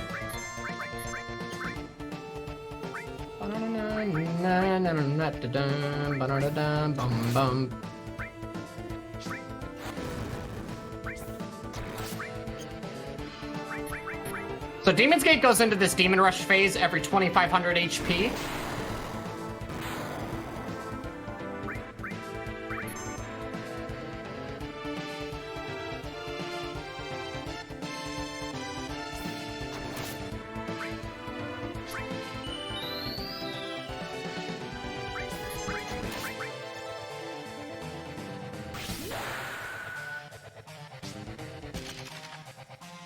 That's... Man. We are low rolling today.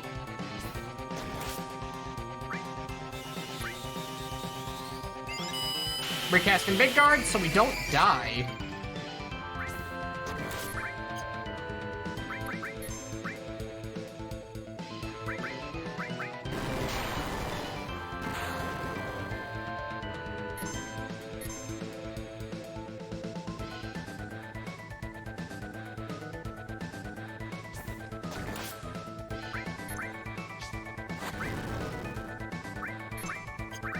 What? Oh, okay. I was like, what?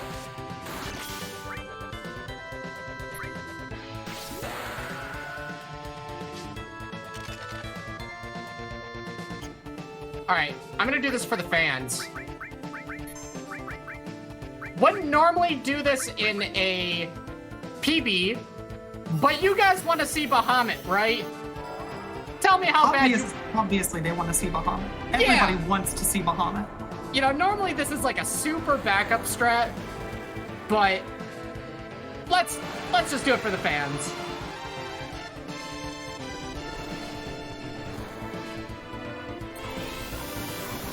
He also does pretty good damage.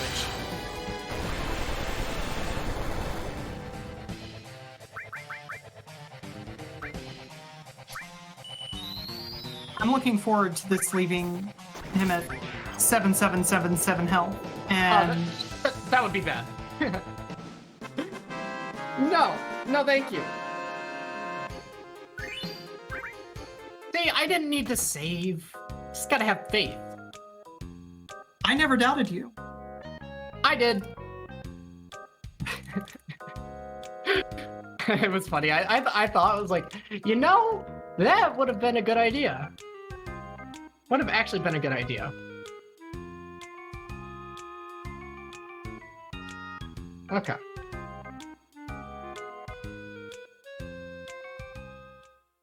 Glad we are out of the temple. Now there are only like 30 things that can kill the run. But not 31.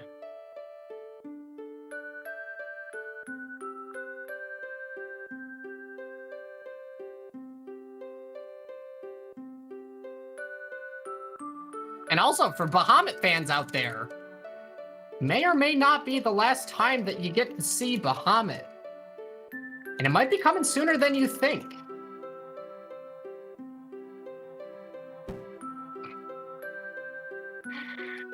Hey, Railcoon, yes, I have seen the Stairs Landia. How did you make that? How did you just, like, whip that up? Or is Stairs Landia a normal, actual place? No, that's a Railcoon special. That's where you live, though, is Stairs Landia. I thought I was done. Let me tell you, those 24-hour Stairs streams, like, if I do it in OG FF7, my hands are dying by the end of it. If I do it in the remake, it doesn't hurt, but you're still going around in a circle for 24 hours. And people are doing media share in chat, and your brain is just deteriorating by the second. I've also done the 24-hour Stairs trifecta, which was 8 hours of the OG Stairs, 8 hours of the remake Stairs, and then 8 hours of Super Mario 64 Endless Staircase. That was really tough because I ended with SM64, which means you just hold up. And I've never come so close to, like, falling asleep on stream, ever. Except for that. Like, I've done a 48-hour stream before, and I felt fine afterwards, but, like, that run, or that, like, the Mario 64 staircase, it put me out. Okay, but when is 24 hours of both remake and OG Stairs simultaneously? You are giving me the good ideas, Tina. Did you know that? It's what I'm here for.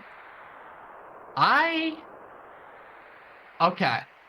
The question is, which one do I control with my feet? Because the remake would be easier because it's just the analog stick. But the OG hurts my hands. So Do I try to do OG with my feet? But then I might get blisters. Yeah, we'd have to just do OG with the hands.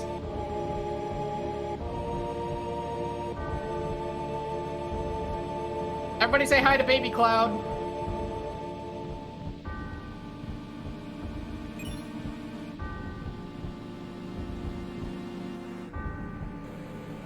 I'm so happy we didn't die, because if we would have, step count would have been dead, actually. Because the throne room area is a hostile field when you're exiting it. But there's also a nasty pincer attack in there that you can die to. So that would have been a predicament.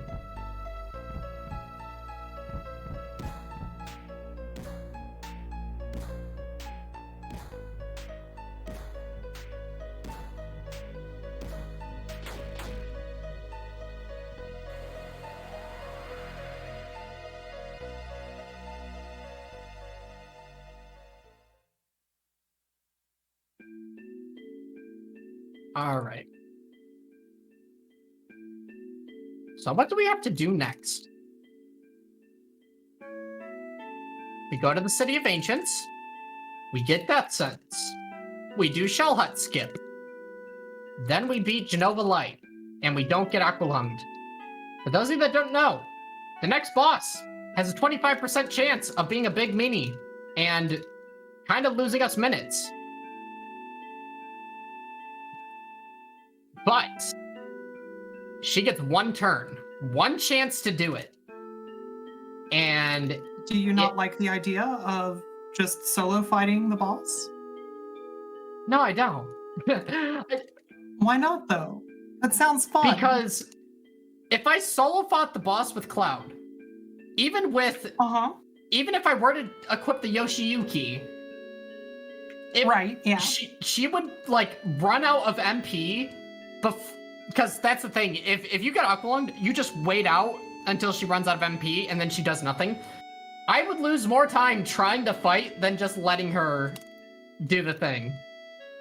So, but it would be pretty funny. It would be very funny. But you know, I'm a little picky on the way I do my menus, and like I equipped the Force Stealer for that fight, and yeah, you know, like, the menu's gotta be a certain way. They gotta.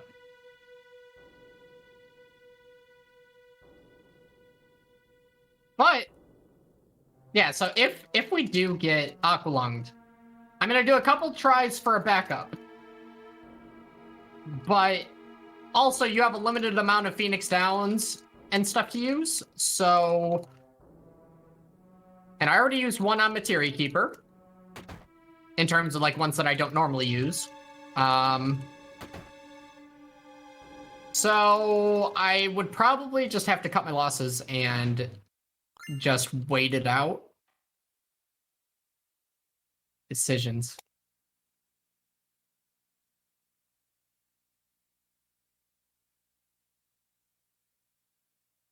But alright, so here I'm going to be doing a menu where I bring Sid into the party, and I pretty much set up for the next encounter where we're going to learn Death Sentence.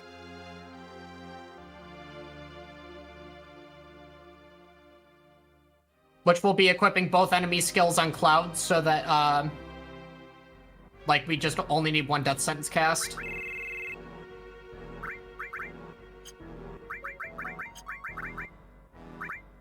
Oh, wait. Yeah, that's my menu.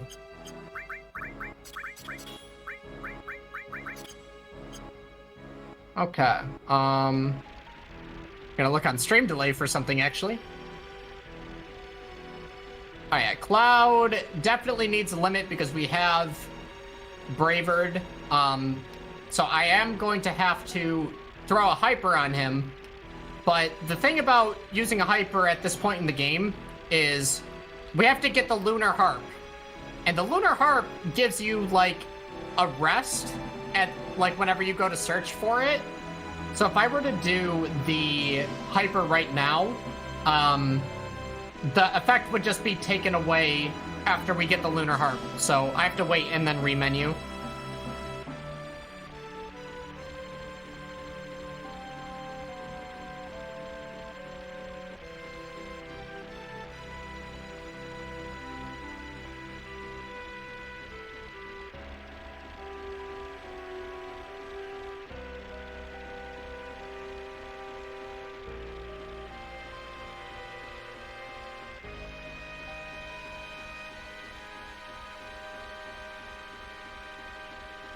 Okay, so, yep, like I said, gotta get the lunar harp, and we know exactly where it is.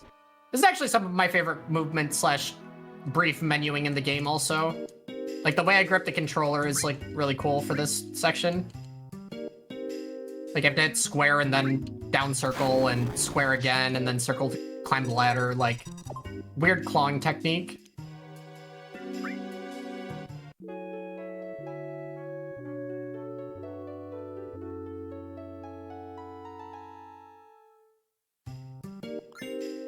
Oh, we got the box skip. Okay.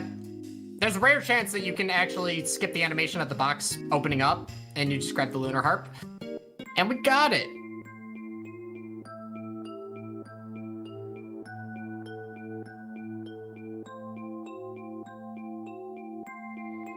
All right, so on the next screen, we are going to grab the water ring, because that is kind of essential, usually for surviving Genova life if she aqualungs. So the water ring is right here. And before we zone out here, we have to learn Death Sentence, which the Death Sentence gets activated by a death counterattack from magic.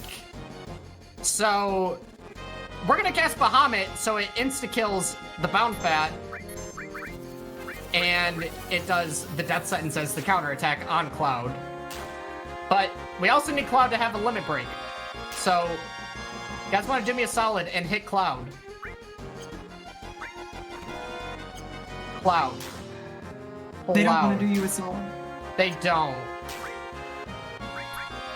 I actually don't trust the video game. At least just dance and hit everybody. Come on. Please? Okay. Almost. Up, bro! They moved one to the left. This is good. Oh, yeah! good. There we go. Yeah. It's Bahamut time.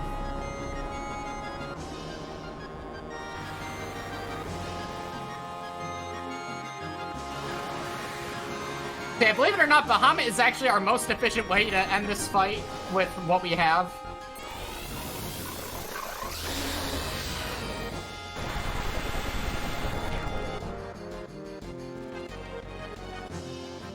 And as you can see, Death Sentence casted on Cloud.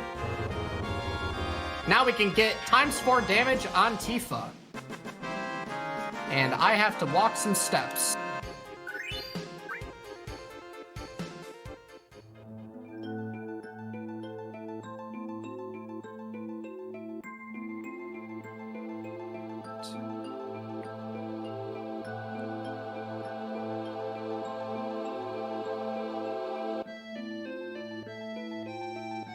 Alright, so I'm actually gonna save here. I was gonna wait until right before Genova, but there is a rare chance that the next skip can soft lock the game if I brutally mess it up. Our last save was Red Dragon, so yeah, it's a good time to save here. So what we're gonna do is we're going to grab an ether box through the floor at the exact same time that we are trying to sleep. This will allow us to grab the enemy skill that's in the top of the next screen in the dark, and then exit the cutscene before it happens. But if we don't re-grab the ladder before the characters spawn back in, the game soft locks. So, see that box down there? We got it. Confirm rest, move in the dark, enemy skill. Wait, Force Stealer, Water Ring. Horus Gigas. Wait, whoa, what? Oh. Oh no. David, you're better than that. Alright, yeah, so you see the characters just spawned in there. If we weren't quick on the ladder grab, we actually wouldn't have been able to grab the ladder anymore, and run would be over. Oh my god, why are there so many of me? Wait, did I just, like, freeze on that screen? Oh, no, I didn't. Okay. I had to watch the stream feed to see if I was just, like, standing on that screen. Why are there 3 of me?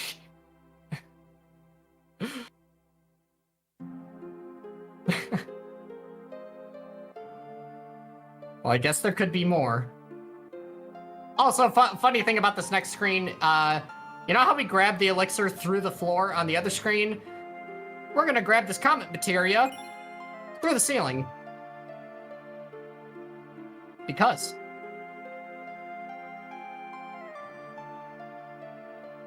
Shit. Oh, there's 4?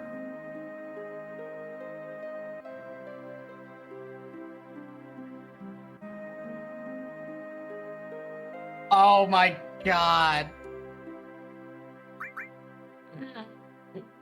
This is too much.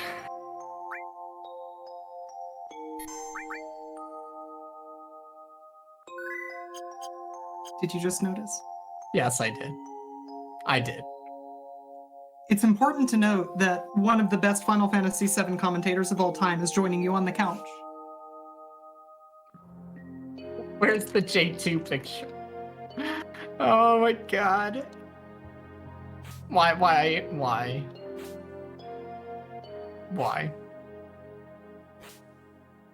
Alright, chat. Are you ready?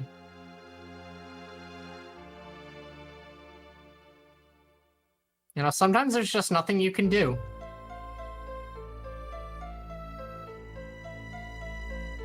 But it's okay.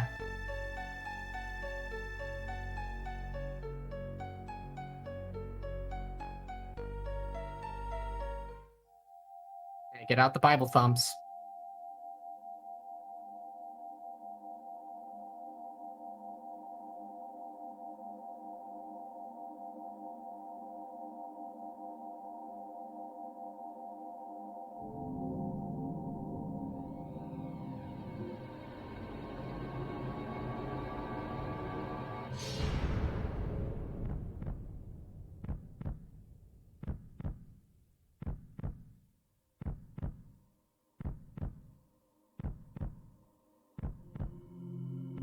No, chat, we can't use a Phoenix down. If you die in a cutscene, you die for real. It's just the rules. Don't worry, she's fine. There's actually an underground river that goes to a farm upstate. Oh! Yeah, she'll be fine. Yeah, she's fine. She's happy now. She's chasing rabbits. Yeah. Yeah.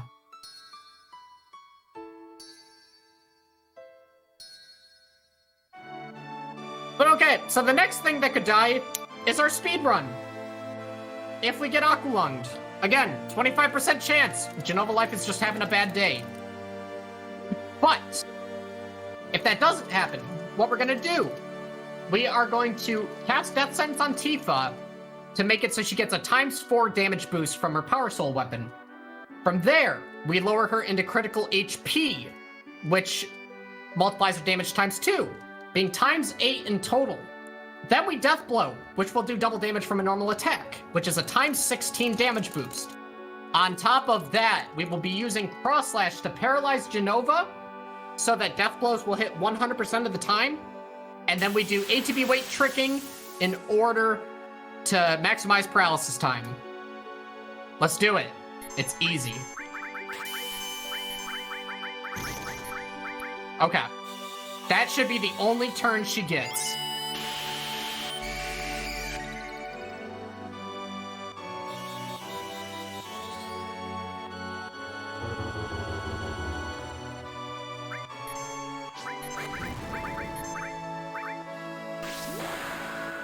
I hope this Molotov doesn't kill Tifa.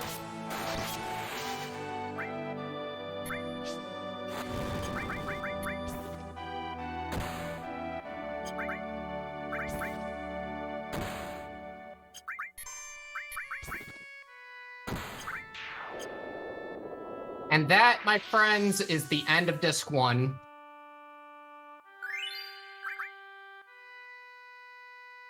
No Aqualung. Nice and easy.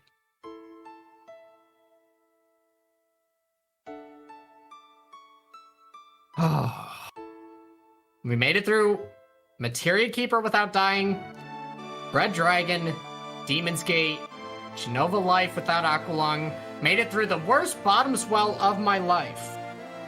Literally the worst bottom swell of my life. I'm stoked. I'm content. No, this is really good. This is amazing. In fact, all of the bad luck that you could possibly have is being funneled into this one run, so that the next time that you do a real PB attempt, you're just gonna get world record. Okay. Casual world record. Okay, but I'd like the showcase runs to be not stressful. You know? Oh, yeah. About that. I can... No! Because I can always reset and do runs again, but this is one chance for a showcase. Like, whatever happens, happens, and you have to deal with it. Correct.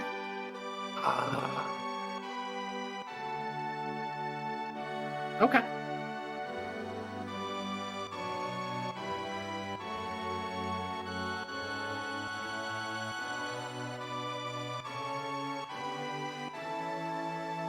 Yeah, honestly, I'm pretty content with this run, minus the handful of Cosmic Canyon skip mess-ups, but, you know, it's whatever.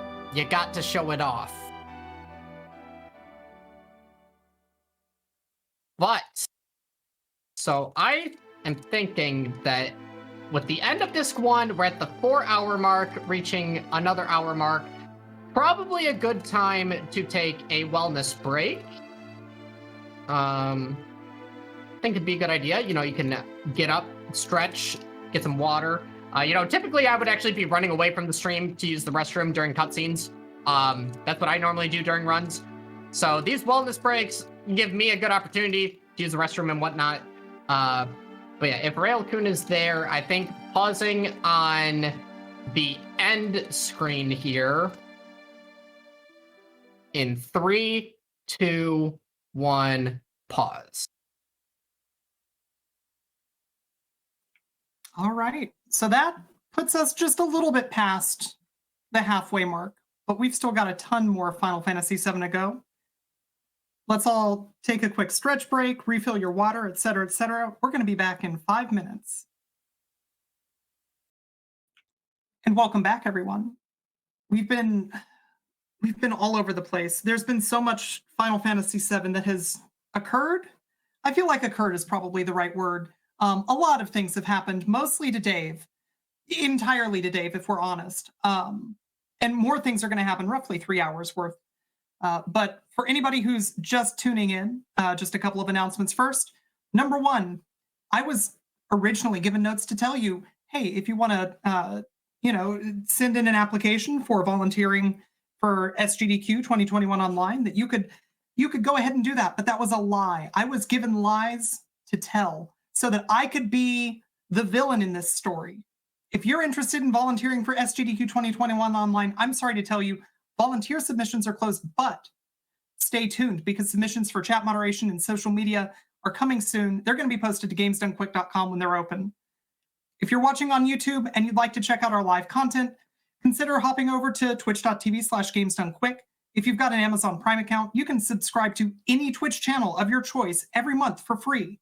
Fun fact, twitch.tv/gamesdonequick is a Twitch account, and as such, maybe consider using your Prime Gaming account to sub to GDQ. Information for all of our hotfix shows, like this one, but also like all of them, is available at gamesdonequick.com/hotfix. From there, you can also find out information about submitting any of your runs to our weekly shows. It's super fun to get to show off tons of different runners, tons of different games. We want to hear from you. Tomorrow, make sure that you're here, though. Like, this is really fun. Tomorrow is also going to be fun. It's going to be Speed Seasons. It's going to be a race of Katamari Damacy. Casually, that game is super chill, super fun.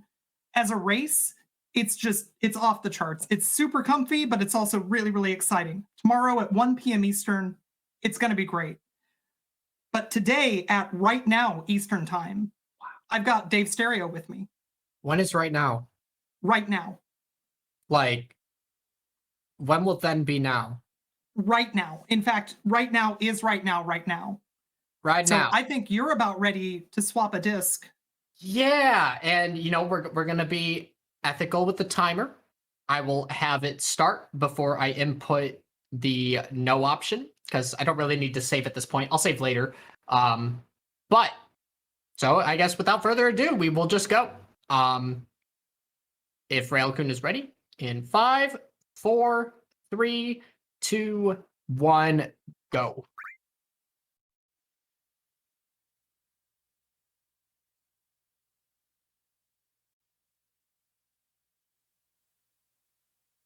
Okay. Disc 2. I hope I put Disc 2 in. Yeah. Heal her one more time. I like you, Tifa. So yeah, we got some escapes going on for quite a while. We had ATB wait on because we just had a series of boss fights and crucial encounters. And going back to ATB active now.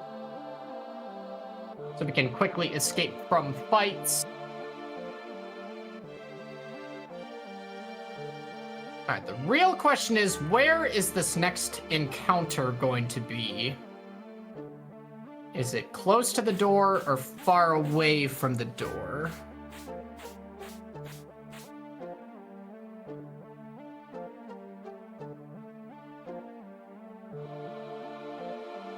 Oh, come on, Cloud. All right. So I'm going to walk these steps early.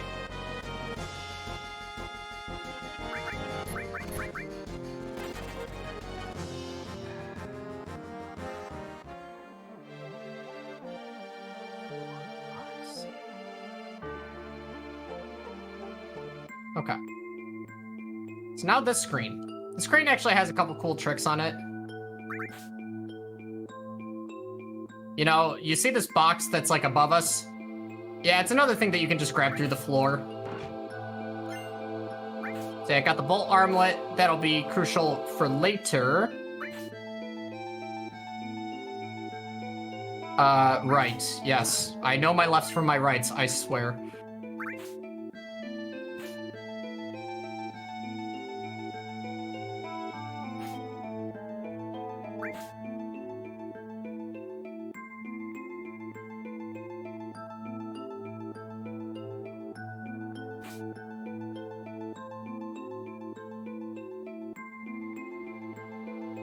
Alright, so this world map block, you can get a bunch of encounters. The one that we don't want to see is the pincer attack on 2 wolves. Which, luckily, our Molotovs will do double damage against the wolves. So it'll only take 2 Molotovs to kill one. But I'd rather just not see it, Oh, I thought that was it, but it's not. We got the bunnies. All right.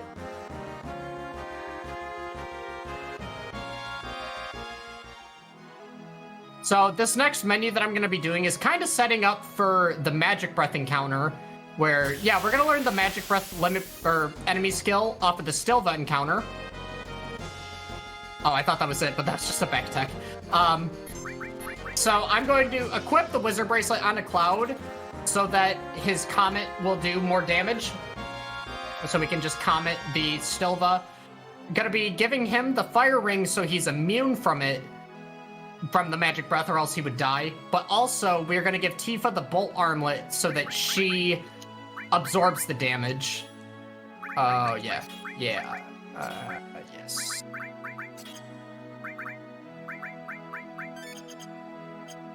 Let's save, because this will be the last opportunity I have to save for a little bit. But yeah, so Magic Breath it's like a multi-elemental move. So since we've protected Cloud from fire and Tifa from lightning, they will both be able to survive Magic Breath. Sid, on the other hand, kinda out of luck. Alright, so we're gonna grab the hero drink and the vaccine. which Hero Drink is going to be used on the Schizo boss fight, and Vaccine is going to be used on the last boss fight in this disc.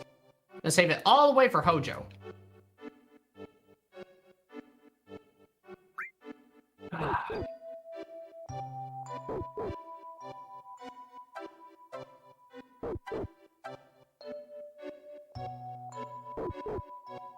So one of the cool things we can do here, a tiny time save is after Elena misses her punch, I'm going to hold on to the dialogue box that is there, and I'm going to execute it at a certain time, which will freeze one of the soldiers in place, so you don't have to wait for him to, like, continue running off screen. So yeah, you see me holding, and I execute it there, which stops that soldier there, so we don't have to wait for him to run off screen for the sequence to end.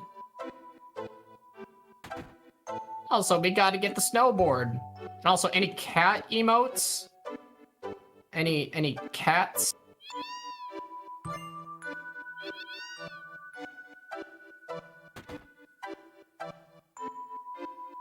Okay, let's take bets, chat. How many bonks are we gonna get on the snowboarding? And please say 0. Please. Okay. You've requested that I say 0? Yes. All right. I am fulfilling my contractual obligation to say 0. All right. We have the Tina approval. What could possibly go wrong?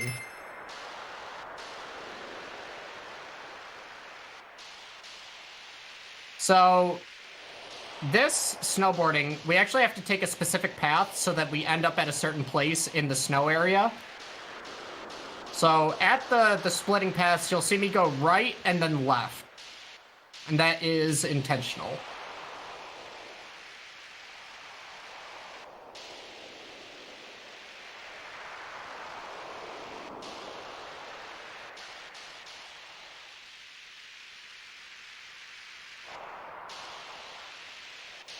Okay. And we got the ramps, and everybody's favorite part is after the ramps. I hope I can show off a cool trees section.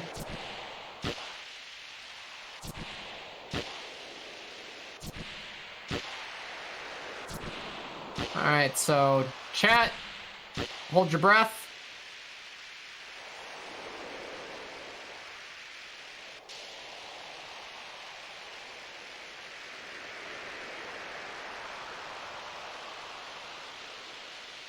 All right, balloon. They do nothing.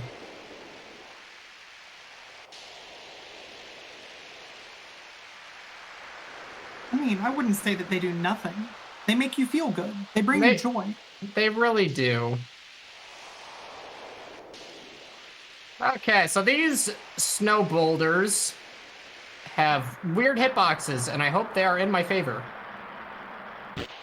No! Nobody saw it. Nobody saw it. No, dude, I'm falling apart. My life is over. Nobody saw it. Sometimes the edge of those, like the stone that I initially bonked on, they can definitely get ya. I'm sad, but it's okay. At least I got the trees section.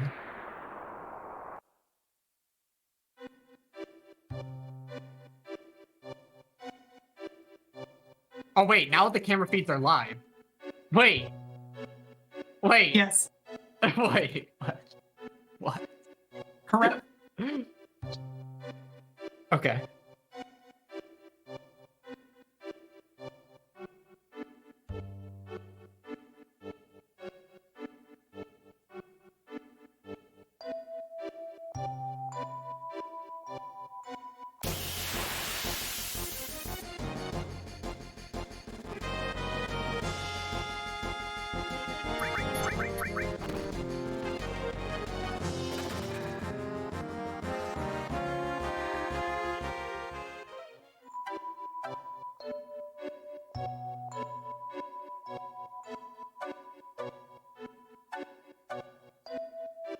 So something very important.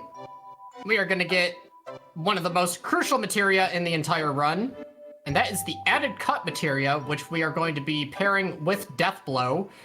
So for every Death Blow hit we get, we also get an added attack. Very essential for doing the run, and there's no coming back for it.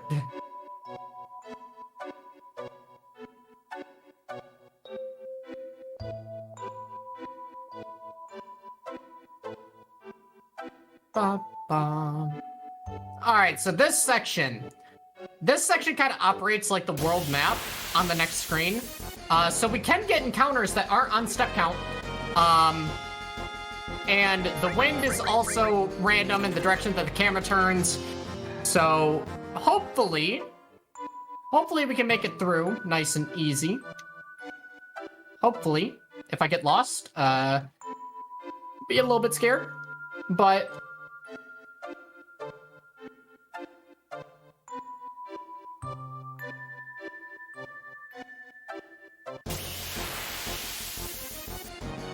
nice random encounter, and then you just gotta hope you're still going in the right direction.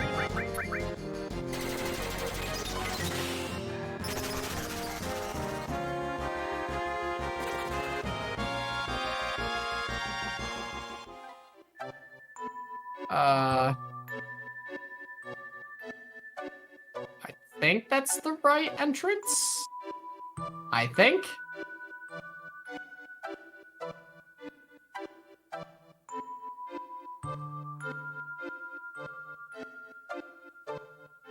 Alright, we should be good. Yeah. Encounter is a little bit unfortunate, but hey, you know, we're good.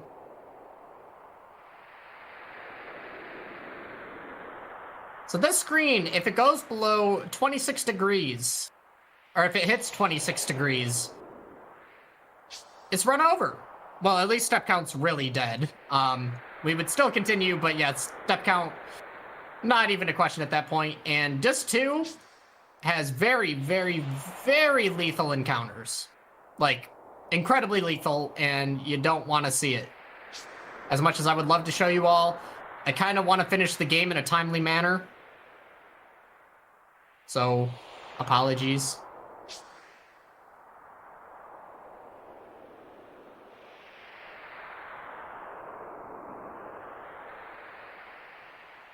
So yeah, 27. That one's a little risky. You don't have to heat up for that one. The only one you have to heat up for is actually the second one.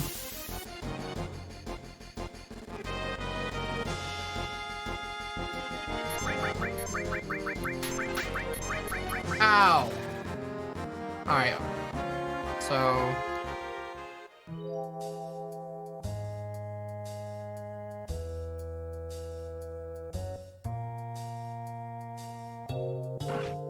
Alright.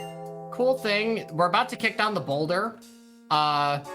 Thing about that is when the boulder stuff is going on, step count is actually frozen.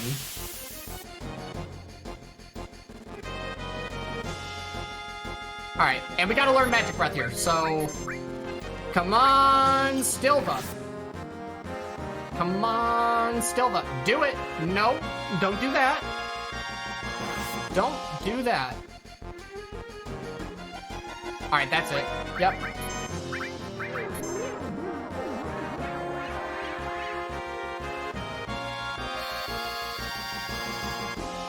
If it does over 2,000. Nope.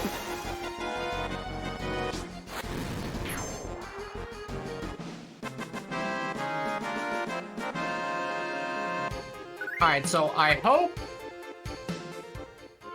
really hope that I won't get a fight.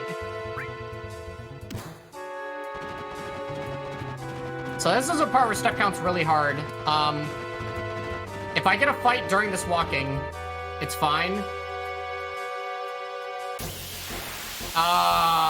Okay, yeah, it's fine.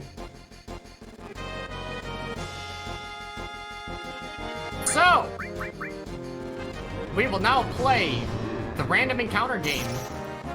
We will still get fights where I want them, but they are going to be different.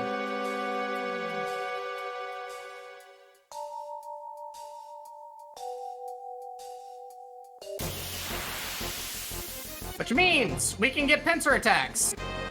We can get the Malboro fight, which is really scary. And actually, as a result, I'm going to heal.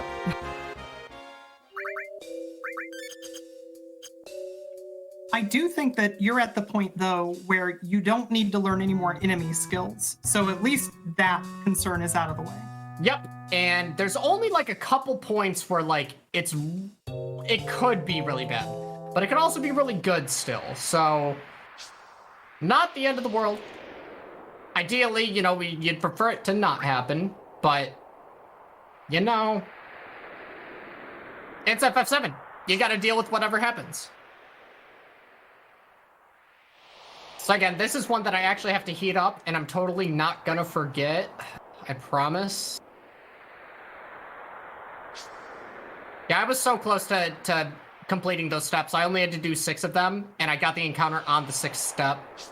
If we would have completed that 6th step, we would have been fine and dodged that encounter.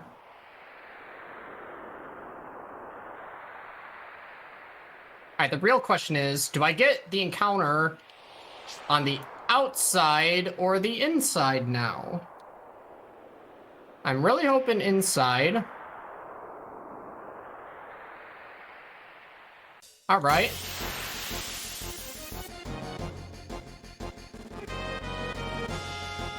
And it's a back attack Stilva. All right.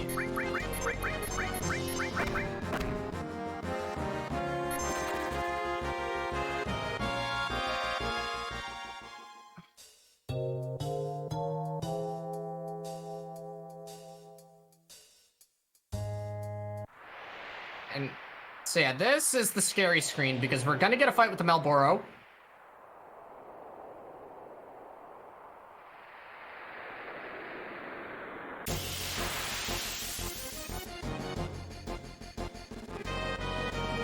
Or not. Okay, never mind.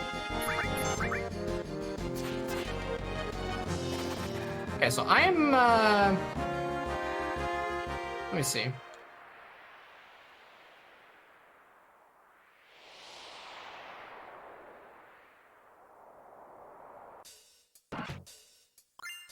All right, I have to menu, yeah.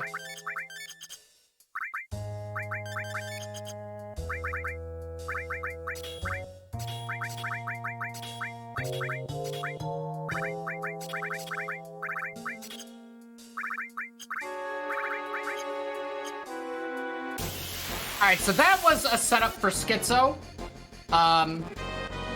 Equipped elemental resistance on the characters. No. Oh god. Actually, just do it now so you don't hit the icicle. Yeah, I accidentally queued that limit there. That was funny. But yeah, set up elemental resistances for Schizo fight coming up, and then also added cut to Deathblow. Funny thing about these icicles is they are weak to gravity, and since laser does 50% of the current HP in damage, double that, and you do all the damage needed to kill the icicle.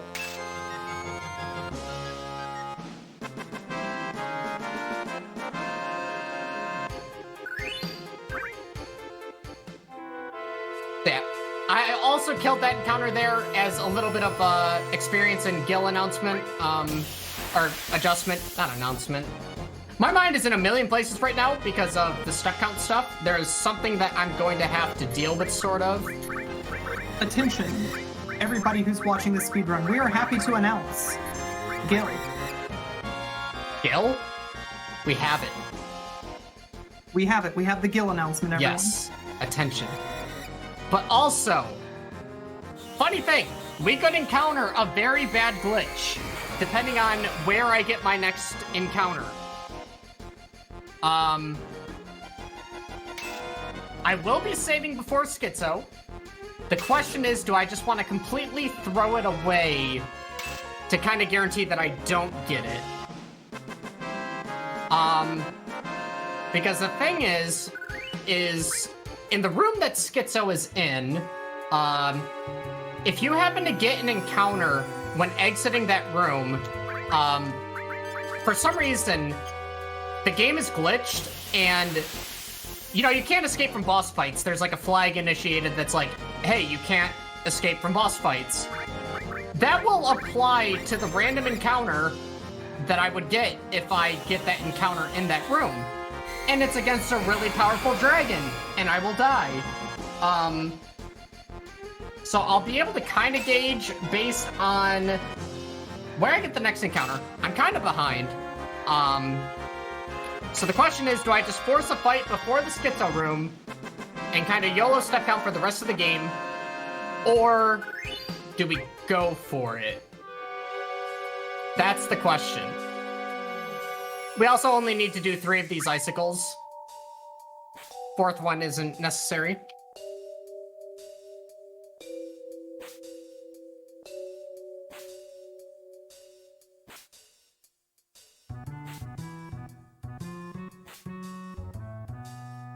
Okay, so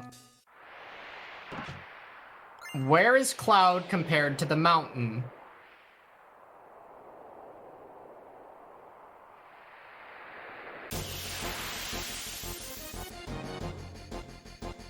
I think I can risk it. I'm going to save, so... And if it happens, it'll be funny, and we like funny things.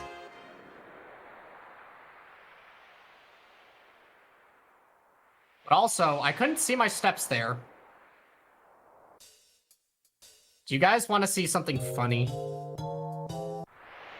Always, yes. Okay. We are going to risk it. We are still saving. But we might just have to do the Schizo fight twice. But I'm doing it for you, chat. And also Tina. And Railcoon. And everybody watching. And also the other 2 Daves who are commentating. Yes, I'm doing it to make myself... Actually, you know what? No, it'll be a happy moment. Because it'll be funny. And... Or it just doesn't happen. And we're stoked. So... But yeah, it's a little glitch that not a whole lot of people know about, but you can encounter it.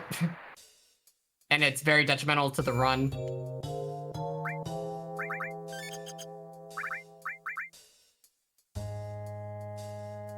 Okay, so Schizo. It has 2 heads, and it will counterattack based on a certain number of attacks on each head. So for the head that will be on our right or Schizo's left, it does a counterattack after 6 attacks. And the right one, or the left one on our side, does it after 5 attacks.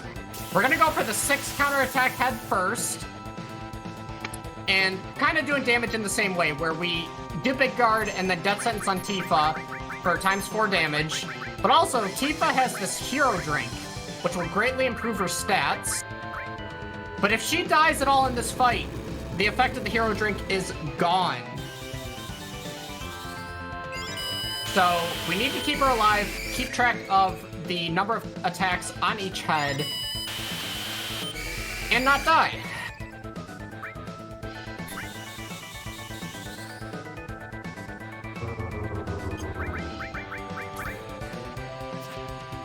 Alright, so that's a 1 hit.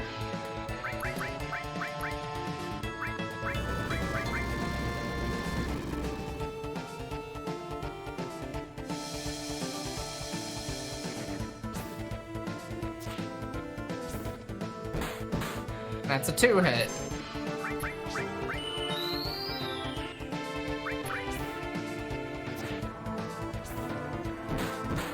That's a 3 hit.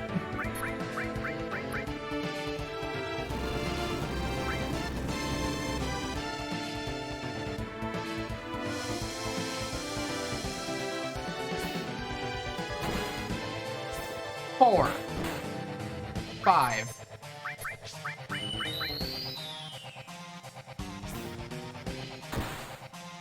Okay. So now the Quake counterattack.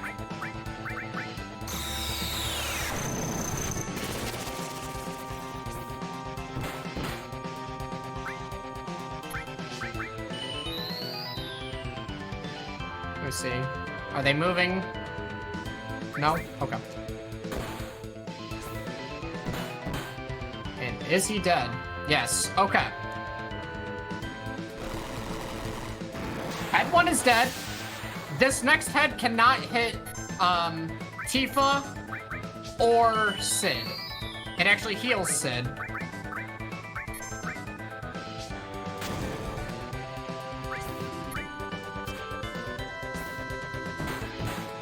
And also, Tifa will end this fight dead.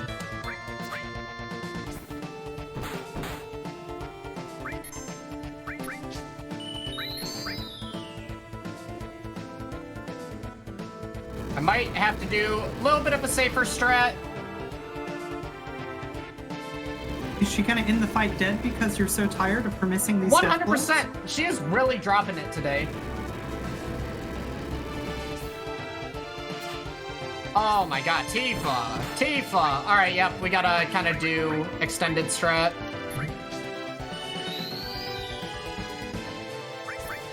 Gotta hit the Quake. Yeah, this is absolutely terrible. I'm gonna have to, like, cast Big Guard again.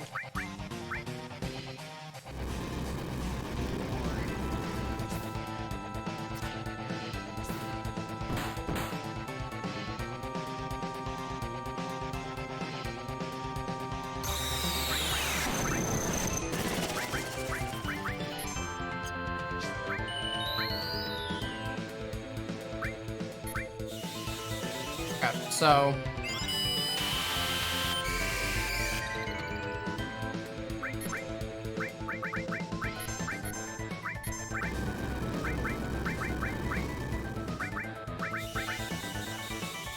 So yeah, using laser to cut her HP in half. Actually, I'm just gonna grenade.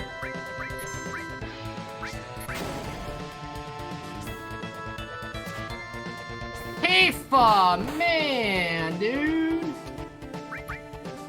Is he going? Alright, should be fine regardless. Alright, finally, the boss fight is over. That is honestly one of the worst schizos I've had, where Tifa didn't die. I mean, now she died, but it's okay. Are you guys ready to see if we get the glitch? It could be over, and we will have to reset. If we get a fight...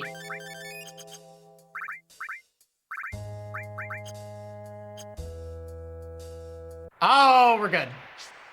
We are good. We are good. Thank God, man. Because if you get that fight there, it is literally run over.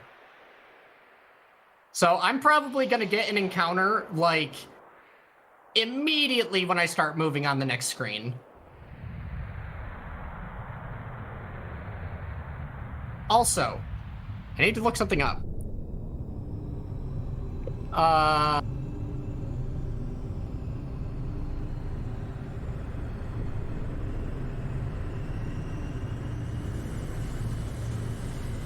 Alright, Big Guard costs 56 MP. Not bad. I don't know why I don't have that number memorized, but yeah, so even though I had to double Big Guard on that fight, we'll be fine for Genova. Which, Genova, we actually cannot die. It is, like, literally impossible to lose a run to Genova, because all of Genova's attacks are fire damage, and fire damage will heal Sid, and Tifa's immune from it.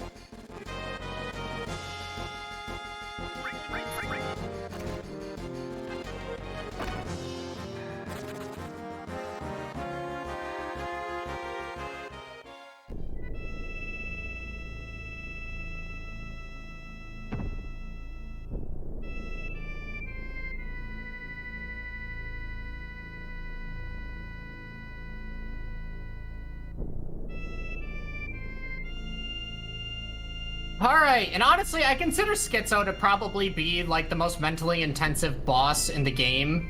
Like, you could, like, I say it's, like, the most difficult in the run in terms of, like, execution and thinking and reacting on the fly to stuff. So I'm pretty relieved to be past it, but we're not over for the run killers. We are not over it.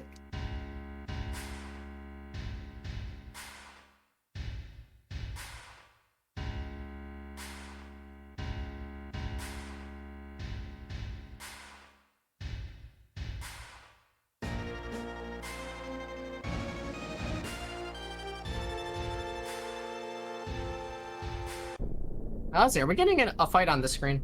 No, okay. So, we'll probably get the fight on the next screen when you can't even see Cloud. Because, yeah, the camera will be, like, in a different position, but we can still move Cloud during the start of this screen. Yep. So, kind of get some good movement in there. Ow.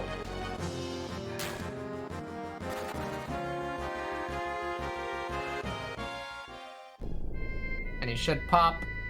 Yep, there he is.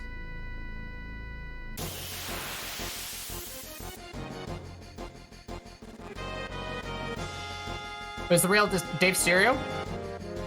I am. No, I am.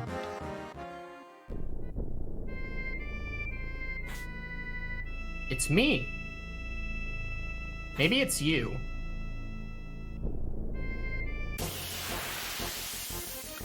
All right, another set of steps that are like literally impossible to count.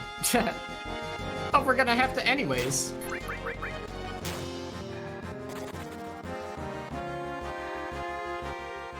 All right, yeah. 2, 3, 4, 5, 6.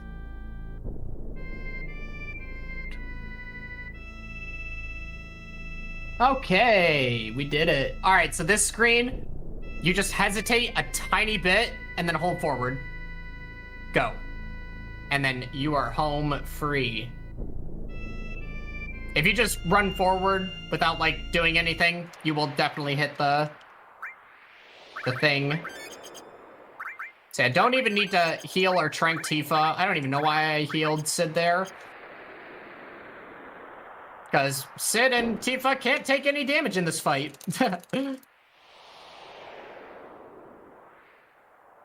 Cloud is the only one that can die in this fight. And we need to keep Cloud alive because he has Cross Slash, which, much like the last Genova fight and Red Dragon, we're going to be doing the same exact thing where you Cross Slash to paralyze the enemy, get Death Sentence and critical HP on Tifa, which is why we kept her dead, because when you Phoenix down her, she is in critical HP. And then we just Death Blow away. The only thing is, we won't be able to kill during the duration of the Paralyze exclusively. So you kind of go for some early Death Blows. If the first Death Blow hits, you can start initiating Cross Slash. If not, you kind of go for another one and then initiate Cross Slash. Genova also has the chance of like doing nothing, or she can do 3 turns. So this fight is very RNG heavy in terms of time save, time loss.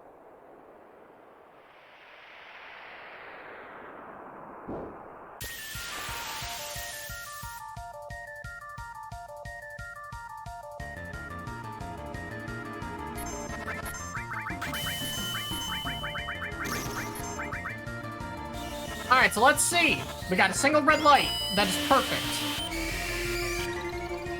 Now, will Tifa hit?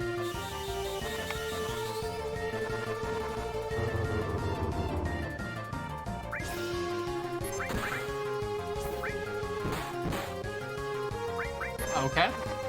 Oh. So the thing about hesitating to cue that cross slash is if a character has an animation that they haven't finished, their time bar will be frozen. But if I wait with Tifa... Yeah, if I waited with Tifa and then Q cross slash, she would have actually gotten a full time bar. But Genova snuck in a turn anyways. Oh.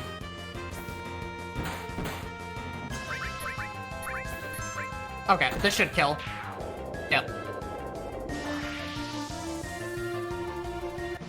There's so many nuances to the way that time control works in this game It's kind of hard to just, like, explain without, like, doing it trial and error and, like, realizing how things work. But yeah, there's a lot of nuance to, like, the fights that, you know, may or may not seem simple, but that, like, that's what I like to say about FF7 is, like, there's so many, like, invisible mechanics and, like, things that you are keeping in mind that aren't, like, immediately apparent to viewers, but this run is really hard. All right, so we're gonna give the black materia to Red because he's right here. And now, the third and final whirlwind screen. We're gonna do something cool. My visual cue is the wave that passes. I start moving when the second wave goes off screen. So 1, 2, go. And you're good.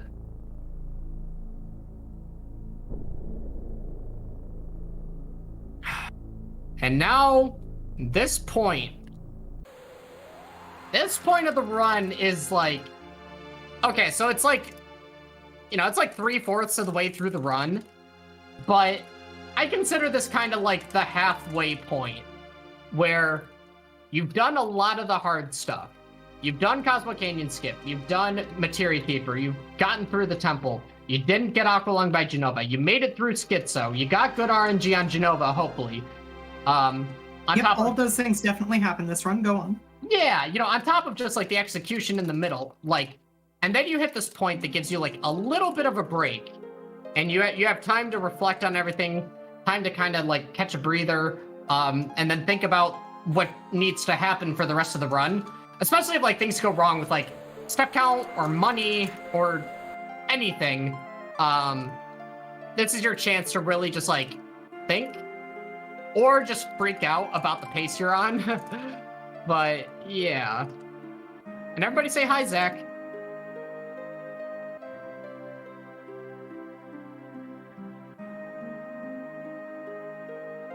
Yeah, things on my brain right now.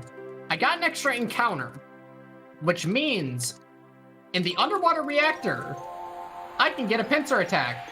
It's pretty much like the last pincer attack that will really matter for me, but it can happen. And it's like not super scary. It's just something you gotta deal with, but I'd rather not see it. You know?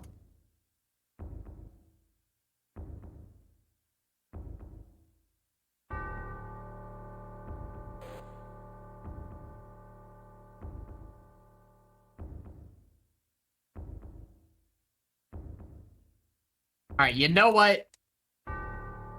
Copies of Dave, I have had enough. You know, you've been a nice audience, a very gracious couch.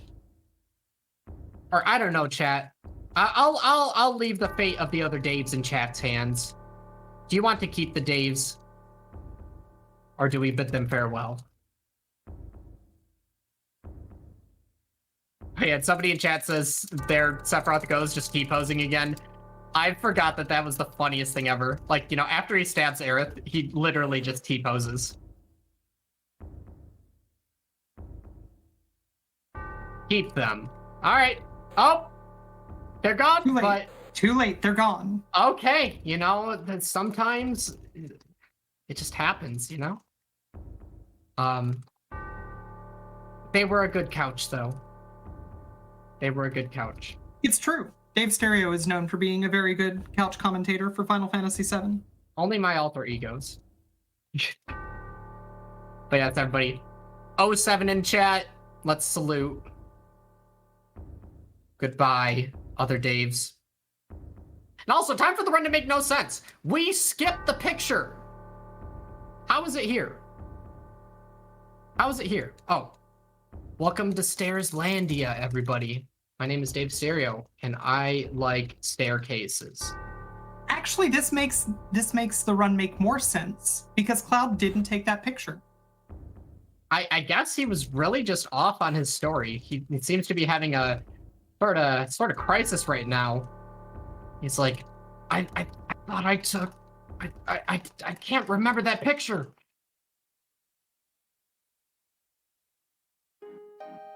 Yep.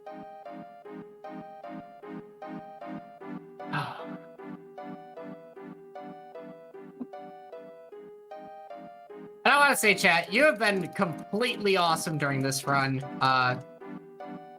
You've kept the vibes good. It's been a lot of fun showcasing the game for you guys, and I hope you all have been enjoying it.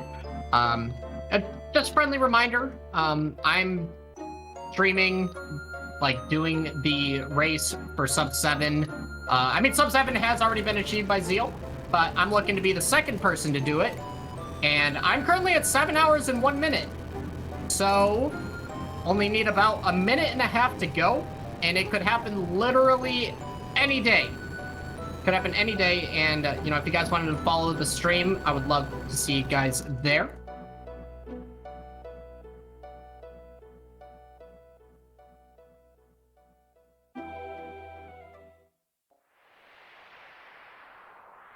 But yeah, Final Fantasy 7 has been the main grind for me. I speedrun way too many games for my own good, but it has been FF7 all the time because we gotta do this goal. When you start getting to this point, like trying to go for sub 7, like you've got to keep the strats fresh. You've got to keep the menu muscle memory in your head and just everything. And like, it's a challenge, but it's been a good challenge. And, looking forward to the day that we can get sub 7.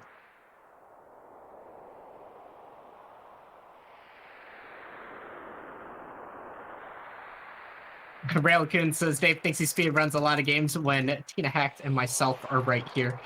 Listen. I've done a lot of games. Come on. Look, more than one is more than most people speedrun. It's okay.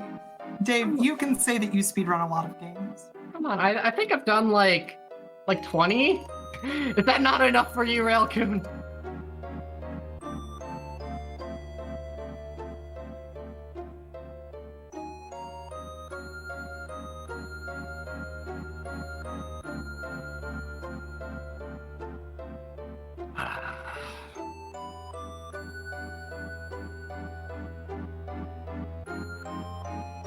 Yeah, we also have Ace in chat, who has been done a lot of work for this game, just with general knowledge and stuff.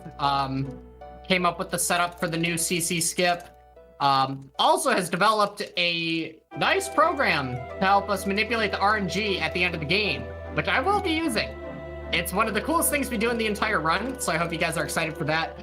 But Zephyr is saying that we could be on formations, meaning that we won't get a pincer attack in the underwater reactor.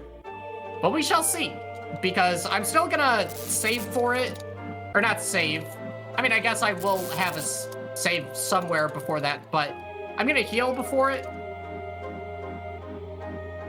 So... Wow, that was a glitch noise. That has only happened to me maybe like once ever. I feel like I normally only see the glitchy noises happen in disc 3, yeah. Right, disc 2. I know. Oh! That's I'm sorry. I'm not using my brain today. Yeah, the disc 3 actually has, well, some glitchy songs, a lot of songs that are missing, unfortunately.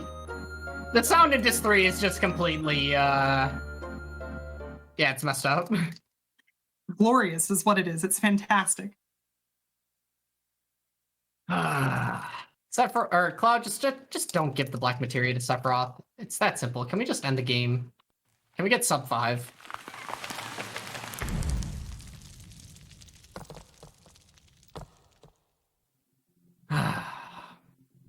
Good old legless Sephi.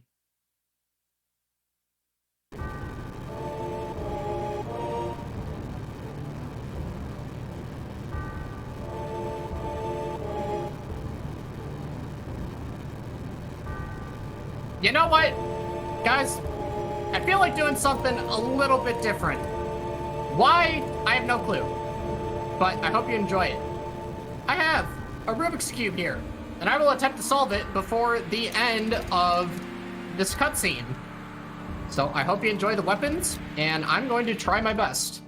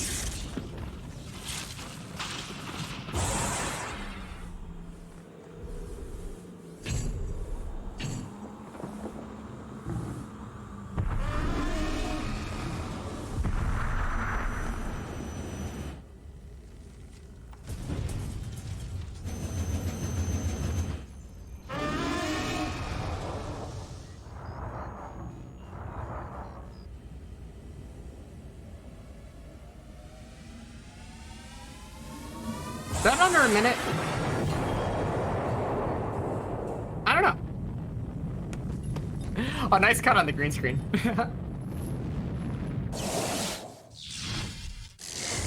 Well, it would have been cheating otherwise. You were solving a see-through Rubik's Cube. I could just see everything.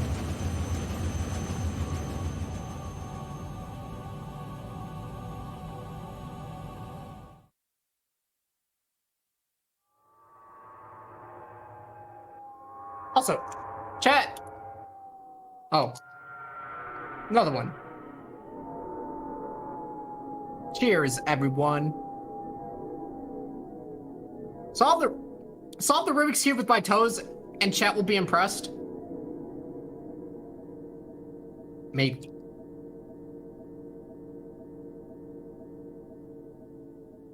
Come on, you guys are impressed with the run already? I feel like I've been playing okay. Come on.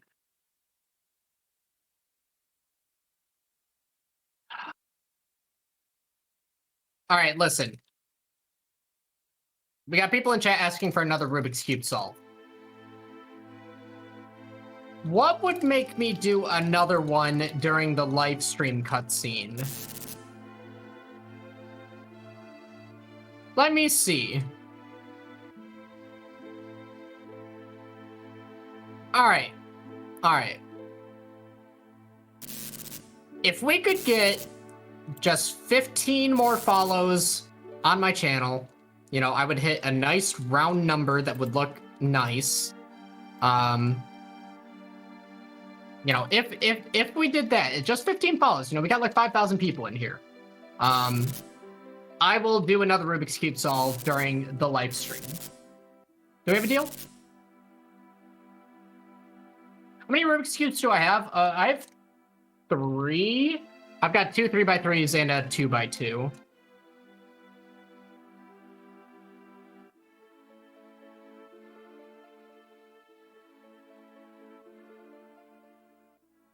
I don't know where any of them are, though.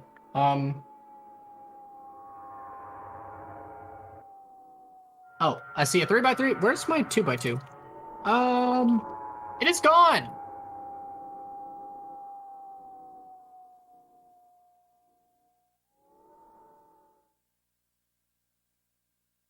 Wait, Railcoon, what's a pentaminx? I actually have no idea what that is. Okay, everybody, you all have completely just smashed.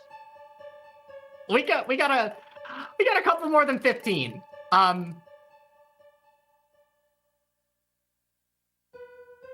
Thank you.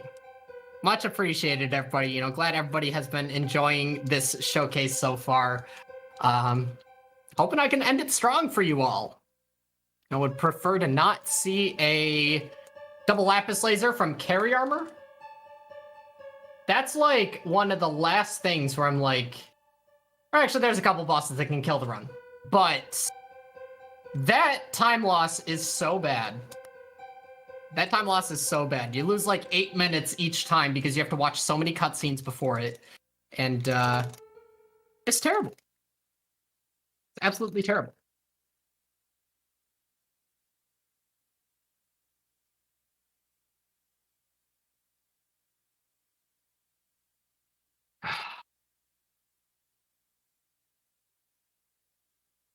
So funny thing about this screen, we can kind of get stuck.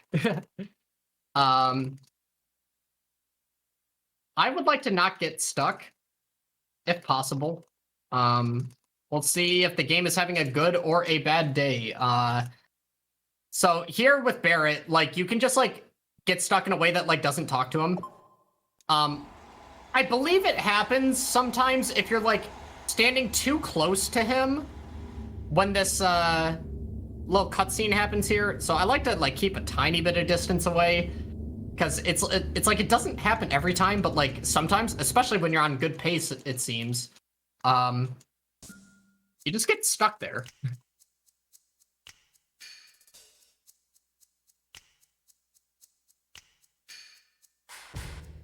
Oh, a Pentaminx is... Oh, okay. So it's more like... It's a more advanced speed cube. I wanted a better one. This one, it's good for, like, the level that I'm at, but, like, it would be nice to get those ones that are, like, held together by magnets. And somebody's also asking if I am doing safety saves. I am most certainly doing safety saves. You know, traditionally, when you play this game, I figure there's about, like, a 10% chance that a run will finish. So in order to make a marathon run possible, we gotta do all we can. Also, shouts out to that slick movement there where we didn't get caught behind Tifa.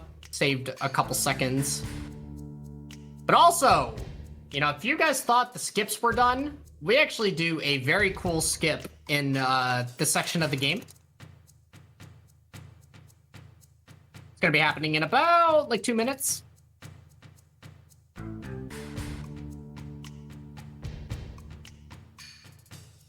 Somebody is asking if I have dreams of FF7. No, actually. I've actually never dreamed of Final Fantasy VII. But... And actually, to add on to that, I've never really dreamed of video games.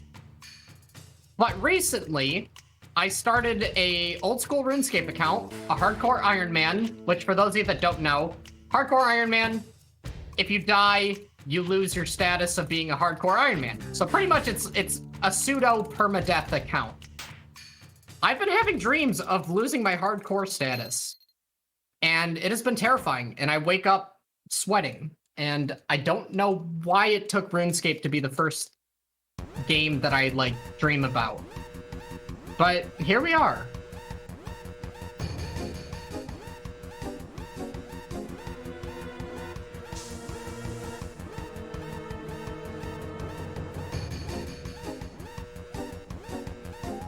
Alright, so you can see here we've been ambushed by guards. So what are we gonna do to the guards? We're literally just gonna run away, and then they disappear. Why? I really don't know. But they do. I mean, running away seems like a reasonable course of action under these circumstances.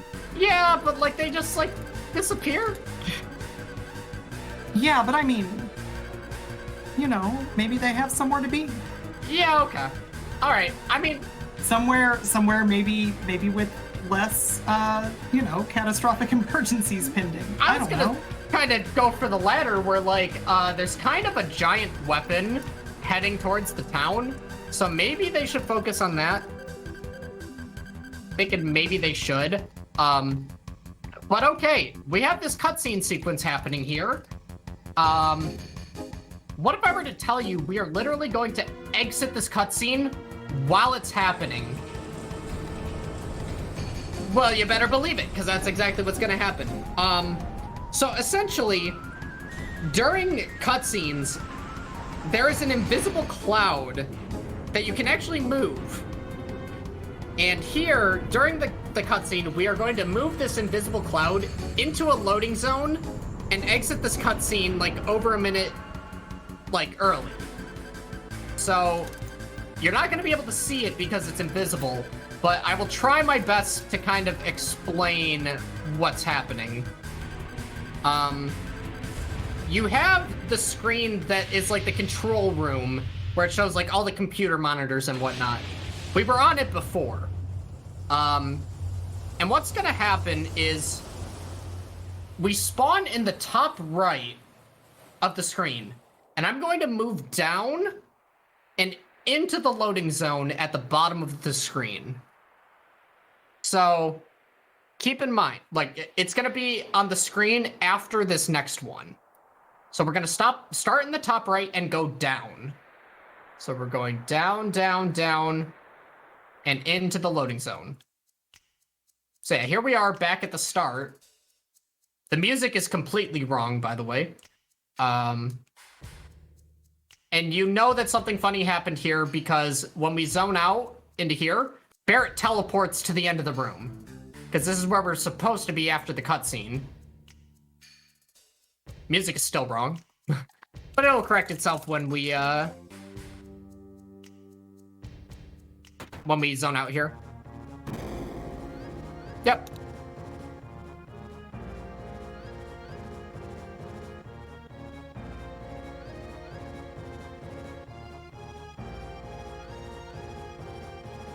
And fight sometime. All right, yeah, we're a little, actually kind of like a lot of bit behind step, but should be fine.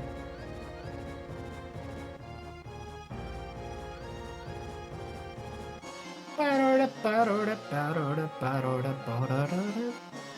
if I YOLO'd something? Oh. I was gonna try to open the menu to skip that encounter, but since we're so far behind, it's kind of hard to know where it's gonna be. Well, I mean, good news, you found it. Yeah, it was right there. All I had to do was press a button on the exact frame that would have happened without failing. I will know better for next time.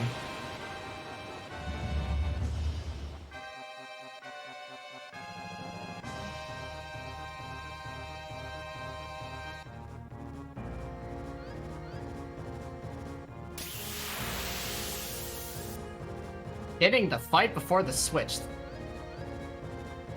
So when you hit the switch, step count kind of freezes. So it's just funny to, like, get that fight there.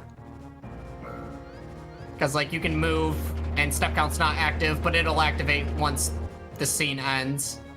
So typically I'd get that fight after the lift, but, you know, it's whatever.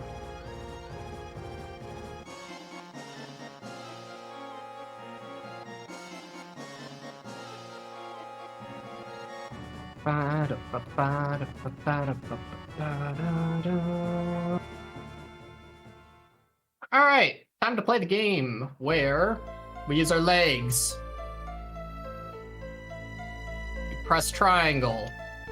We use legs and head. We use head and arms. We use our arm. And now we are free.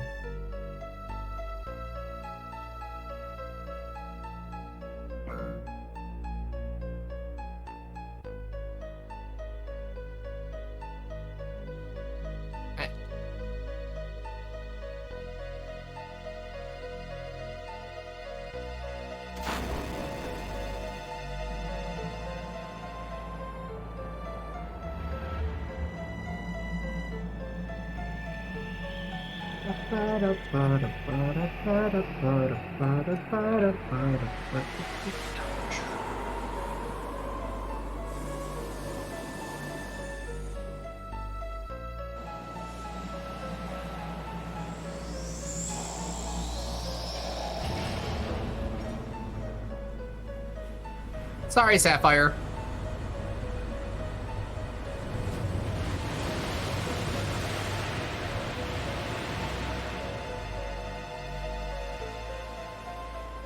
I'm really hoping for a boss fight against Sapphire Weapon in the remake. Like, if you could fight, like, a headless zombie Sapphire, that would be pretty hot. Hear me out. Scripted loss followed by that cutscene. Scripted loss? Okay. Oh, you're talking... Oh, I thought... For some reason, I thought you were talking about the slap fight coming up. But honestly, I'm a fan of scripted losses in games. Like... I don't know. It's just like you're trying your hardest, but it just like gets ripped away from you. And like, I like not having control sometimes in games. Like sometimes having like control is like key, but for like narrative purposes, I would be down. I would be so down. Like Like, you try your best to fight it, and you lose, and then the cannon just comes out of nowhere and explodes its face. So, I'm down with that. I'm 100% down with that. But yeah, speaking of scripted losses, we got the slap fight minigame here, where it could be faster to win it, actually. But that would have to, okay, so there's a chance that Scarlet can just, slap you regardless of how well you're doing. So instead of taking that risk, you kind of just, chill and take the slaps.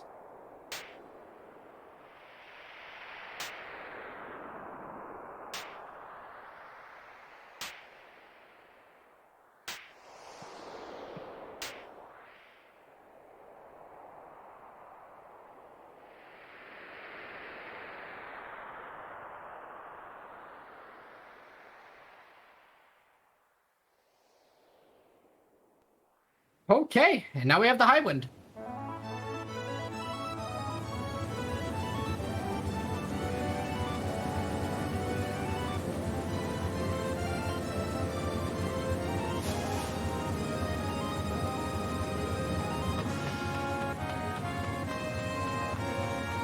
I'm also really hoping for a Scarlet versus Tifa boss fight on the cannon. That would be sick.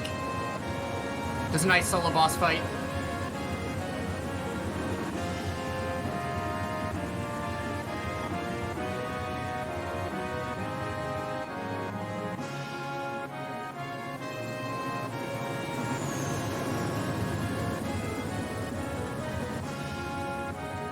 But alrighty, so we are approaching, well, we're actually already in the 5-hour range, so I think now would be a good time to take the hourly break, just because, we just had a nice big story segment close. We got the high wind, we're ready to go. We'll have some hype music to start off the next part. So, Railgoon, if you wanted to pause in 3, 2, 1, pause.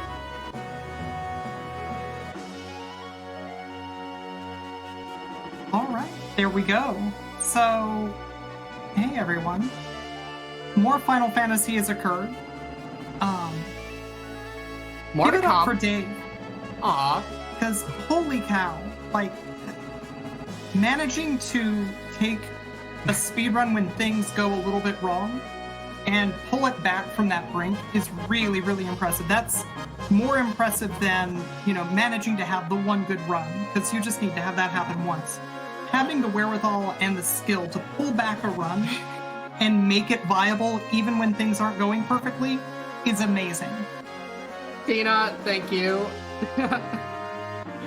Yeah, also give it up for yourselves. You guys have been great.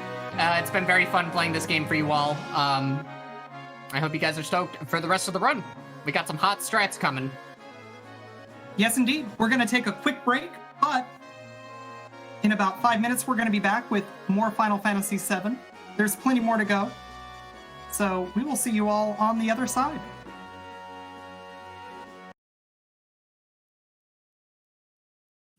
And we are back. This isn't the last segment that you're gonna see of this, but we're getting close to kind of the end game. And once again, just for everybody who is just now joining, just a couple of announcements before Dave gets back underway. If you're interested in volunteering for chat moderation or social media positions for SGDQ 2021 online, those are going to be posted on gamesdonequick.com as soon as they're open. Keep an eye out there. If you're watching on YouTube and you'd like to support our live content, consider heading on over to twitch.tv/gamesdonequick.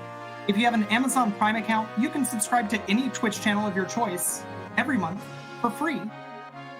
Twitch.tv/gamesdonequick is, I actually just checked this during the break, it is a Twitch channel, and as such, maybe consider using your Amazon Prime sub here. Information for all of our hotfix shows, which is the content that we do almost every single day, is available at gamesdonequick.com/hotfix. From there, you can find out more information about submitting your runs to our shows. And tomorrow, speaking of our shows, Speed Seasons is going to be happening at 1 p.m. Eastern. It's an ongoing series of races, and tomorrow is Katamari Damacy. It's a super chill casual game. It's a super fun speedrun. You're going to want to make sure that you show up to check that out. You're also going to want to make sure that you show up to check out Dave Stereo, just top tier Final Fantasy VII speedrunner, and all 3 ghosts of Christmas, past, present, and future. Or actually, no, Ghosts of Final Fantasy VII, past, present, and future, I think, is what you were being just now. Hey, Dave, are you ready to get a world record? Eventually, yes. Yes. Sub 7 will happen. Not... Where's it gonna happen? Maybe not today, because, you know, we've done marathon safety saves, and things have happened. Yeah, but I mean, if I wanted to watch you get sub 7, you know, it's funny because, you know, we're on this website called Twitch, and I do actually have a Twitch channel, and I'm gonna post some hearts in chat. You know, feel free to click on my name, and if you want to hit the follow button, you guys can keep up with the sub 7 grind, because it's gonna happen any day. And will you be there? Is the question. But you think we're ready to kick things underway? As soon as you are, count us down. All right, let's do it in 3, 2, 1, go. So, all right, we have the high wind, and now we got to go to Mediel to see what Cloud's doing. In Mediel, we will actually be getting one of the most powerful items in the entire game. And if I mess up dialogue, run is over. But yeah, we are going to be getting the Cursed Ring, where it auto-casts Death Sentence on the holder, and also raises the stats of that character. Which normally the Death Sentence is supposed to be a drawback. In our case, it's actually also a buff, because we never have to worry about casting Death Sentence on Tifa again for her ×4 damage boost with the Power Soul. So that will be very crucial in the run. Additionally, I'm going to be doing a major shop where I pick up a bunch of HP pluses, as well as the Destruct Materia, which we will use only on Safer Sephiroth. You know, the last, like, real boss fight of the run is why we get the Destruct Materia. But also, one thing I need to keep in mind is what my money is exiting that fight. Because, believe it or not, we can actually have too much money that can ruin the run. And this is because of the Fort Condor minigame coming up. I will explain it when we get closer, but just know that during this next shop, I am keeping a very close eye on how much money I have. And also, the high wind can fly backwards because physics. That's physics. It's science. Everybody knows this. Yes. All right. So let's. You know, we haven't saved the game in a minute, and I've done some funny things with these menus coming up, so probably in my best interest to just take a save. Why not? But okay, so I mentioned the Curse Ring. The way you get that is, first, you have to knock on this door that is not actually a door. It's a painted door. And once you've done that, you have the ability to grab this key. That's over here. So you grab that. And then you try to use the key on the door, but the key breaks. And all you have to do is tell the truth. Moral of the story, tell the truth to the guy that questions you, and he gives you the Curse Ring. So, pretty nice of this dude to just hook us up with one of the most crucial items in the run. Yeah, that's one of the instances where if you just mash through the dialogue, the run is over. Because you definitely need to pick the second option there. But so, for this major shop, I'm going to be selling every weapon and armor piece with the exception of the Wizard Bracelet and the Curse Ring that we just got. And hopefully our Gil range will be where I need it to be. I hope it. Let's see.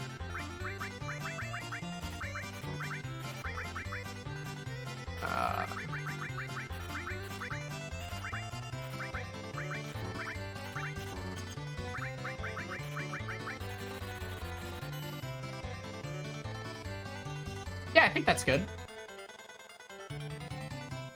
300. Wait, no. Actually, you know what?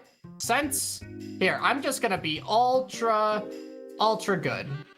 I think that's like just at the upper range that I can be. But just to be safe, let's buy a tranquilizer. Actually, let's buy 2. Now we are most certainly in a comfy gil range. The reason why this matters is because we are going to be losing the Fort Condor minigame on purpose. And the way we do that is we buy structures that we can instantly remove. And the minigame will end when you spend all of your money and have no structures. As a result, if you have a gil range that will spawn a soldier, and your only option is to spawn a soldier, you have to. And you have to kill that soldier somehow, which requires you to move that soldier all the way down on the Fort Condor minigame. And that takes forever, let alone the time it takes for the soldier to die. So, just being a little extra safe there on the gil amounts. I'm pretty sure I was fine. But honestly, marathon run, you can never be too safe. And honestly, a couple extra tranquilizers. Cool. I will take it.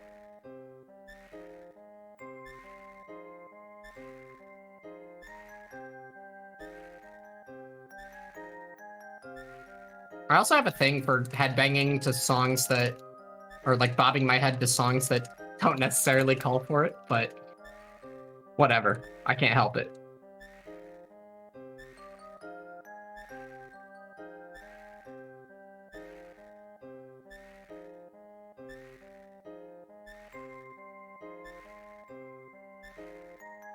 Come on, you guys are out of time.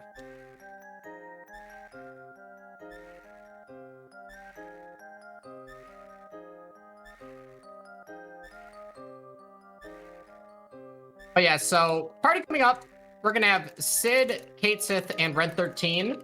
That's gonna be our party for like the train fights. I guess I can explain the menu that's gonna come up because it's pretty lengthy for this game. And yeah, so we're gonna be putting Comet with MP Turbo on Sid because he has the Wizard Bracelet and the Curse Ring. We're gonna give it to him. And Comet will be used on some of the fights. Also, organizing my enemy skills in a way where Red and Kate Sith have the enemy skills with laser on them, because laser is actually only learned on 2 of the enemy skills. So we're gonna make sure that those 2 have it, and that Sid has the one with just Magic Breath. Get some HP pluses, but also something that's super important about this menu is Tifa is going to end up getting the first 5 slots on Sid's armor just through the exchange command. So I'm setting it up in a way that allows me to just quickly swap the armors of Sid and Tifa for materia. So where I slot things is actually in a particular order. Yeah. Also, we're going to be pairing Elemental with HP Plus, which some of you might be thinking, like, what? Like, Elemental and HP Plus, that makes absolutely no sense. And you would be right, except for the fact that there is something called the hidden element. It's hidden. You know, that you got lightning, you got fire, you got earth. There's also hidden. And pairing Elemental with HP Plus or Hidden will allow us to survive the Ultima Weapon fight, you know, right before the live stream sequence. So yeah, when you see me pair Elemental with HP Plus, it is intentional. It's an actual strat. Yeah.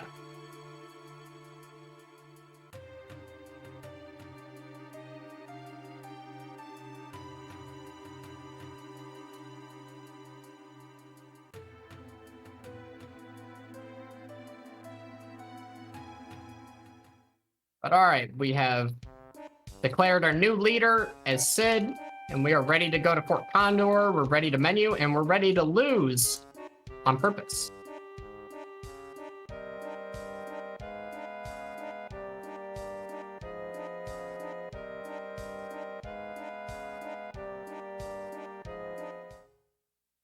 Bop, bop, ba-da-da.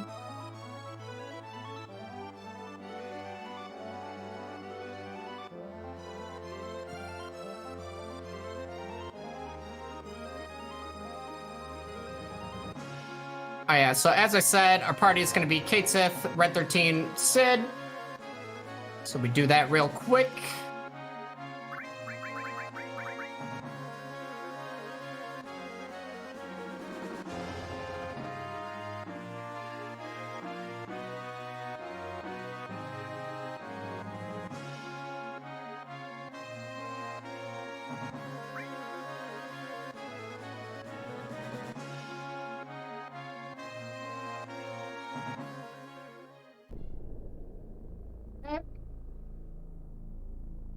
So normally if you just hold forward here, you kind of get a text box with this guy.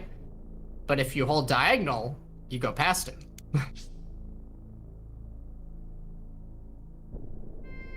But okay, it's menuing time.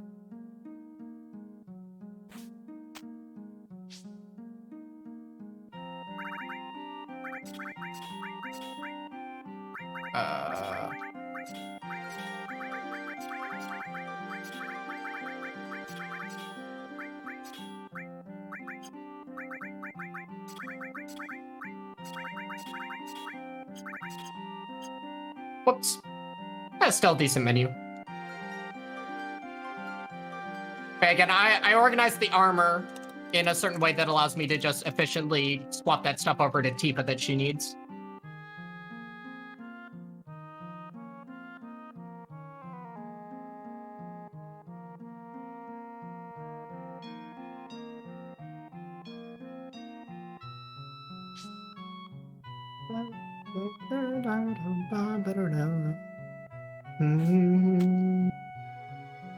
Okay. So again, we are going to lose this as fast as possible. Not going to try to fake you guys out, you know. As much as I would like to.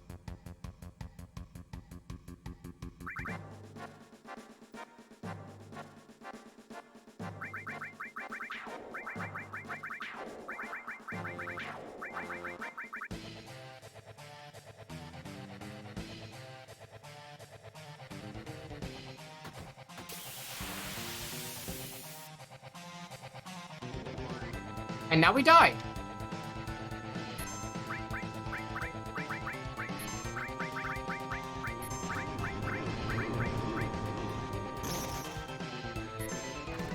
See you, Red.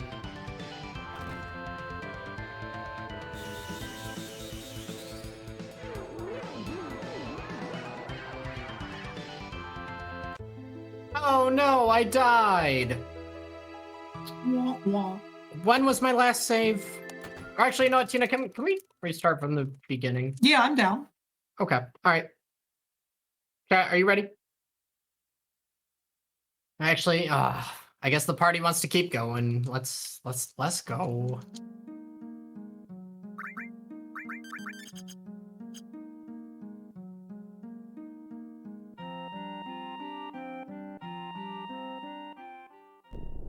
Let's back to Corel. I always bounce between Coral and Corel. I'm excited for the FF7 remake to actually, like, clarify my pronunciation.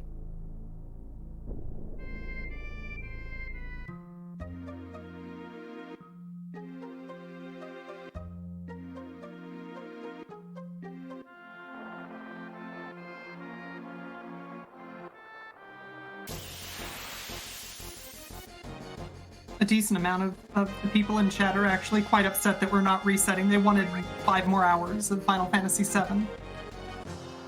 Yeah, you know, me too, but hey, if I'm being honest, if I were to do another run, my brain would be at like half capacity, because I've been on a very normal person sleep schedule.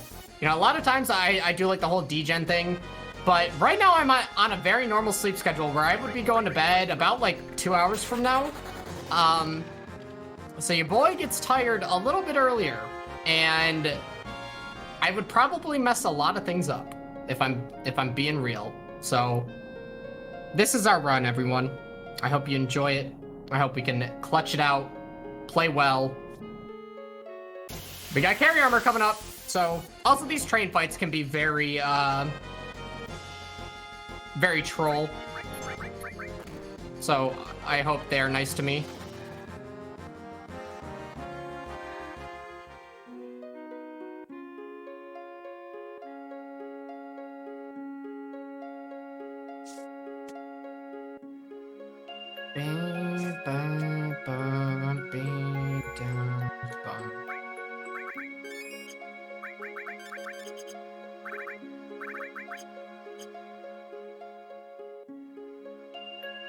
Okay, just healing up the party, adding tranquilizers, ATB weight, because we're gonna need ATB weight for all the train fights.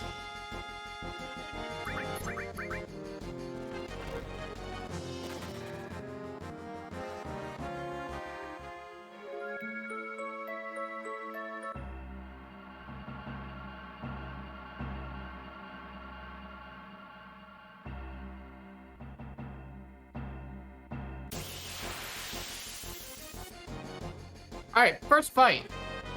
Pretty simple. Oh, we got a first turn. First turn magic breath, alright.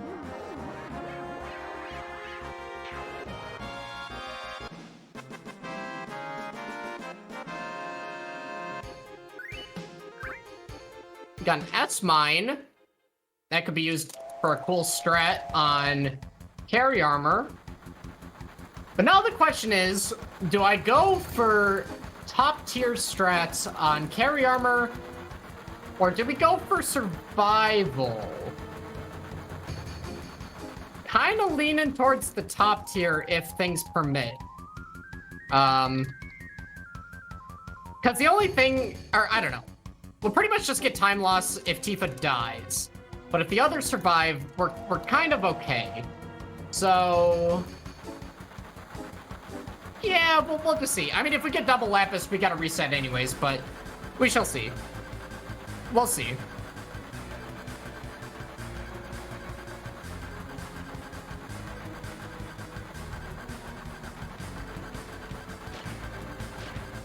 Alright.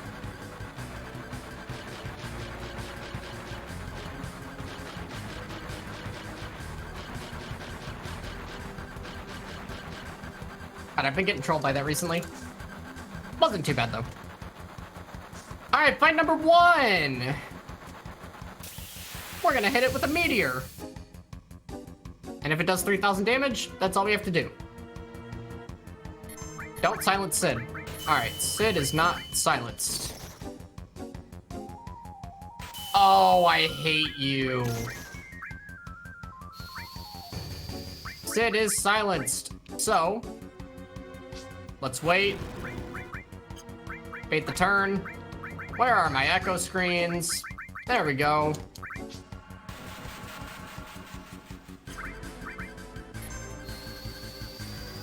Gotta love the video game.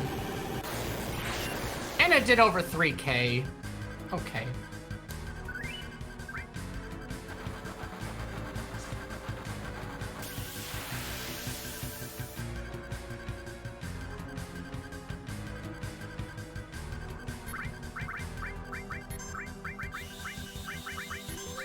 Let's fight.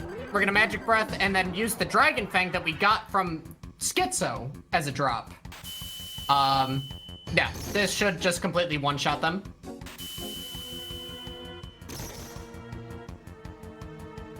Wow, they're getting a lot of turns and they really hate red.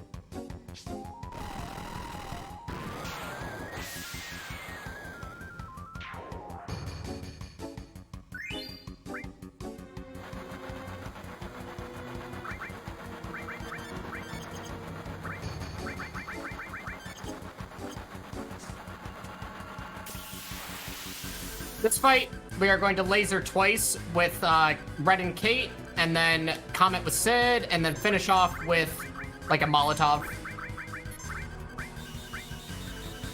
If we got Aqualung by Genova Life, you can actually use Aqualung in this fight, and it's really effective. But we didn't get Aqualung, so we got a Comet. Do over 2,500, even though it never does. Yeah. So we're gonna do that, and then grenade. Probably takes 2 turns. Yep.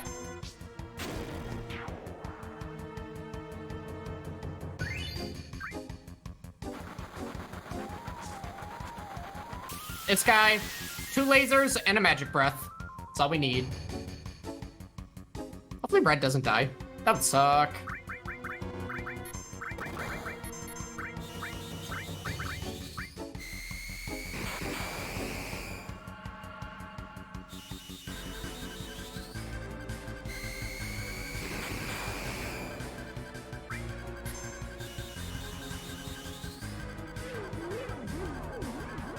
Somebody in chat is asking why cast Sadness on the party.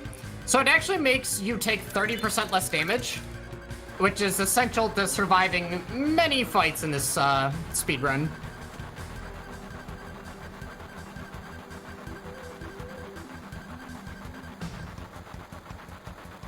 Alright, so I need Kate Sith to get a first turn here. If you do, that would be cool. Ah.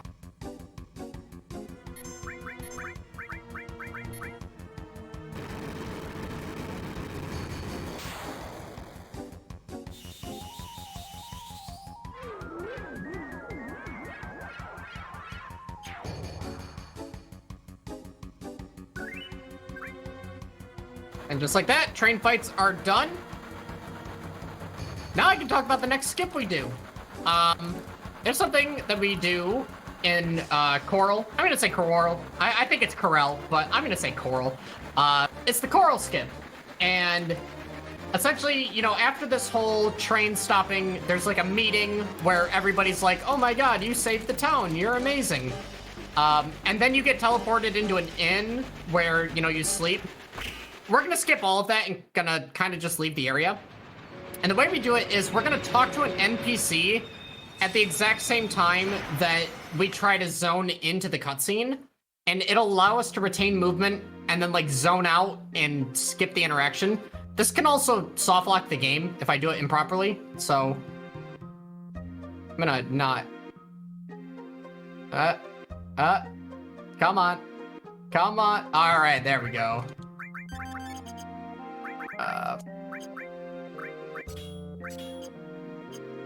So we got the dialogue, and we're gonna go to the gold saucer area, zone back, and the event is skipped.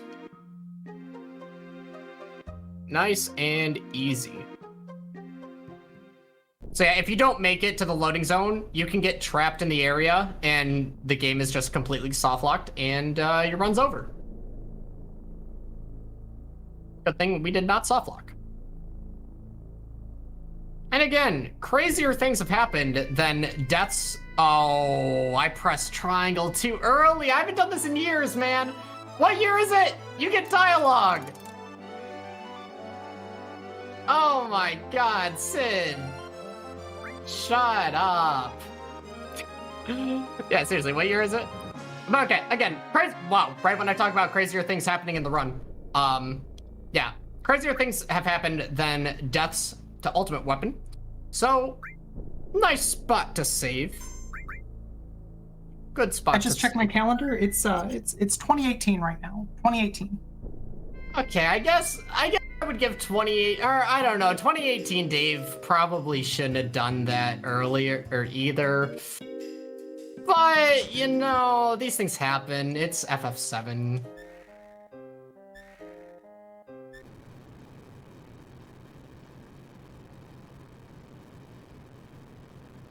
Someone says the motto of today's stream is, and the run is over. Welcome to FF7, where everything can kill the run. It is glorious. Like this guy. He shouldn't kill the run. But also one of the times that I lost the run, I accidentally changed rows and front rowed all my characters instead of defending. Yeah, the thing with this, guys, you just need to survive 3 turns. And before, I put my characters in the front row, which meant instant death. So we're not going to do that.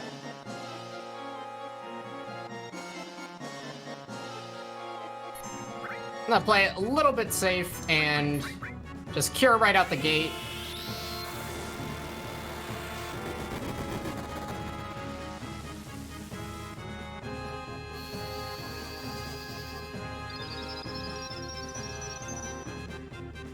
Let's see, who takes the punch? Alright, we are good. We live. Unless if HP plus isn't on elemental. We did it. Alright.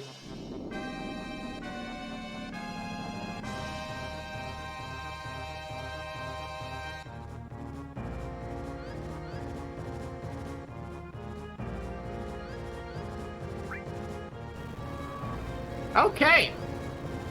That's time for everyone's favorite part of the game. Time for the live stream. Which honestly, the live stream is always like a nerve-wracking part of the run. You know, depending on what pace you're on, because like you could be on really good pace and you just have so much time to think to yourself about like all the things that could go wrong. Like, oh my god, Carry Armor's gonna double lapis me, or I'm gonna get bad ATB in all the fights, or Tifa's gonna miss all of her death blows on Diamond Weapon and the run's over. Or Hojo's gonna cast Confuse on Tifa and then the run could be over. Or I'm gonna get a super bad Final Descent that ruins the pace. Yeah. So, I like the live stream. I actually do. It doesn't take too long.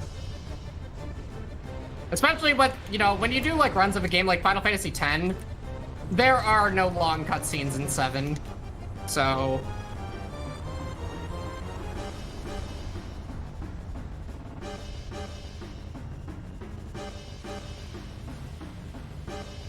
somebody in chat asks, what time am I shooting for? I did a marathon showcase of this in 2019.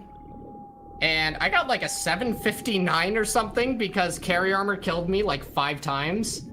Like my PB at that point was a 7:15, and I got like a 7:59 or something that run. It's like just barely sub 8. And so honestly, I just want under 7:59. Yeah. I think we're gonna do better than that.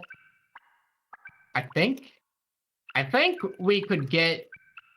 I think we're going to be under 7:30, honestly. But you never know. It's not over. Carry Armor isn't through. Diamond Weapon isn't through. Yeah. Also got people in chat asking about the Rubik's Cube. I will do it at the end when I don't have to match dialogue. At the end of the live stream sequence.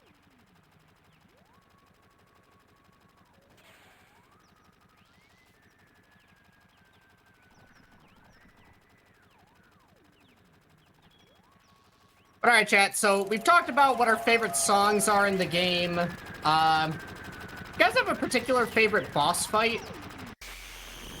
Any favorite boss fights? Fine to think.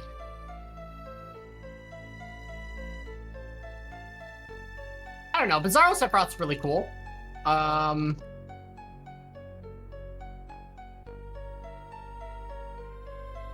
Maybe Bizarro.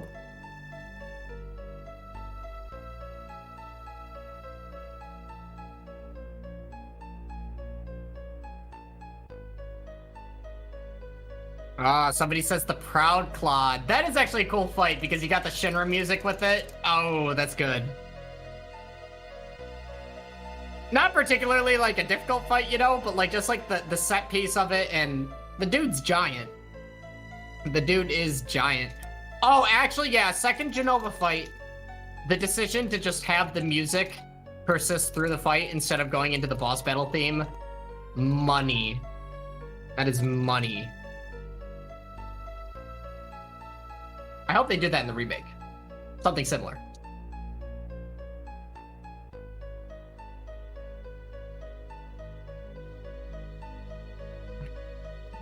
Yeah, time for Cloud to lie about absolutely everything. I don't blame you, Cloud. It's okay.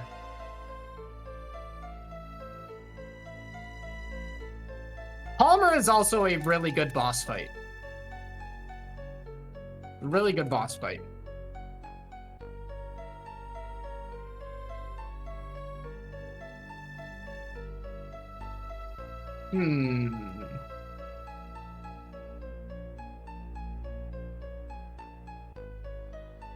I like the concept of Airbuster, where, like,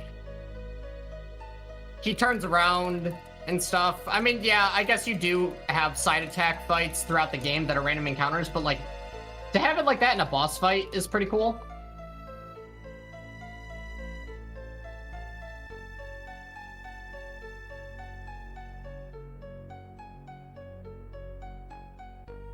But all right, section 1 of 4. There's pretty much like 4 major sections of this. You go to Nibelheim, you go back, well, to Nibelheim, well, actually they're all Nibelheim. You go north, then west, then east, and then north again.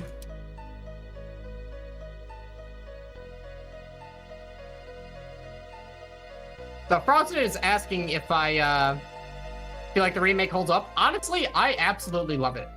I do absolutely love it. Now, speaking of like favorite boss fights in the remake, you know, we don't want to give any spoilers or anything, but like Airbuster, that music, oh. Question to the alternate Dave on the right. What is your beverage of choice during these speed runs? I'm thinking about like how do I throw my voice. Well, typically, I will have iced coffee because I wake up in the morning, I get my breakfast, which has iced coffee, and yeah. Right now, we're chilling with the Mountain Dew. I've also got some water. Water is also really good.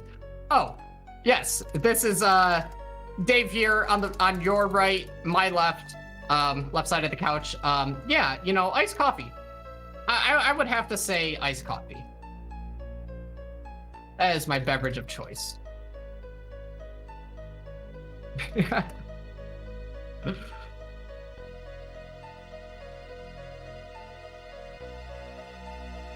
Ah, well said, Dave. Or, you're on. Wait. I don't know my left from my rights. Well said, Dave. I agree. Iced coffee is really nice.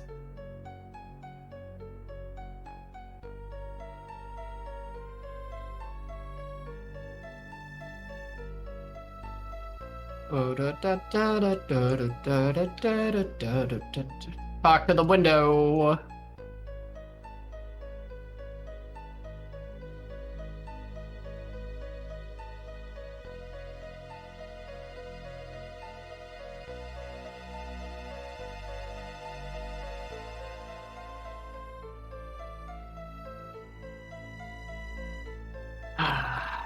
Are you guys getting your Bible thumps ready? This next song, I wish we heard it more in the run, you know? But, you know, there's a couple of these songs that we just hear one time, and, it's really nice. It's really nice. I mean, or you can PogChamp if you want. I mean, like, you know, you can do whatever you want, but I feel like Bible Thump is a fitting emote.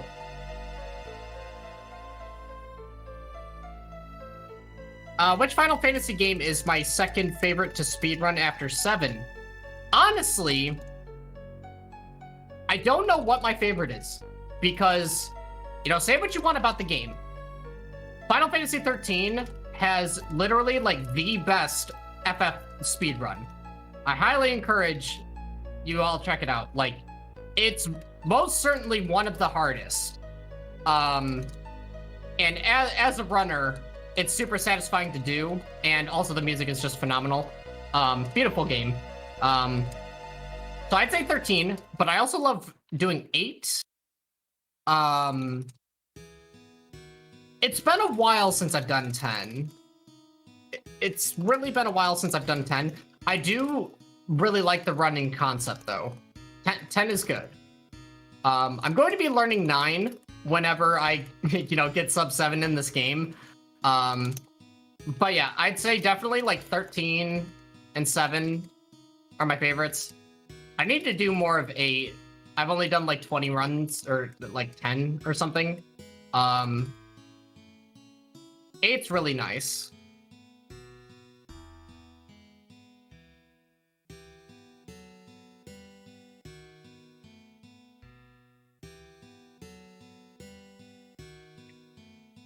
So somebody asked to play casually, which is my favorite Final Fantasy game. Probably the remake, honestly. Maybe 8.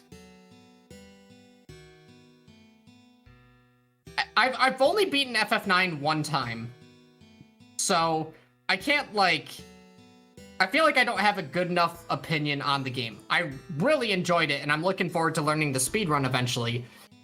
It's just I guess I don't have that super personal attachment to it because I've only beaten it one time. But I might have to say FF8. 10 is just I don't know. For anybody starting out with the series, I do recommend FF10. Fun memories, Really fun memories.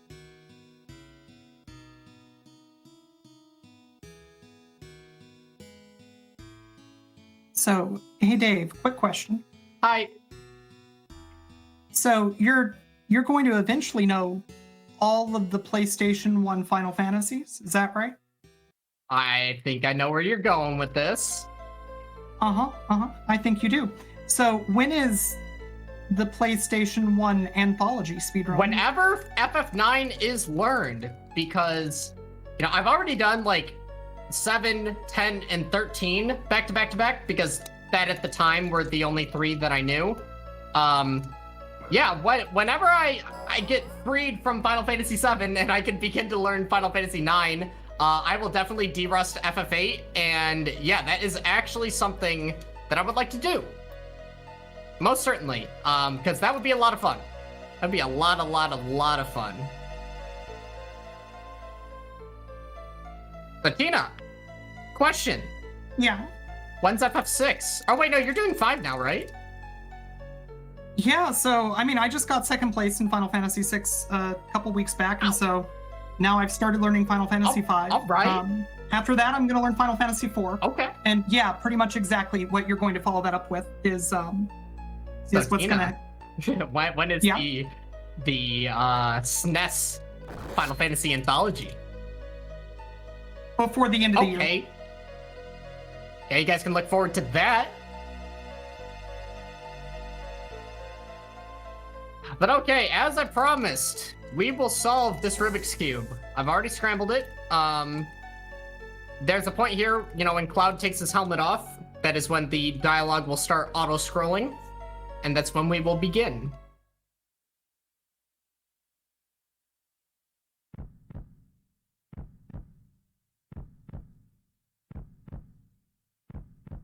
So somebody is asking if this is a old GDQ or a present stream. And to that, I say, hello. This is live. And so is chat, I think. Well, I should clarify. The audience in the background is live. The Dave that you're seeing in front of that audience, however, has been pre-recorded.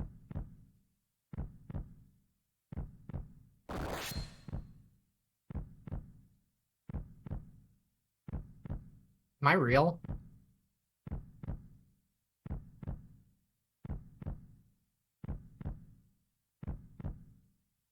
All right, I don't have time to think about existence. It's time to solve a Rubik's Cube. So enjoy Cloud's lies while I try to speed through this. Okay.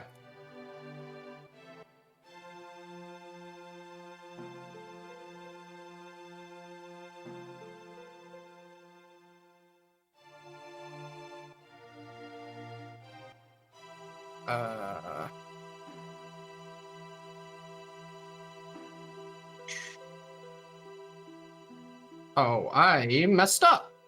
But now I have fixed it.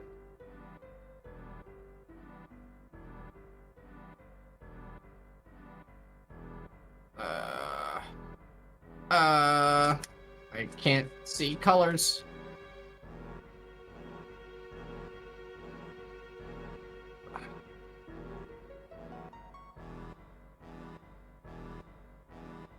Okay, okay.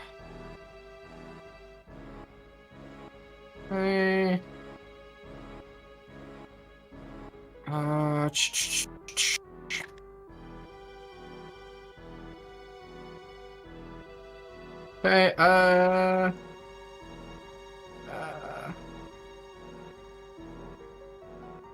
and time.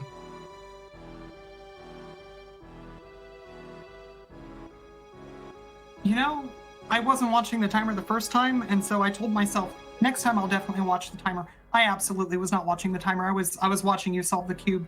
As such, I'm pretty sure that was actually fast enough to go into the Guinness Book of World Records as the fastest ever solving of a Rubik's Cube. During a Final Fantasy VII speed run. Yeah.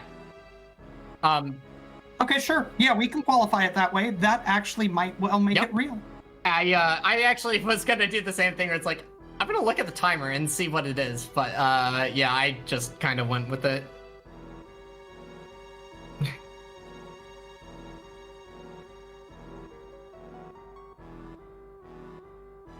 I know, I'm sorry, I'm not actually colorblind. I just, like, sometimes my brain doesn't keep up with the colors. Like, you know, it's like you're trying to go so fast and then, like, your brain just, like, doesn't remember things and, like, yeah.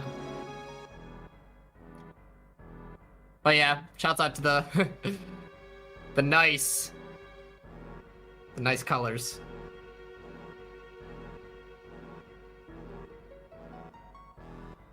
This cube holds the universe.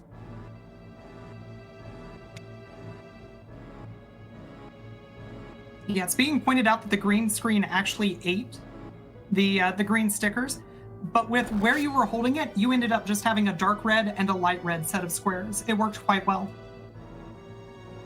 The green squares didn't exist. Did I actually solve it?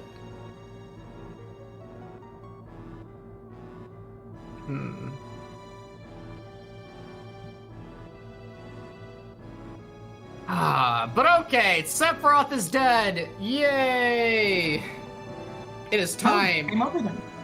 It is time for inputs and to play the video game and to start worrying about carry armor, because we're getting close.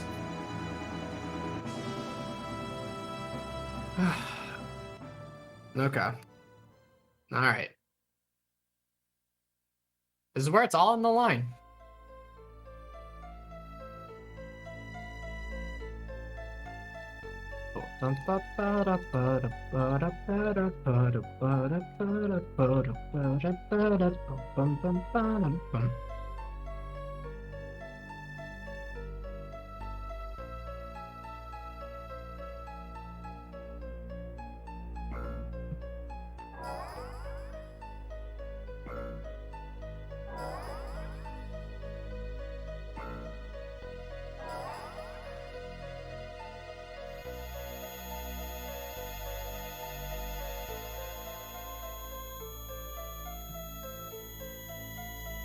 So yeah, somebody in chat is sort of like polling the chat, so I don't know if anybody's in chat that can do an actual poll, but how many lasers do you think we're gonna see on carry armor at the start?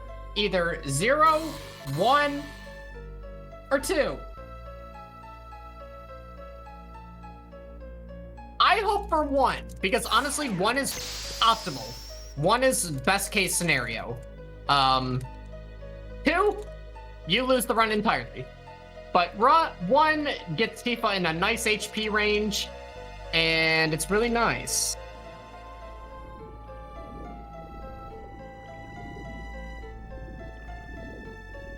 All right. Wow, even with marathon saves, getting a sub 6-hour live stream segment. That's kind of good. And I had to repeat Cosmo Canyon skip like 20 times. Not bad. Actually pretty stoked with this run so far. And we didn't even poison Bottoms well. And still lived to tell the tale somehow. And nobody in the party died. What is this run? It's the best kind of bad run where everything goes wrong that you could hope for. You just gotta keep it exciting for the viewers, okay? It's my way of throwing for content, you know? Like, you just gotta make it exciting.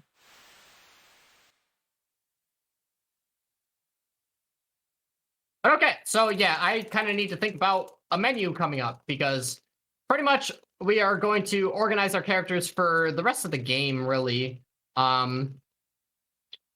You know, spread our enemy skills across all characters, give Tifa the stuff that Sid currently has, equip Sid with D-Barrier for the safer Sephiroth fight, actually. Giving Cloud Cure. Cloud's gonna have the cover materia also. And yeah, that pretty much sums it up. Cloud's gonna have the ribbon, so he will be immune from all status effects. Sid's gonna have the fire ring, which kind of helps on Diamond Weapon. And Tifa's gonna be the one getting the curse ring, so she gets instant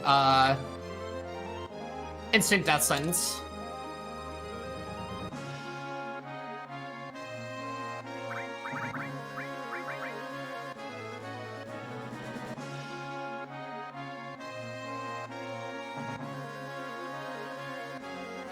All right, I think I still have a tent left over. I think. All right. So, because I see it being asked a couple times in chat, and we haven't talked about it for a couple hours now.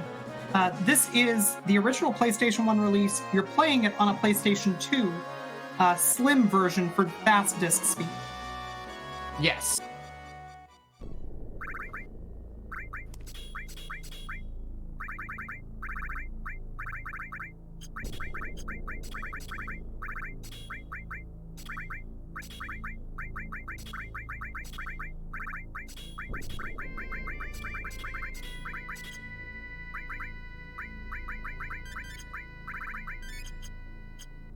Solid. Pretty solid. I felt kind of good about that one.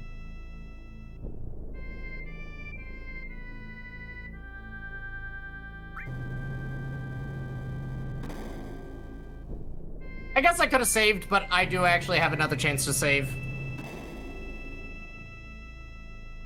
Actually, yeah, right at the end of this elevator, there's a save point. So I should do that before I go in the underwater reactor.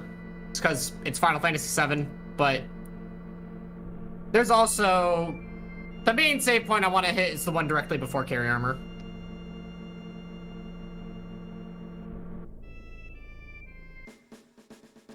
Let's see, yeah, save. I will take it.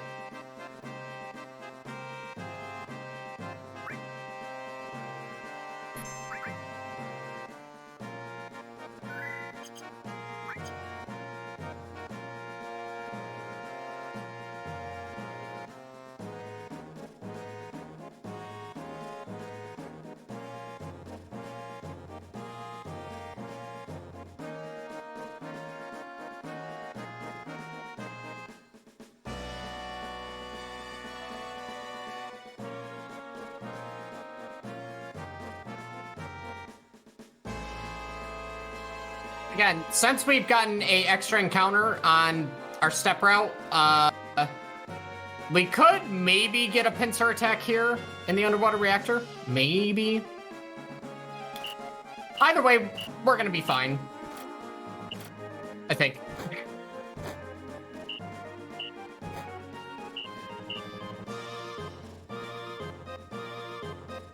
So essentially, during most of these guard fights that we have coming up, we're just gonna magic breath them. It's that easy.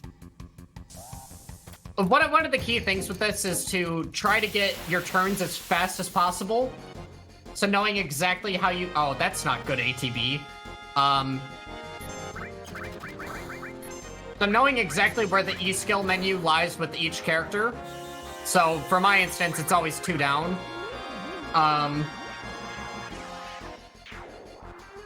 Yeah, so you just want to, like, efficiently cast it to try to limit the enemy turns if you can. That fight, I really had no choice because my starting ATBs were not the best.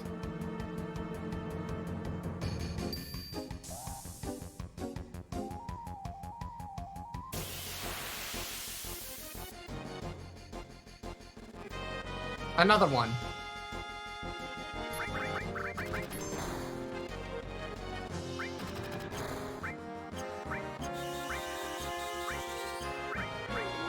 Where's the battery? Sometimes you just gotta check on the battery, you know?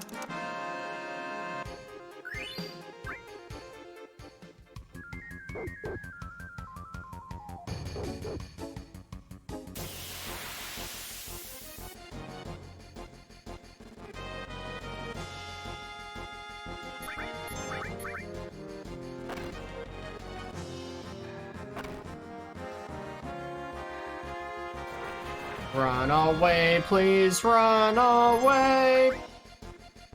Oh, won't you please just run away? Oh, won't you please just run away? Ba, ba, ba.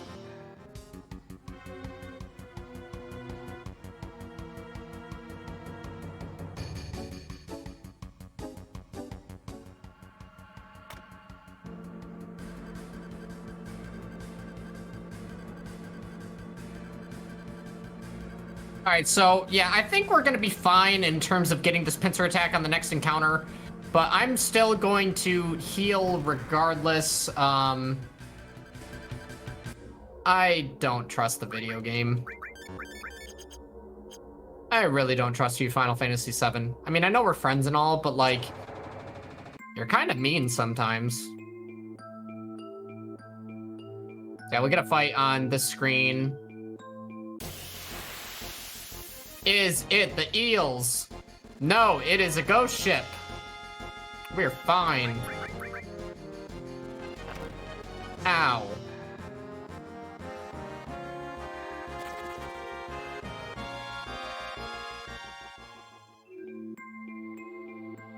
All right.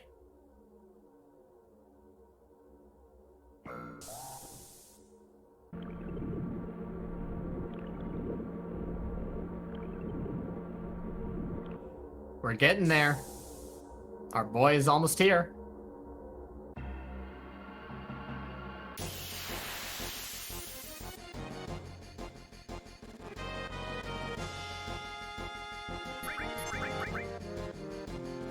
Go!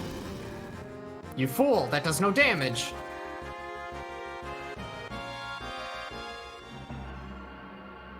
Walk nice 2-ish steps there. Get another fight before exiting the bridge.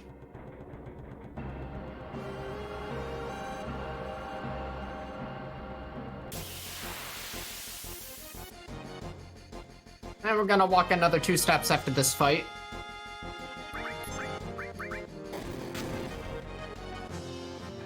Nice miss.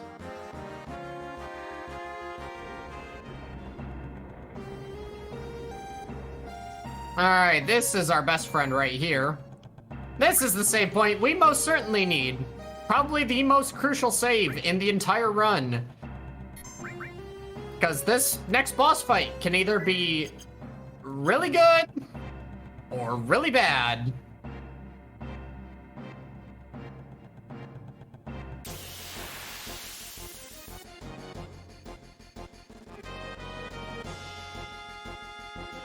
Yeah, this fight, you just use Tifa to attack the single enemy.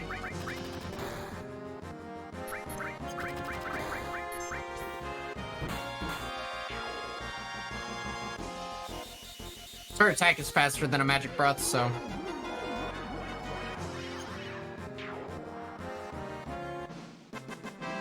And this next fight, for each soldier, if they get 1 turn, they actually get 3 turns. So this is a fight you would really like to have good ATB on. Please. Oh, no. Okay, we're at least getting... Alright, is it 3 or 6? Is it 3 or 6? 6! Alright!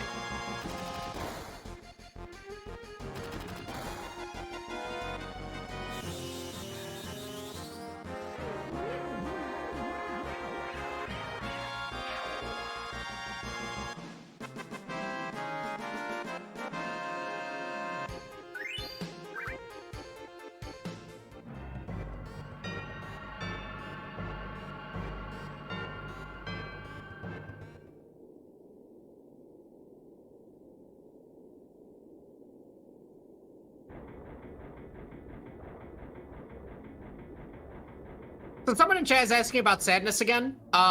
It makes you take 30% less damage, which without it, we wouldn't even be able to survive one lapis laser from carry armor. Yeah. Many bosses, you need sadness in order to actually survive when you're this low level. Sadness and back row. Where? There. Okay. Here he is. Carry armor. The dude that can end our run instantly with double lapis laser. He can arm grab. He can double arm grab. Or he could do nothing. He could literally do nothing. Yeah. So we're gonna start out big guard. As usual, try and true big guard. Gonna death blow with Tifa. And then we're actually gonna cast a magic breath. Because magic breath, if we do it one time, makes the arms less likely to arm grab. So, yeah. We're gonna need all the energy, chat. We're gonna need... Come on, chat. Let's... We're gonna give Dave our energy, and Dave is gonna get a first try carry armor. Please. Please. Again, that's how this is gonna work. This isn't really in my control, but we got it.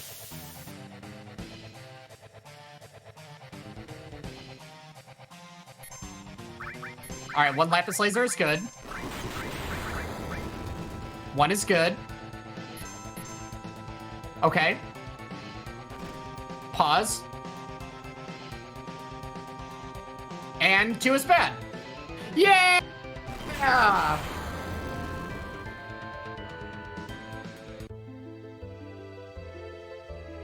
Great. Well, chat, you did it. Lapis laser, first try. Completely destroyed the party. Well done, everyone. Good job, chat. You did it. You did it.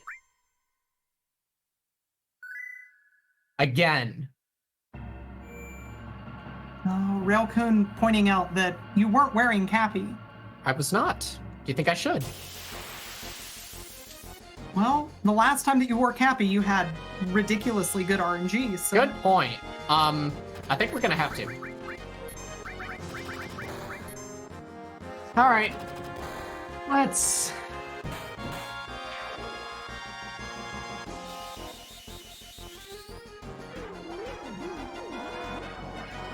All right. Cappy is back. Let's do it one more time. Yeah, getting a carry armor death is always super punishing because you have to do these fights again. You've got the scene. Like, it's just a little bit annoying.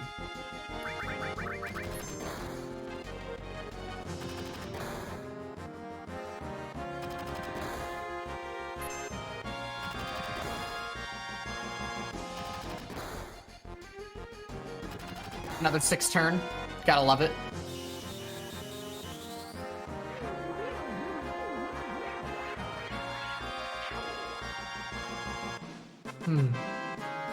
All right.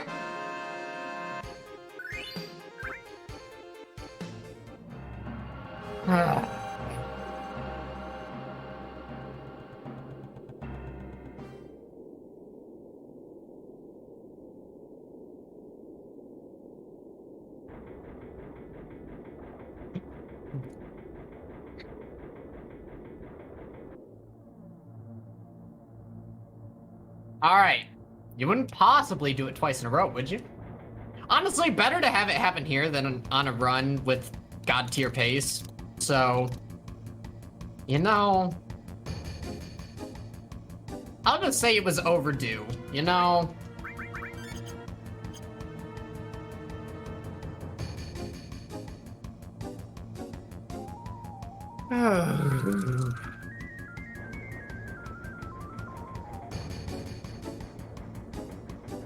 You guys think that the power of Cappy will save us? I sure hope so. I'm hoping. You know, this being a showcase, this is a good thing if you think about it. You just want to show people all the possibilities in the run, you know? Now everybody with all of the follows that you're getting because of this, because people have realized how much they were missing out on because they weren't already following you. Now they know why getting past carry armor is such a big deal.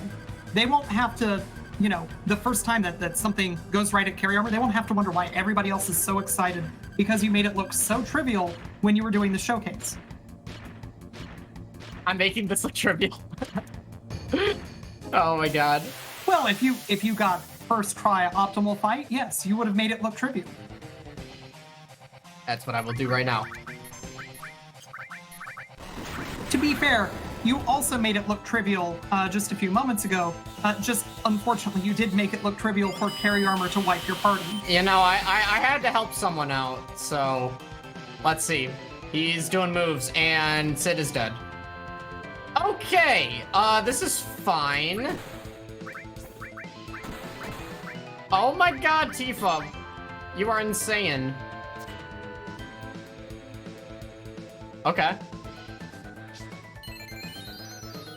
We can save this. This misluck is still amazing.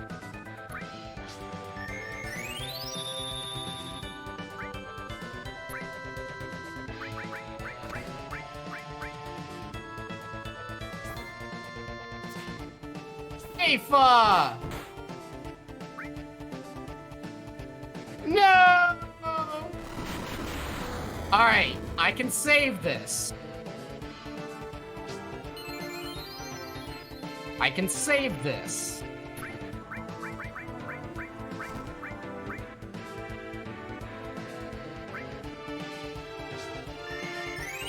I can save this.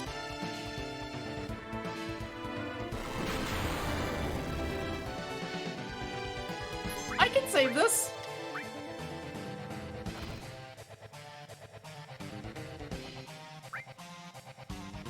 I can save this. You know...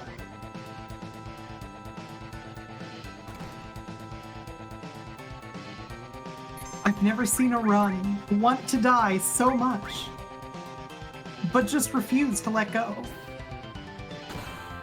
Yeah! Yeah! I can save this, dude!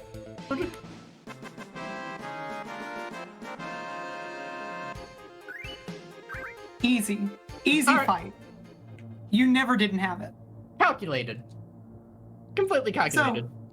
So, how bad is it that that Sid didn't get any experience there?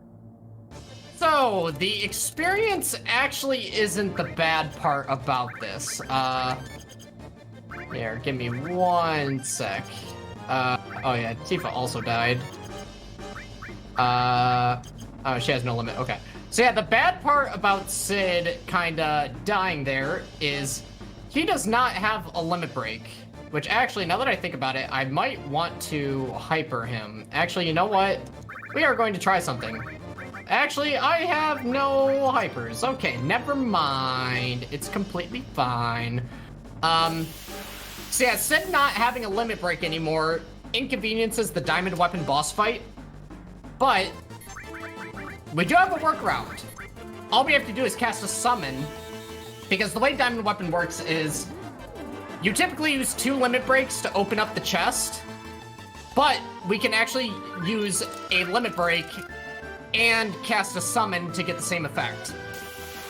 So you guys want to see Ifrit? I mean, we saw Bahamut twice this run. I'm feeling some Ifrit. I'm really feeling some Ifrit, honestly. So... I think that chat deserves at this point to see an Ifrit summon. After right. all, chat has been here, cheering you on for the last 6 hours, 17 minutes, and 3 seconds. Yeah, and that is right. You know, you guys have been here. You have made it super cozy. Sorry I died to carry armor, but I couldn't help it. I just wanted to.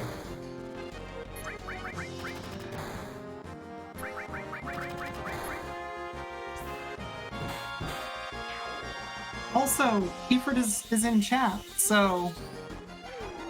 Yo! I will summon you. Okay.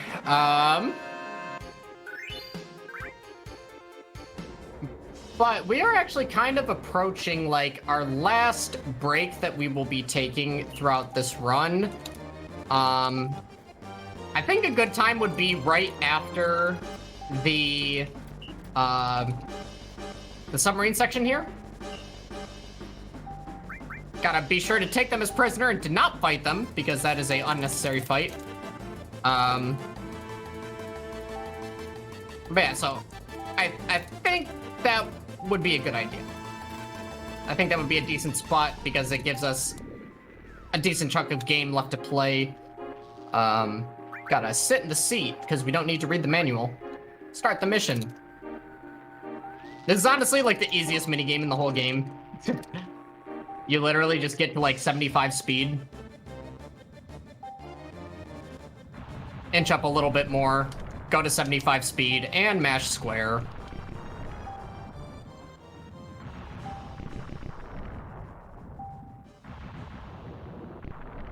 One of the missiles didn't hit, so I had to do an extra wave, but that's fine.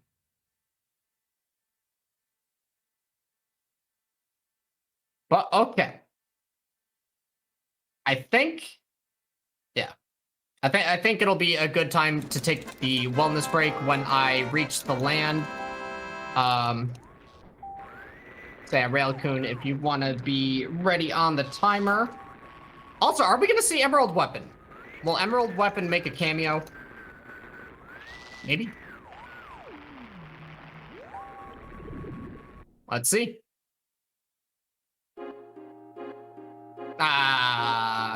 Nowhere to be seen. A little camera shy. But all right. So we are going to be pausing the timer in 3, 2, 1, pause.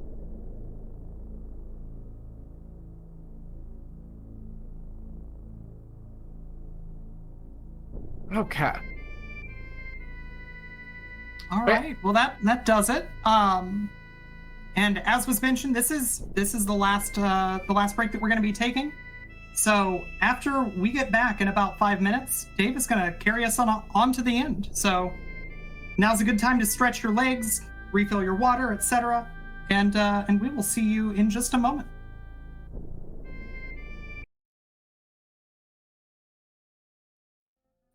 And we're back.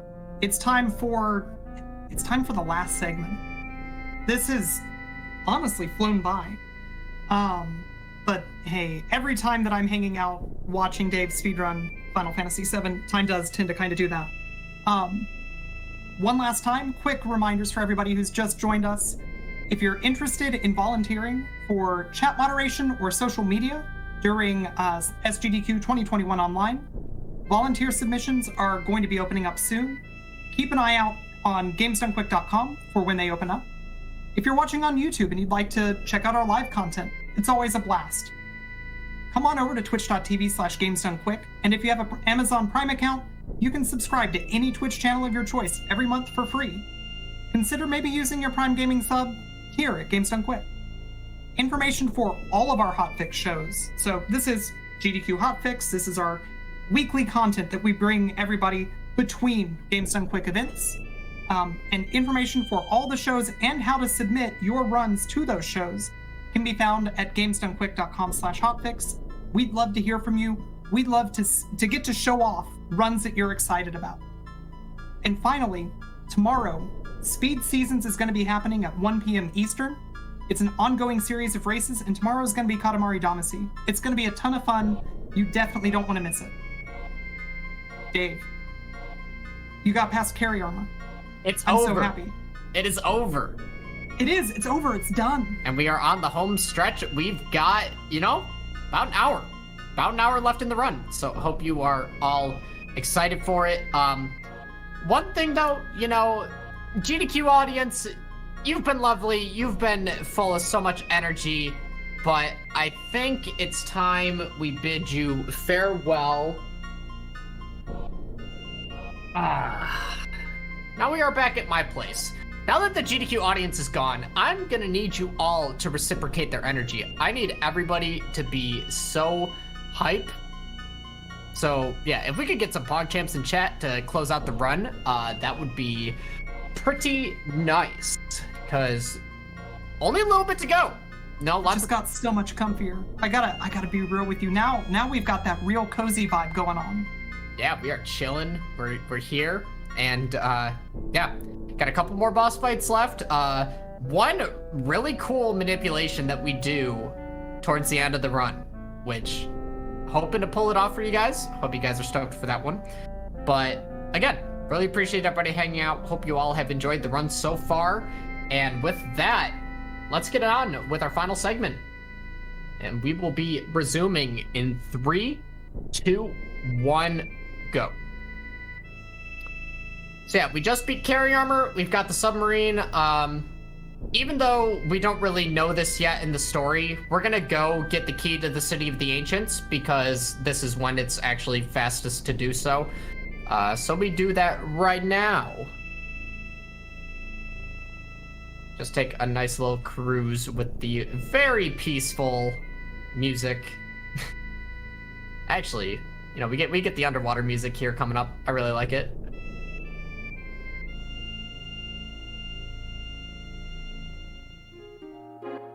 So yeah, going underwater at that spot where I did, it allows you to kind of get into this cave really fast. Kind of like a warp, but not really. Okay, we got the key.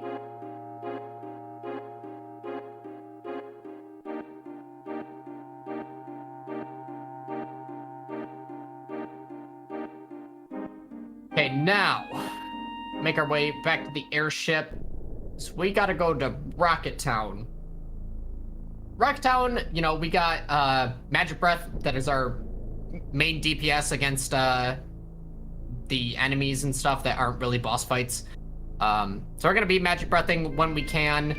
Also, if there's any like singular enemies, we will attack them with Tifa. And then other than that, we just hope that the death blow hits on Rude, because Rude is our next boss fight coming up. Something very scary can happen in that fight though, and that would be Tifa getting put to sleep. We kind of don't want to see that, because if that's the case, we actually have to kill Tifa. And yeah, it gets a little bit ugly. So hopefully the game takes it easy on me. That would be nice.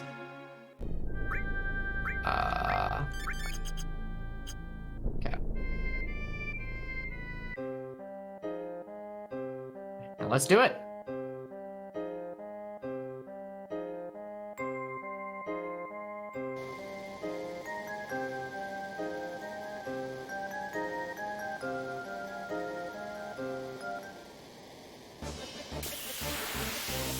Bum, dum, da, da, da, dum.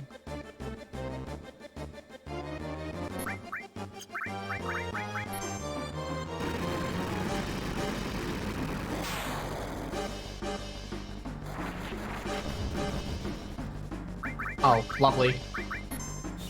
Yeah, put Sid to sleep, thank you. He's totally not the person that I queued Magic Breath with. Thanks.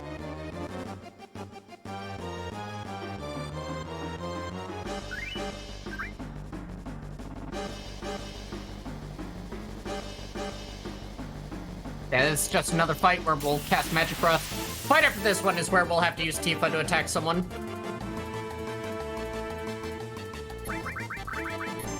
Not getting the best ATBs on these fights, but it's fine, I guess.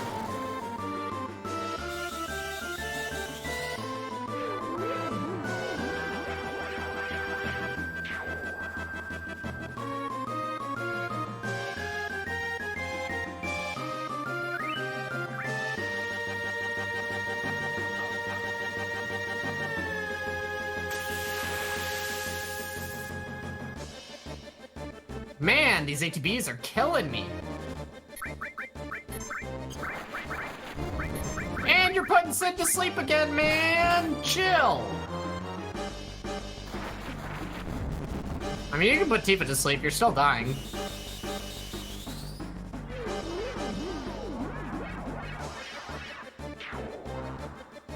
Alright, now, you put people to sleep twice. Just don't do that during the next fight, please. Please.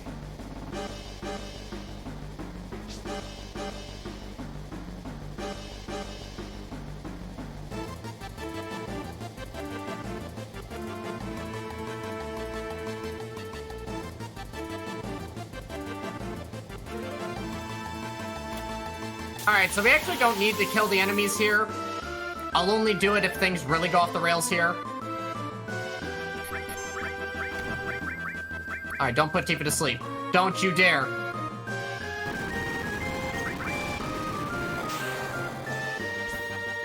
Oh. Yes! Thank you.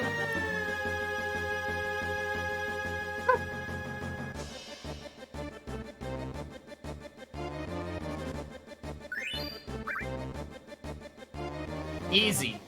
Just a nice one shot.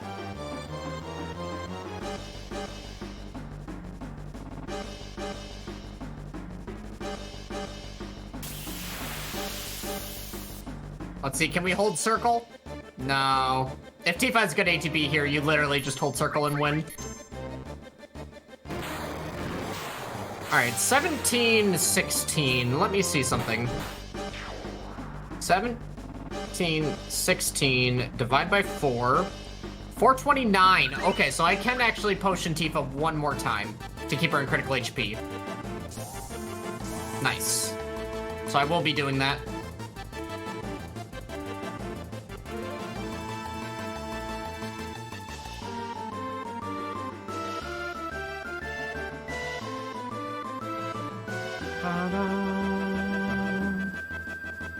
So yeah, having Tifa in a good HP range for Diamond Weapon, kinda nice. Diamond Weapon can definitely focus Tifa. If Diamond Weapon first turn kills Tifa, it's fine. There's backups for it. But if Tifa were to die during the countdown phase, that's where it's kind of run over. So, yeah. Well, we have saves. We will have saves, but it would just be unfortunate.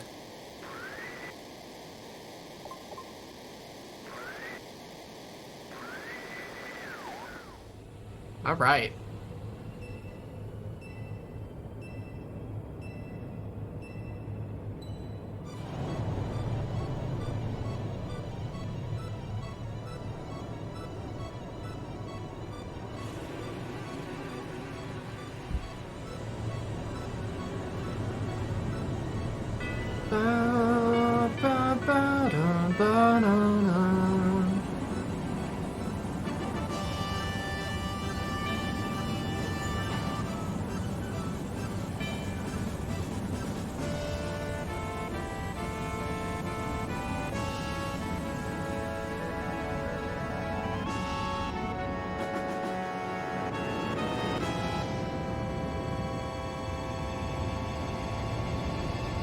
I believe we're in good shape for the rest of the run.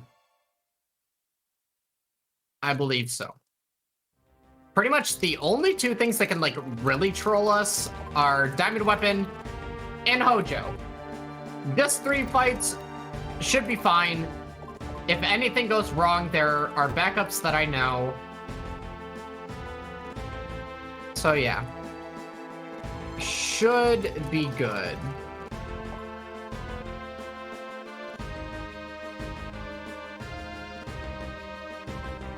And I'm actually really surprised that Rocket Town isn't just, like, completely decimated after the launch, but I'm not gonna ask questions.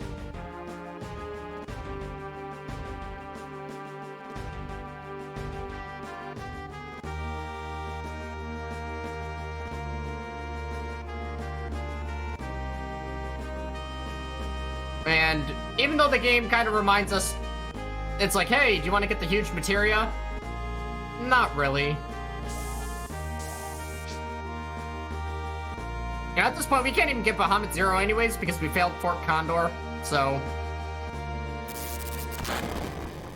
not worth it.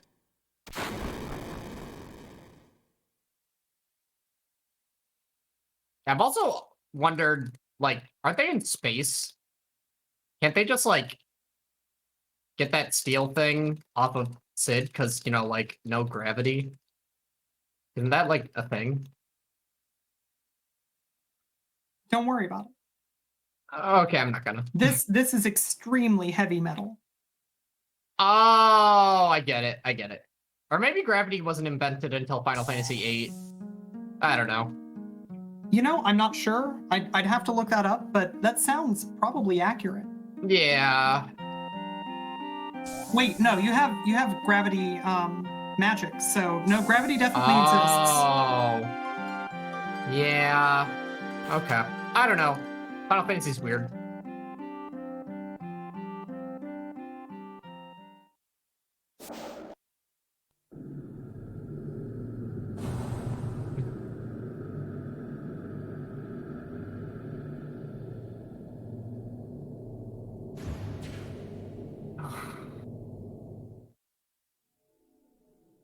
Sid has finally accomplished his dream.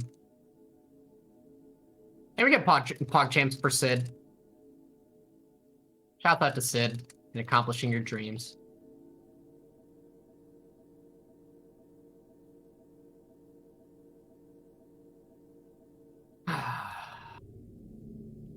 Now we get a tiny bit of a cutscene break. One thing I always wondered is, like, you know, the party is like, oh, Shinra's plan failed. You know, how could a rocket with huge materia blow up the meteor? And it's like, bro, you literally foiled their plan. We would never know what would have happened with all the huge materia. Like, who knows? Maybe they were onto something. I don't know.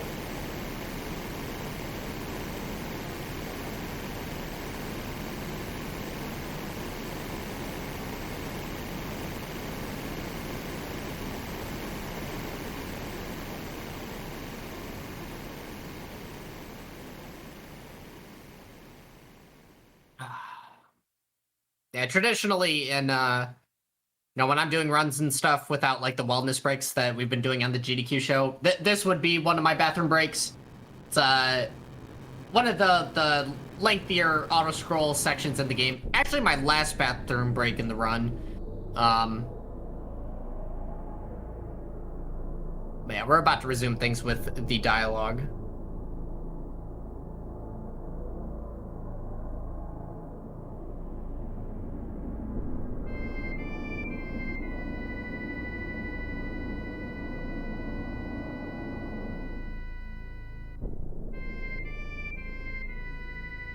Hey, Cosmo Canyon. And yeah, if you guys were sad that we skipped Cosmo Canyon,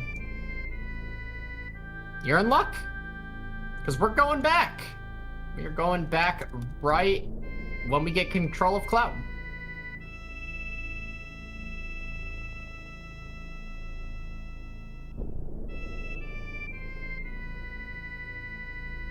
Yes, Shinra's plan has failed, even though we ruined it.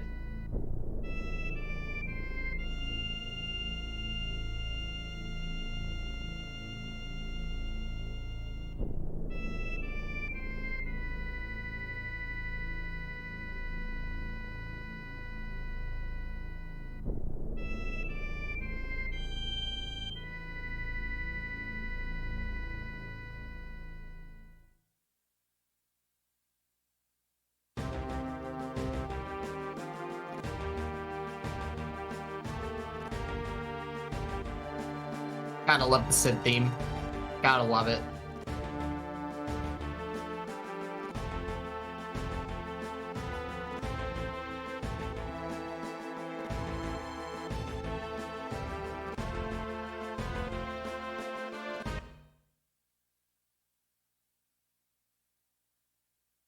All right, now it is time to go to Cosmo Canyon after we hear the cries of the planet. And this is actually the last point in the run where we can get random world map encounters. So hopefully the game is nice and doesn't give me an encounter.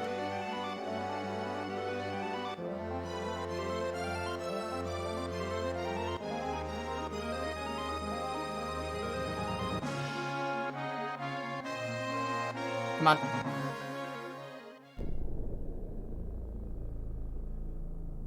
Please. All right. And now your music. Oh yeah, we also get the cutscene when we first come here, even though it's disc 2. Since it's our first time being here, we get that intro scene. But we can still just walk past that guy.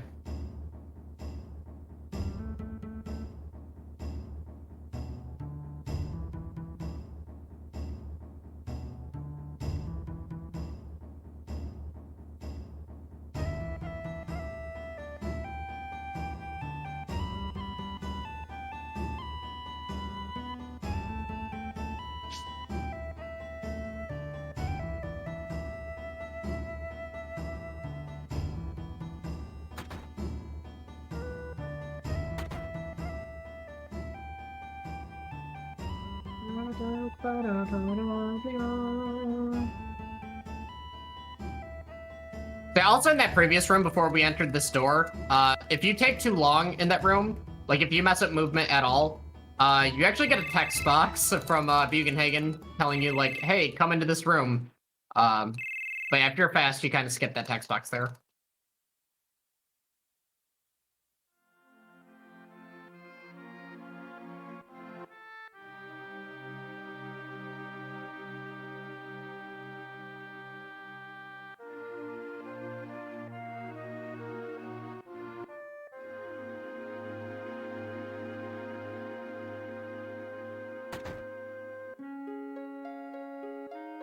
Okay, so Bugenhagen wants us to check out the huge materia, but we're pretty much just gonna go back down as fast as we possibly can.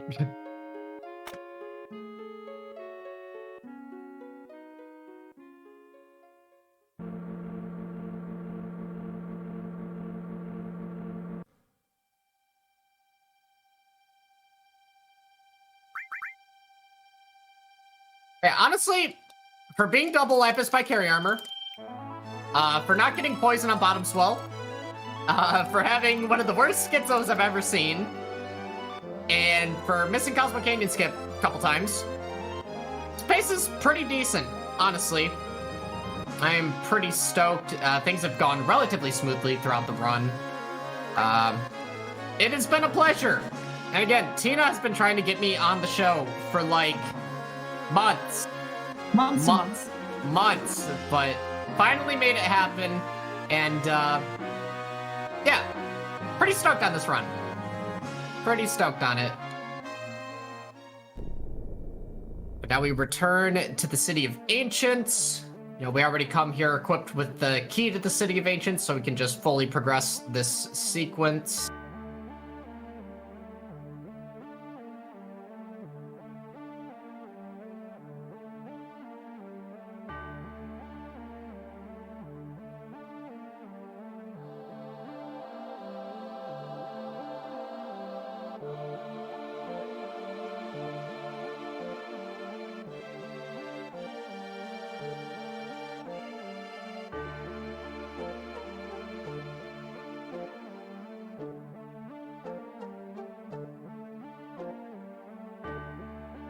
Yeah, City of Ancients, definitely a low-key banger.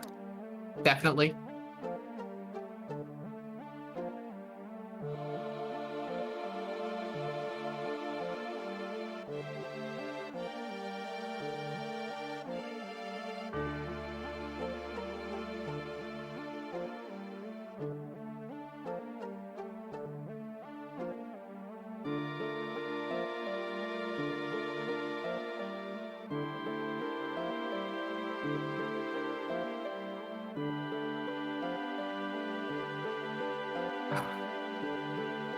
But again, you know, not really much to talk about here in this section. You know, we're just mashing dialogue as, you know, the party finds out that Aerith's holy materia has actually been activated, but Sephiroth is blocking, you know, sort of its activation. But yeah, in the meantime, just wanted to say again, really appreciate everybody hanging out for this run. Hope everybody has been enjoying it and enjoying their nights. If any of you wanted to keep up with the sub-7 grind, you know, I currently have a 7:01 in this game. We only need to save about a minute and a half to break the sub-7 hour barrier. feel free to throw me a follow on Twitch. This is pretty much the main game that I'm grinding, and I'm not stopping until I get it, honestly. Until then, or after that, I plan on moving on to FF7 any percent, or the slots route. But also, I want to learn FF9. I really, really, really do want to learn FF9. But also, I kind of want to go really hard in Mario 64, 120 star. I've already done 70 star runs, but I will eventually make my way to 120. One of these days.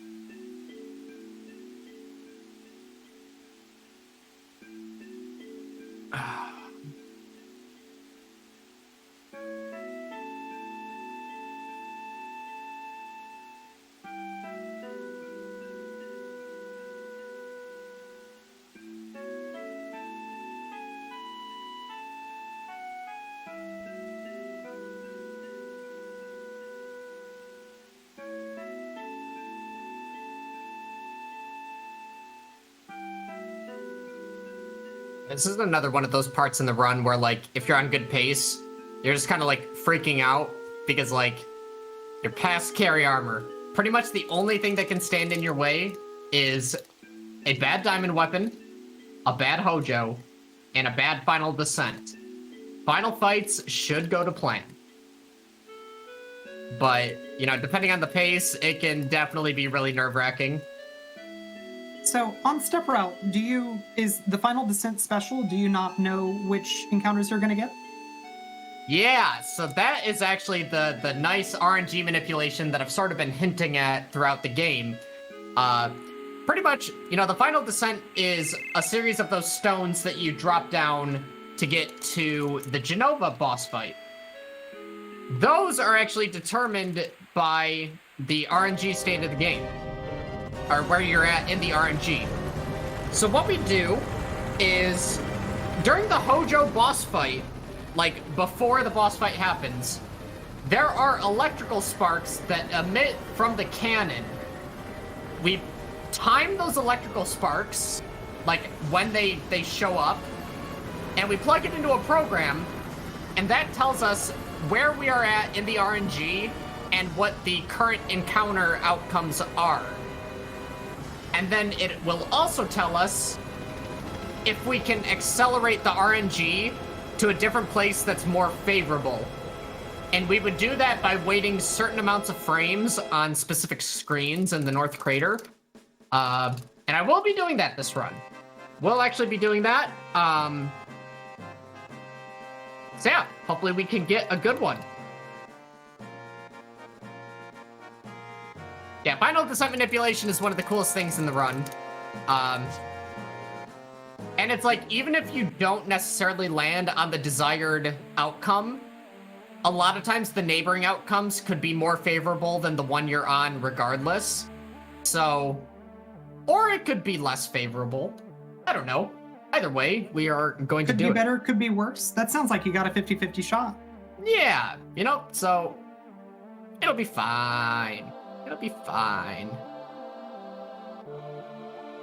But yeah, so once we get to the start of the Hojo boss fight, it's probably going to be serious time for me, because, like, I'm just going to be timing the sparks. Which, honestly, Hojo fight sooner than you think. If you played this game normally, you would be thinking, oh, we have to do the whole return to Midgar. You'll see what we do with that after Diamond Weapon. But for now, we gotta worry about this guy. And his super slow walk that takes forever.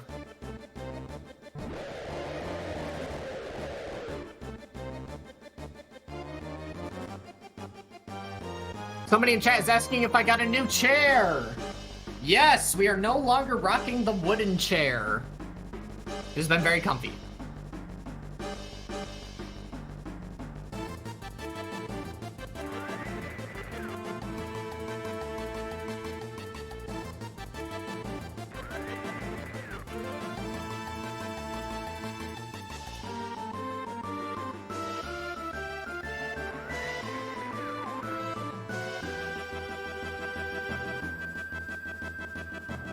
I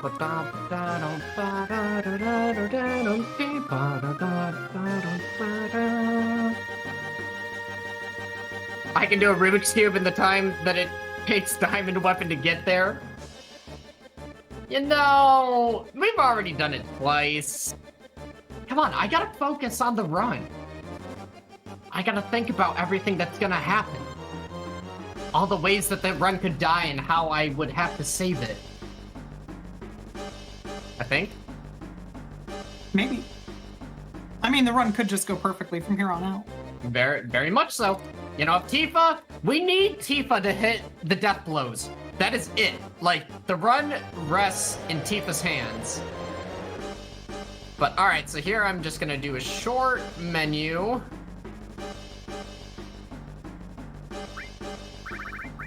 Okay, so I can give you one potion. Actually, ether, yeah, sure. So one thing I'm gonna do here, oh, I also need to do this. Yeah, Ifrit. Woo! We need to lower the battle speed. Lowering the battle speed actually allows us to get 2 Tifa turns for every Diamond Weapon countdown. We need to hit at least 2 of 6 death blow attempts during the countdown phase. If we don't, we die. Or I could save it. It could be really funny and I could save it. That's happened too. But we'll probably die. So, yeah. But for now, we wait.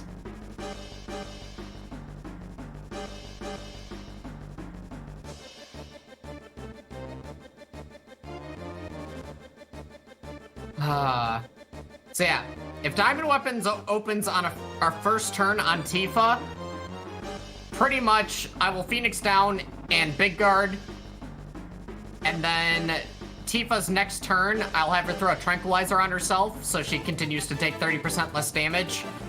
And then we go ahead with the Summon and the Limit Break, which, you're going to Big Guard with the person that is casting the Limit Break?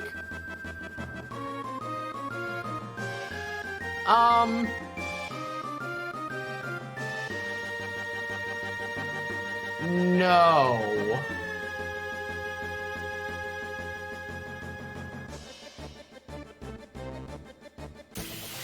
Oh, I didn't save. We're fine. It'll be fine. Okay. Back up. Hey, so I feel like I should point out that you had like 12 years to save. I did! And my brain is in a million different places. You feel? Yeah, fair.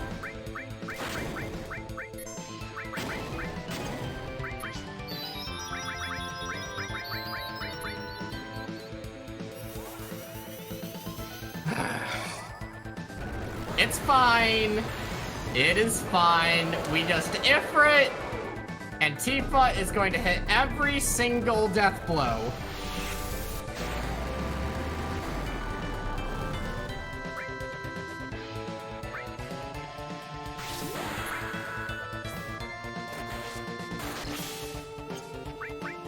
She couldn't possibly miss.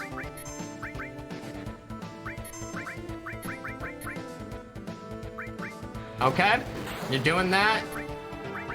It's fine, I got the backups. All right!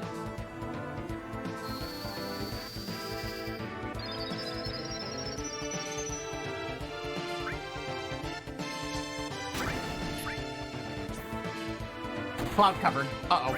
Okay, this is fine. Okay, perfect. Alright, back up. Oh my god, it's amazing. You know what? I'm gonna S-mine him because I'm feeling like it.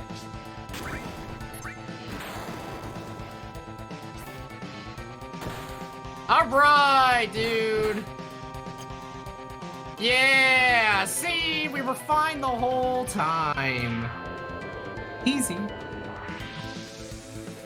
I was actually kind of scared. I should have most certainly saved, but we got the backups. We got the Ifrit.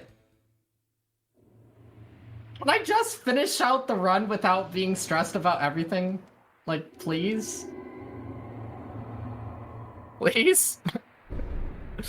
See, Tifa was, you know, not doing too hot with the death blows throughout the game. She was saving them up. She made it count, yep. Yeah, we will definitely be saving. We will, most certainly be saving. Ah, jeez, why did I do that? why do I put myself through these things? Somebody in chat is asking why we're using Ifrit. So typically you would use 2 limit breaks to open up Diamond Weapons chest, but Sid died to carry armor, so we actually didn't have a limit break. So a summit is a suitable substitution for the limit break.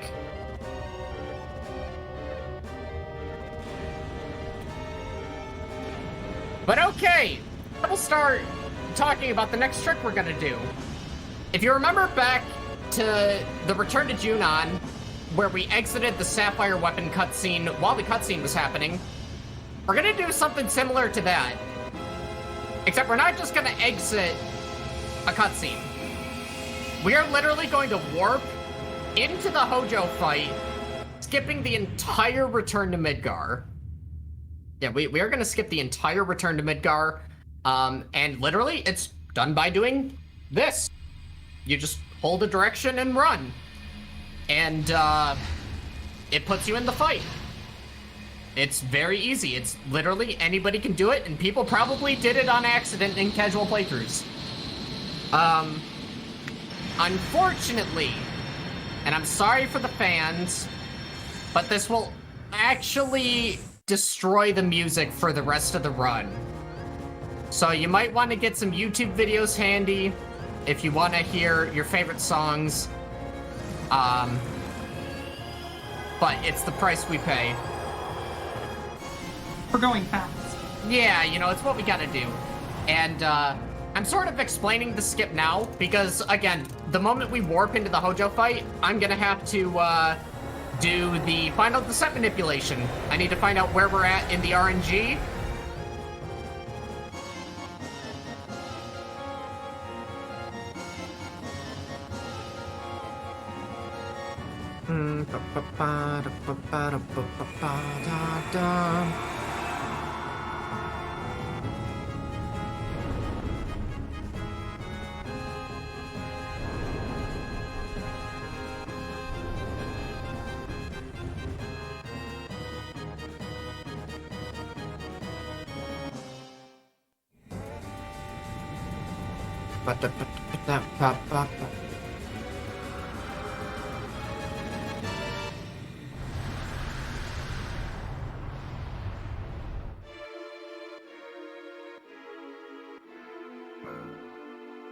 Hey, Rufus, you're gonna wanna move. You're running out of time. Yeah, you should run.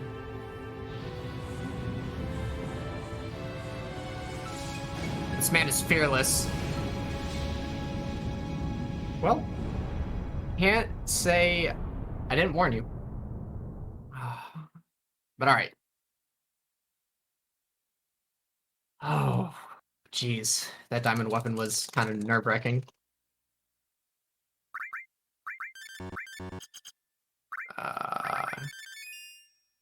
I go one? Oh, wait, wow. I actually did one more than I wanted. Yeah. Can't forget the battle speed. All right, let's save the game. I'm going to remember.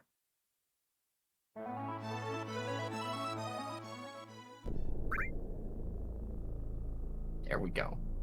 All right. We haven't had anything like super bad happen with like saving and losing the run. Like I didn't save before Demon's Gate.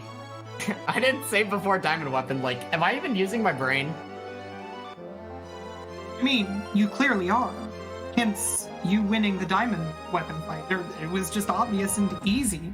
Yeah, I was totally prepared for it. But all right, as I said, the moment we warp into the Hojo fight, which will happen after the cutscene in Shinra Tower, I'm going to be timing the electrical sparks that you see in the bottom of the screen. So you're gonna see Reeve answer his cell phone 1 time, and after the 2nd time he pulls it up, that is when the magic happens.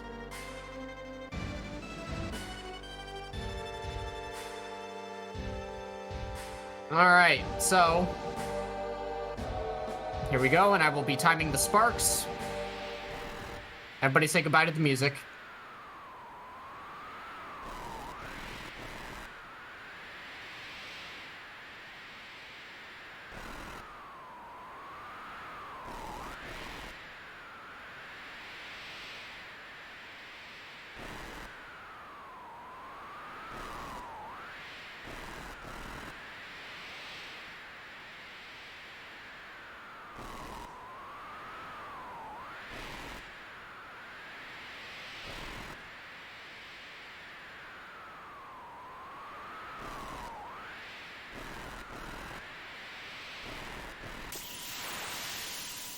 Okay. Oh, and we got the nice glitch, and we also have a really bad final descent, by the way. Alright, so we do death blows with Tifa, big guard with the character, and here we finally use the vaccine. This is to make it so Tifa doesn't get slowed or confused. Yeah, we are currently on a 7 encounter final descent.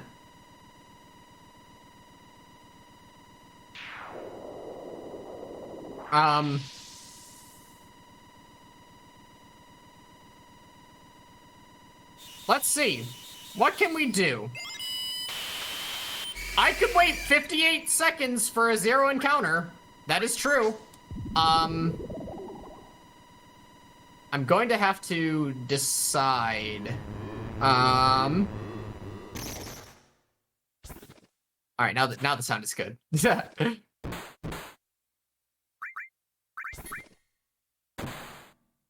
Okay.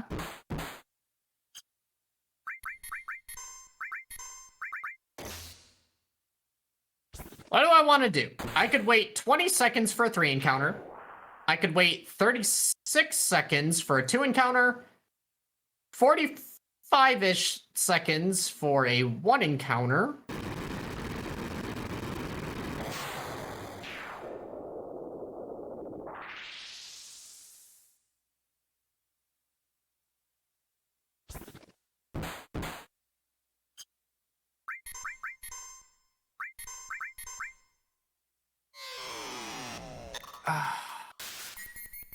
So we have Zephyr in chat talking with me about final descent manipulation. Saying that, oh, nice, GG. Also, I hope you guys like the victory fanfare. So Zephyr, you're saying that last one didn't count? I thought the ones in progress did. If your timing is from like the end of the sparks, because I hit calculate at the end of the spark. But here, let me see what happens.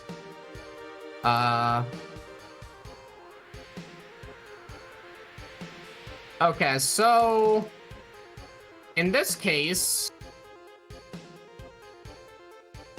I might just go,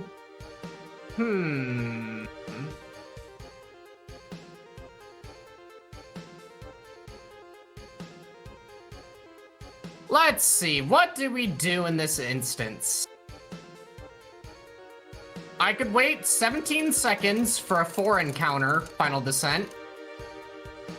The window for the 3 encounter is a little bit shady because I have 0.8 seconds for the window.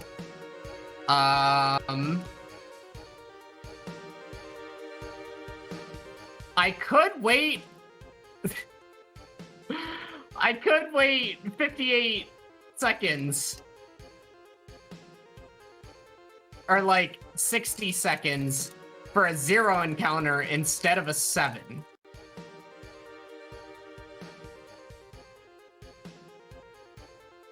Honestly, with this showcase, I think we should just go for the 0 because it's funny. I think that would be It is cool. funny. I think that would be cool. Because honestly, 7 encounters takes a lot more than a minute. So I'm thinking, yeah, let's wait 59 and a half seconds or so. Here, wait, let me just confirm something. Let's say that last laser counted. 58. Okay, so it's saying like 58 seconds. But if it doesn't count, then 50, you need a little bit more than 58. What is close to the range with 0? There are more zeros after it, which, I am going to wait 59-ish seconds. Yeah, we're gonna wait 59-ish seconds, see if we can get a 0 encounter. If it doesn't happen, it's okay, because showcase runs are the perfect time to try something. Yes. So for those of you just hopping in, don't really know what's happening here. We are looking to manipulate the final encounters before the Genova boss fight. You know, where you go down on each stone step. And the way you do this is you find out what RNG you're on based on the electrical sparks that come off the cannon when you're getting ready for the Hojo fight. So from there, you determine which RNG seed you're on. And then, from there, you find out how many frames you have to wait on each, like on specific screens, in order to accelerate the RNG to a more favorable set of encounters.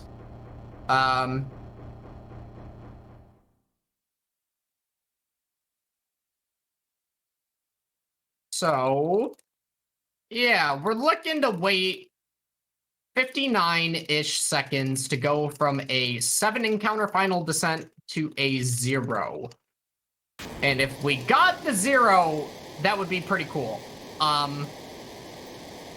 Oh, actually, Zephyr, I have a question. You know, Zephyr is like the expert that I go to when it comes to final descent stuff. If I am using the save crystal to save on, you know, the last screen that you can use the save crystal on, will that change what we're doing? Do we have to kind of elongate FFNP? For those of you that don't know, FFNP is like the name of one of the screens. Okay, Zephyr says it won't matter. And even if it did matter, we would only lose 1 frame because RNG doesn't accelerate when you have a menu open. Only you lose a frame for like of RNG accelerating to open the menu. Yeah. So okay. All right. So I think we got our game plan. It's just we will see if it happens. Either way, there's a good chance we could end up on a 1 encounter. Like there's actually a really good chance if we wait that long, we'll get a 1 encounter. Even if we get a 2 encounter, it's better than a 7. So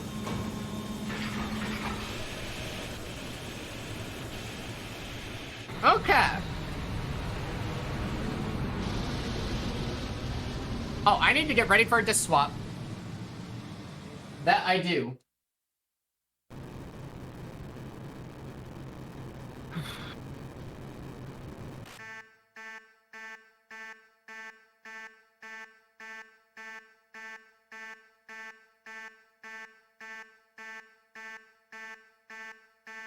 Geronimo!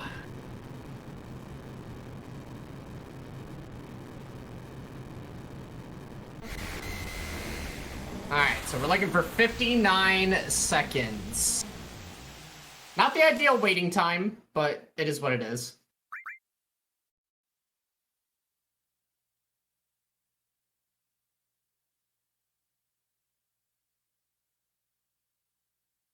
Alright, let's do it! Final disc, everyone! Let's go. So also, this final descent manipulation, it relies on me having good movement throughout the crater, like on the screens that accelerate the RNG. So, yeah. So we trank Cloud and Sid here, and not Tifa, because we're actually going to be killing Tifa, so that we can instantly resurrect her at critical HP. Okay, this is where it gets kind of nerve-wracking.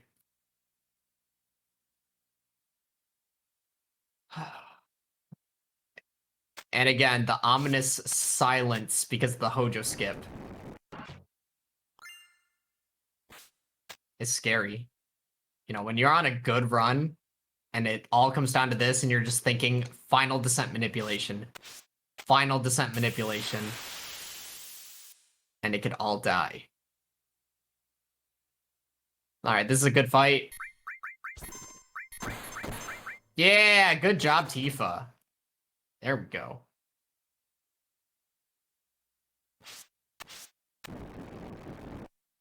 Ba-da-da. Ba-da-da-da-da. Ba-da-ba-ba. Ba-da-da-da-da. Okay.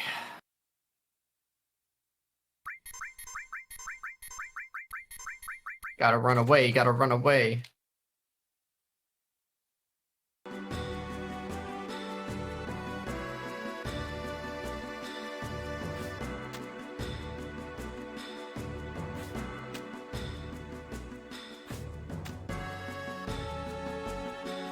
Steps there. And so, we have one final skip that we're going to be doing. And it's actually the save crystal skip.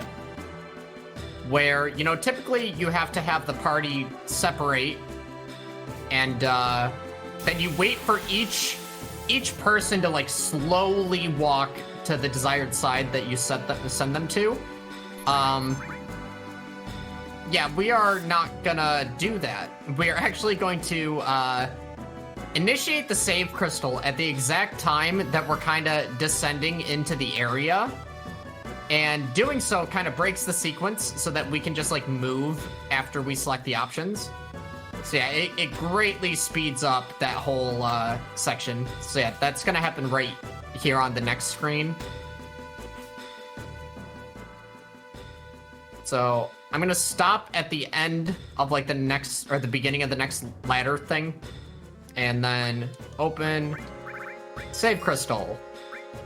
So yeah, you'll see the game kind of breaks here. And now I really need to not mess up this stuff.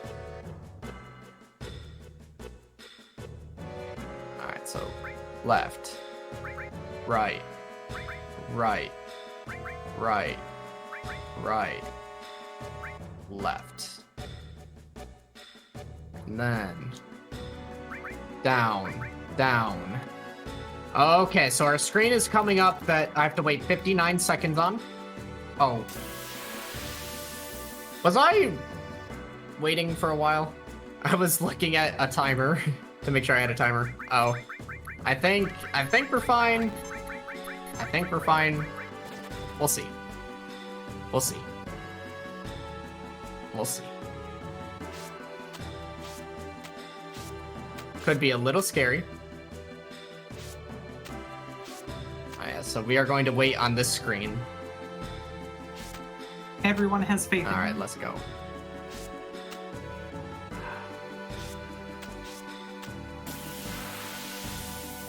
Okay.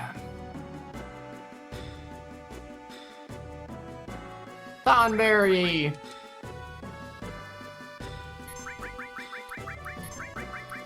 Don't stab me. No.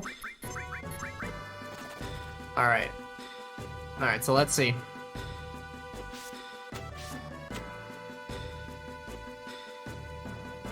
Three, 4, 5, 6, 7, 8, 9, 10, 11, 12, 13, 14, 15, 16, 17, 18, 19, 20, 21, 22, 23, 24, 25, 26, 27, 28, 29, 30, 31, 32, 33, 34, 35, 36, 37, 38, 39, 40, 41, 42, 43, 44, 45, 46, 47, 48, 49, 50, 51, 2, 3, 4, 5, 6, 7, 8, 9.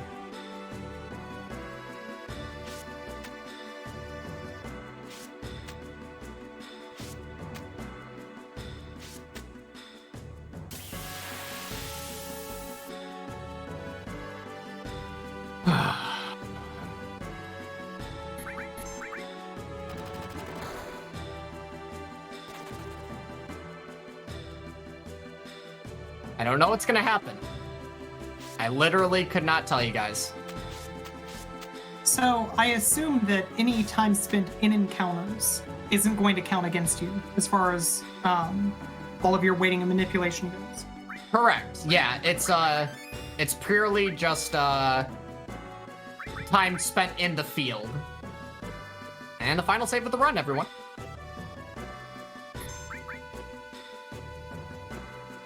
Watch us get like a 5 encounter, you know, wouldn't that just be grand?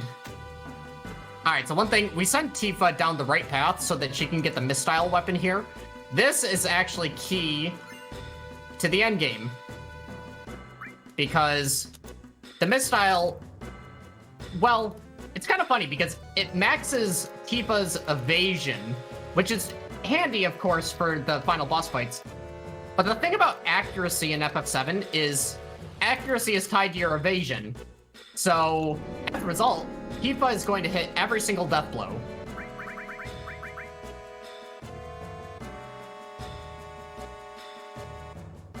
Okay, so let's see if we get a 0 encounter or a 1 encounter. If it's 0, that is pretty cool. Let's see. Watch us get an encounter on the first one. There are some 1 encounters that are close to the 0. If we get an encounter right here. Oh. Oh. Hold. Hold. It's obviously not a 7 encounter. Hold.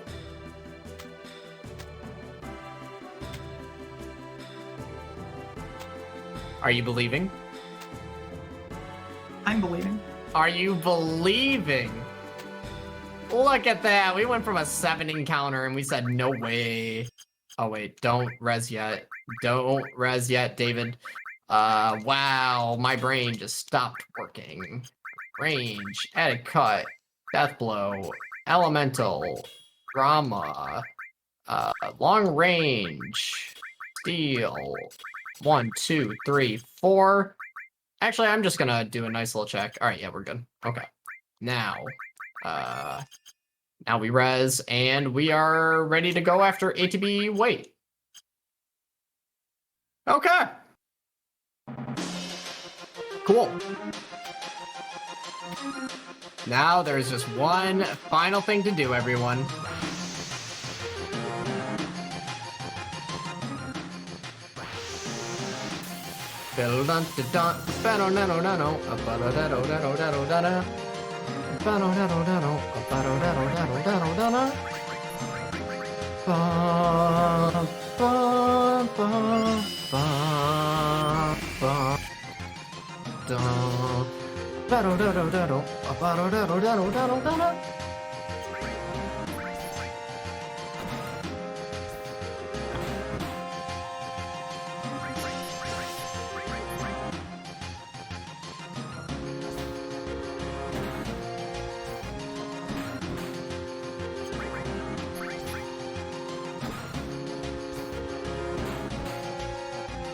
One more and you're dead.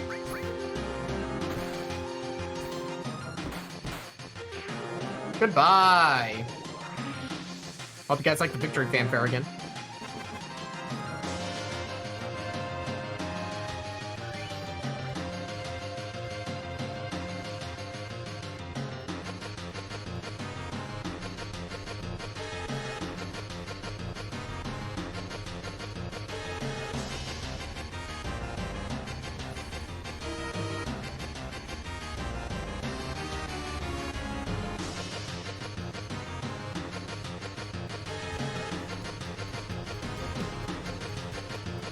Oh, Railcoot has the music playing? Alright.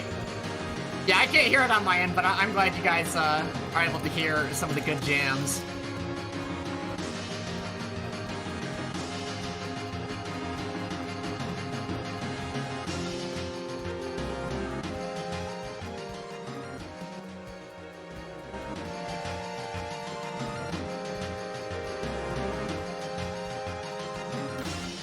Here we are. The only thing left is Sephiroth. And we're at, like, you know, 7:15 right now. Not bad for a marathon run that died to carry armor, that missed Cosmic Canyon skip a few times. All the things that have happened in this run, honestly, pretty cool. Pretty cool. I will take it. And all the safety saves. I mean, let's also remember, like, it's not that long ago that this would have been a ridiculously good top time. Yeah, I remember being super stoked on my 7:15 and my 7:12. So yeah, here we are. Let's hope Bizarro doesn't really focus Tifa, and even if he does, hopefully the attack misses.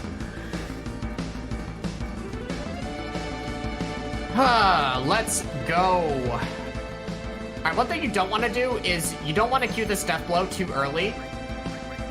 Yeah, you actually want the cure to happen first, or else he'll just heal the damage that you do.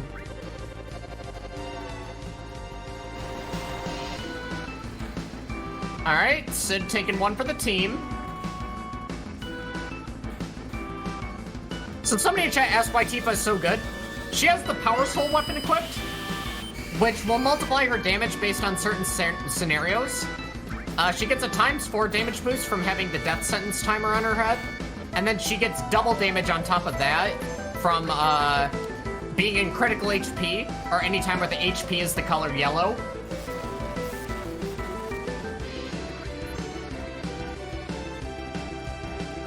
Alright, you know what? I'm gonna throw the elixir. I'm gonna throw the elixir.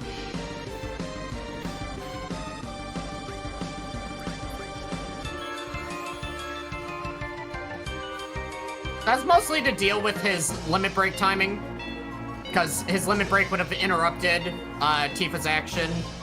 It's also just a nice marathon safety for the final fight, but even if Sid dies in the final fight, it's completely fine.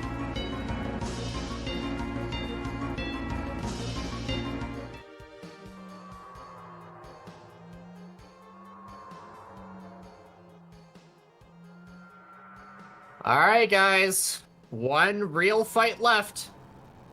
Only real obstacle is Shadow Flare on Tifa if it kills. But your boy knows the backups, and he wouldn't possibly choke it during a marathon run, would he? Would he?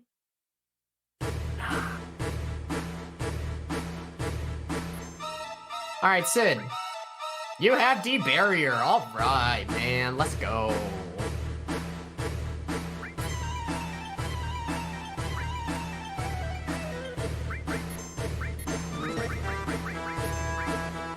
Yep, this is why we bought Destruct a couple hours ago.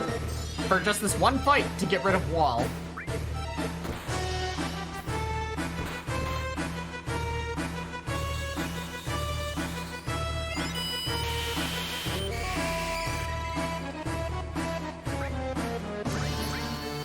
Alright, and this is where we get scared. We see who Shadow Flare is targeting. But I'm gonna be ready on my Phoenix down with Tifa, or on Tifa. Let's see if we need to do it. Okay, do we have to do backup strats? Nope.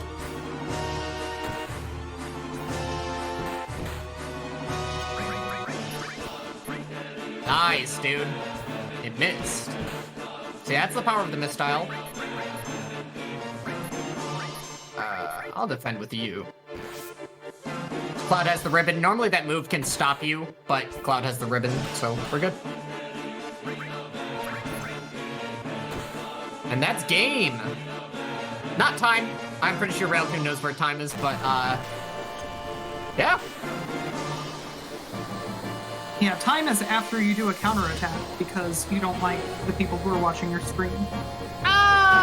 You know what? But this GDQ chat is looking really nice. You guys have been so good to me throughout this entire time.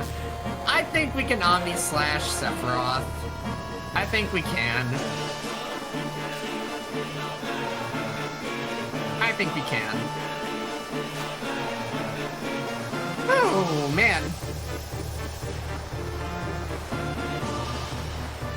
Not a bad marathon run. Again, given the situations, like if we wouldn't have died to carry armor, this would have been under 715.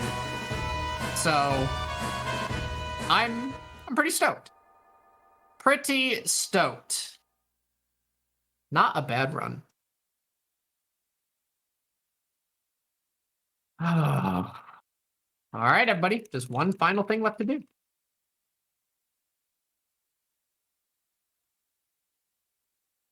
Again, I want to thank everybody for hanging out today. Hope everybody has enjoyed the run. You guys absolutely exploded my channel with follows earlier.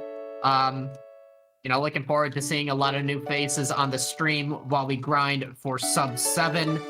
And again, you know, if you would like to hang out with me on stream, I'm going to post a heart in chat so you can easily find my channel. That's me with the heart. Want to see as many of you as possible on the stream. Want to give thanks to Tina for, you know, hitting me up over and over again, even if I had schedule problems and couldn't make it to the show. But we made it happen, and it was pretty decent. So, yeah, thank you, Tina. Yeah, I think pretty decent is a minimum of what I would describe this run as. This has been super fun. It's been super comfy, super chill.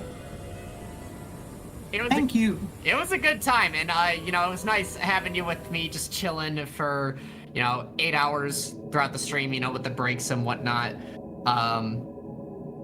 Yeah, it was pretty cool, pretty fun, you know. Yeah.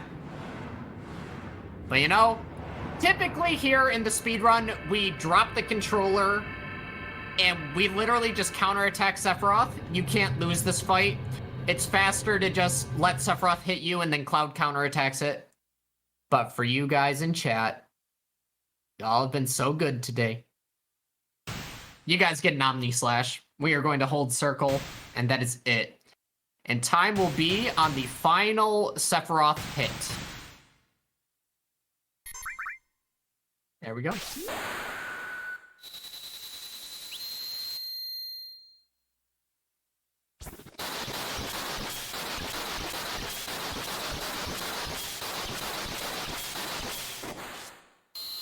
And time. What a good run.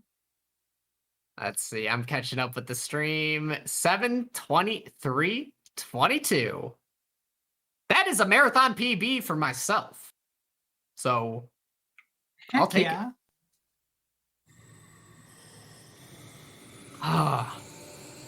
Dave, thank you again. Thank you so much for hanging out, showing us all just how much fun it is to get to watch somebody who is absolutely one of the top runners of Final Fantasy VII both do the run, but also talk us through everything that's going on.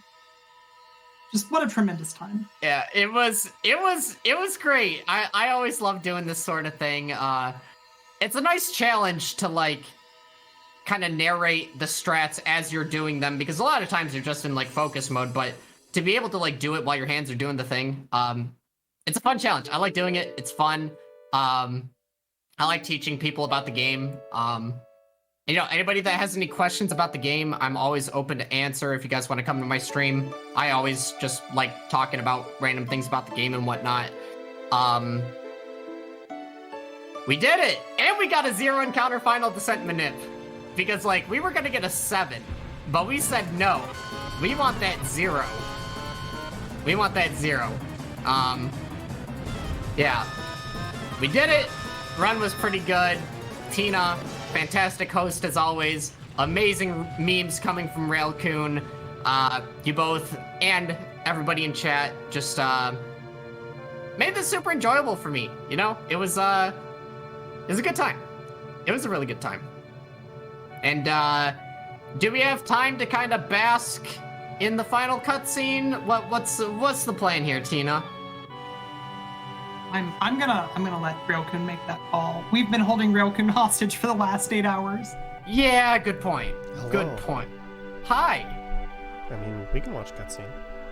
Okay. Well, then I guess we're gonna watch a cutscene. All right, let's go. I don't know if Railcoon is on stream or if we're talking to a ghost. Either I way, unmuted for we're that, watching a yeah, cutscene. Oh, we're talking to a ghost. No, they can hear me. Oh, non-ghost. All right. Verified real person Railcoon. Let's go.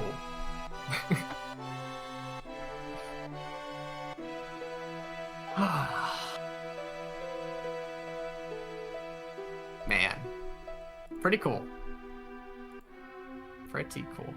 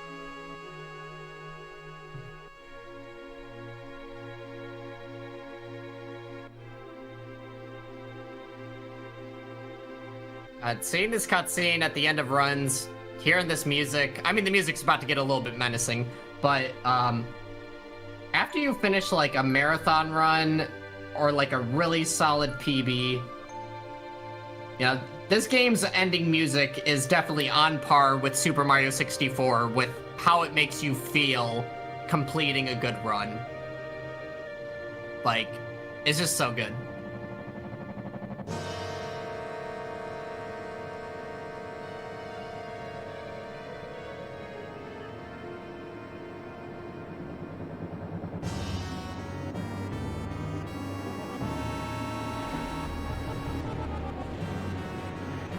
So what's the story explanation for Red's ending here, since we skipped that part? Good point. Honestly, I don't know. Like, I feel like the fact that they show Red 13 is just because his kind can last 500 years. And I think just like the main aspect of it is to show that, you know, the planet has sort of retaken Midgar. But I don't know, it's like he has kids. Yeah, I think it's life didn't end, but hoo boy if civilization didn't. Yeah, like Midgar seems pretty toast. Yeah, I don't know. But yeah, I want to know, like, Red with kids? Okay.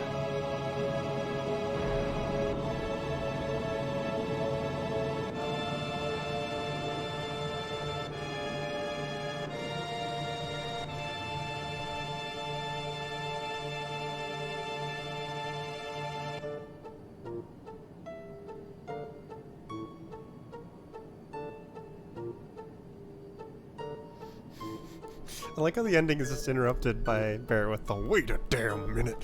He's like, hold up, what's going on?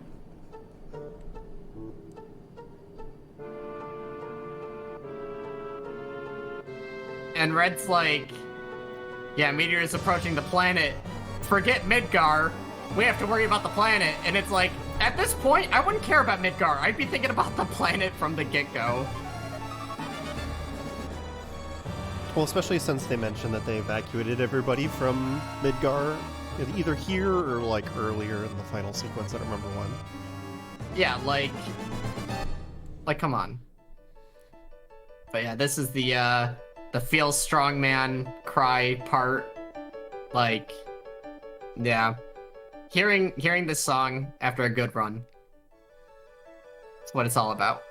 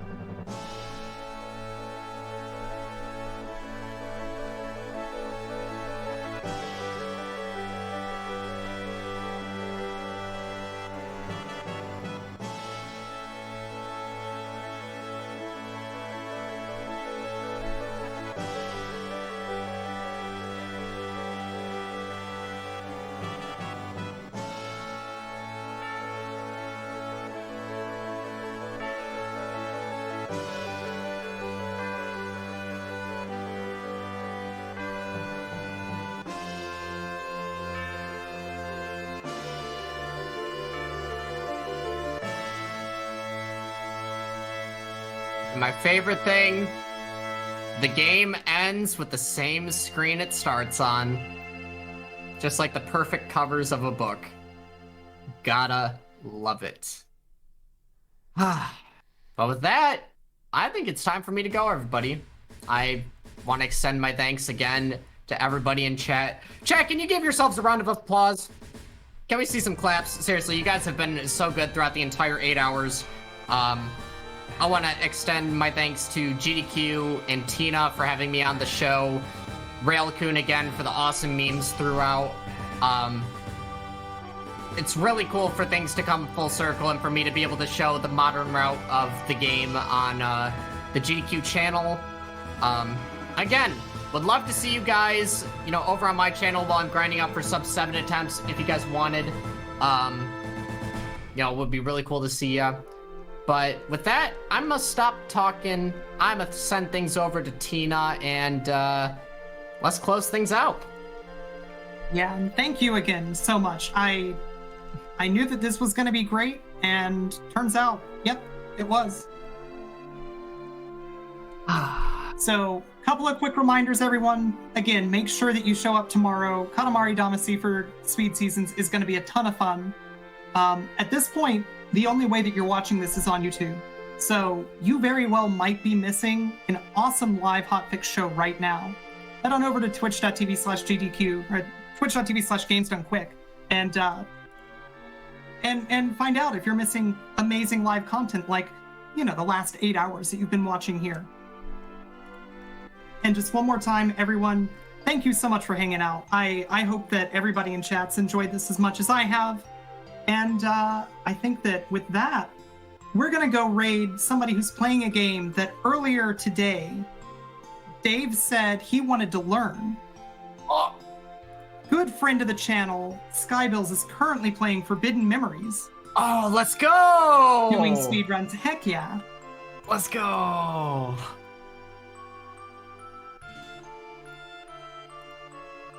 So stick around. The raid is about to happen.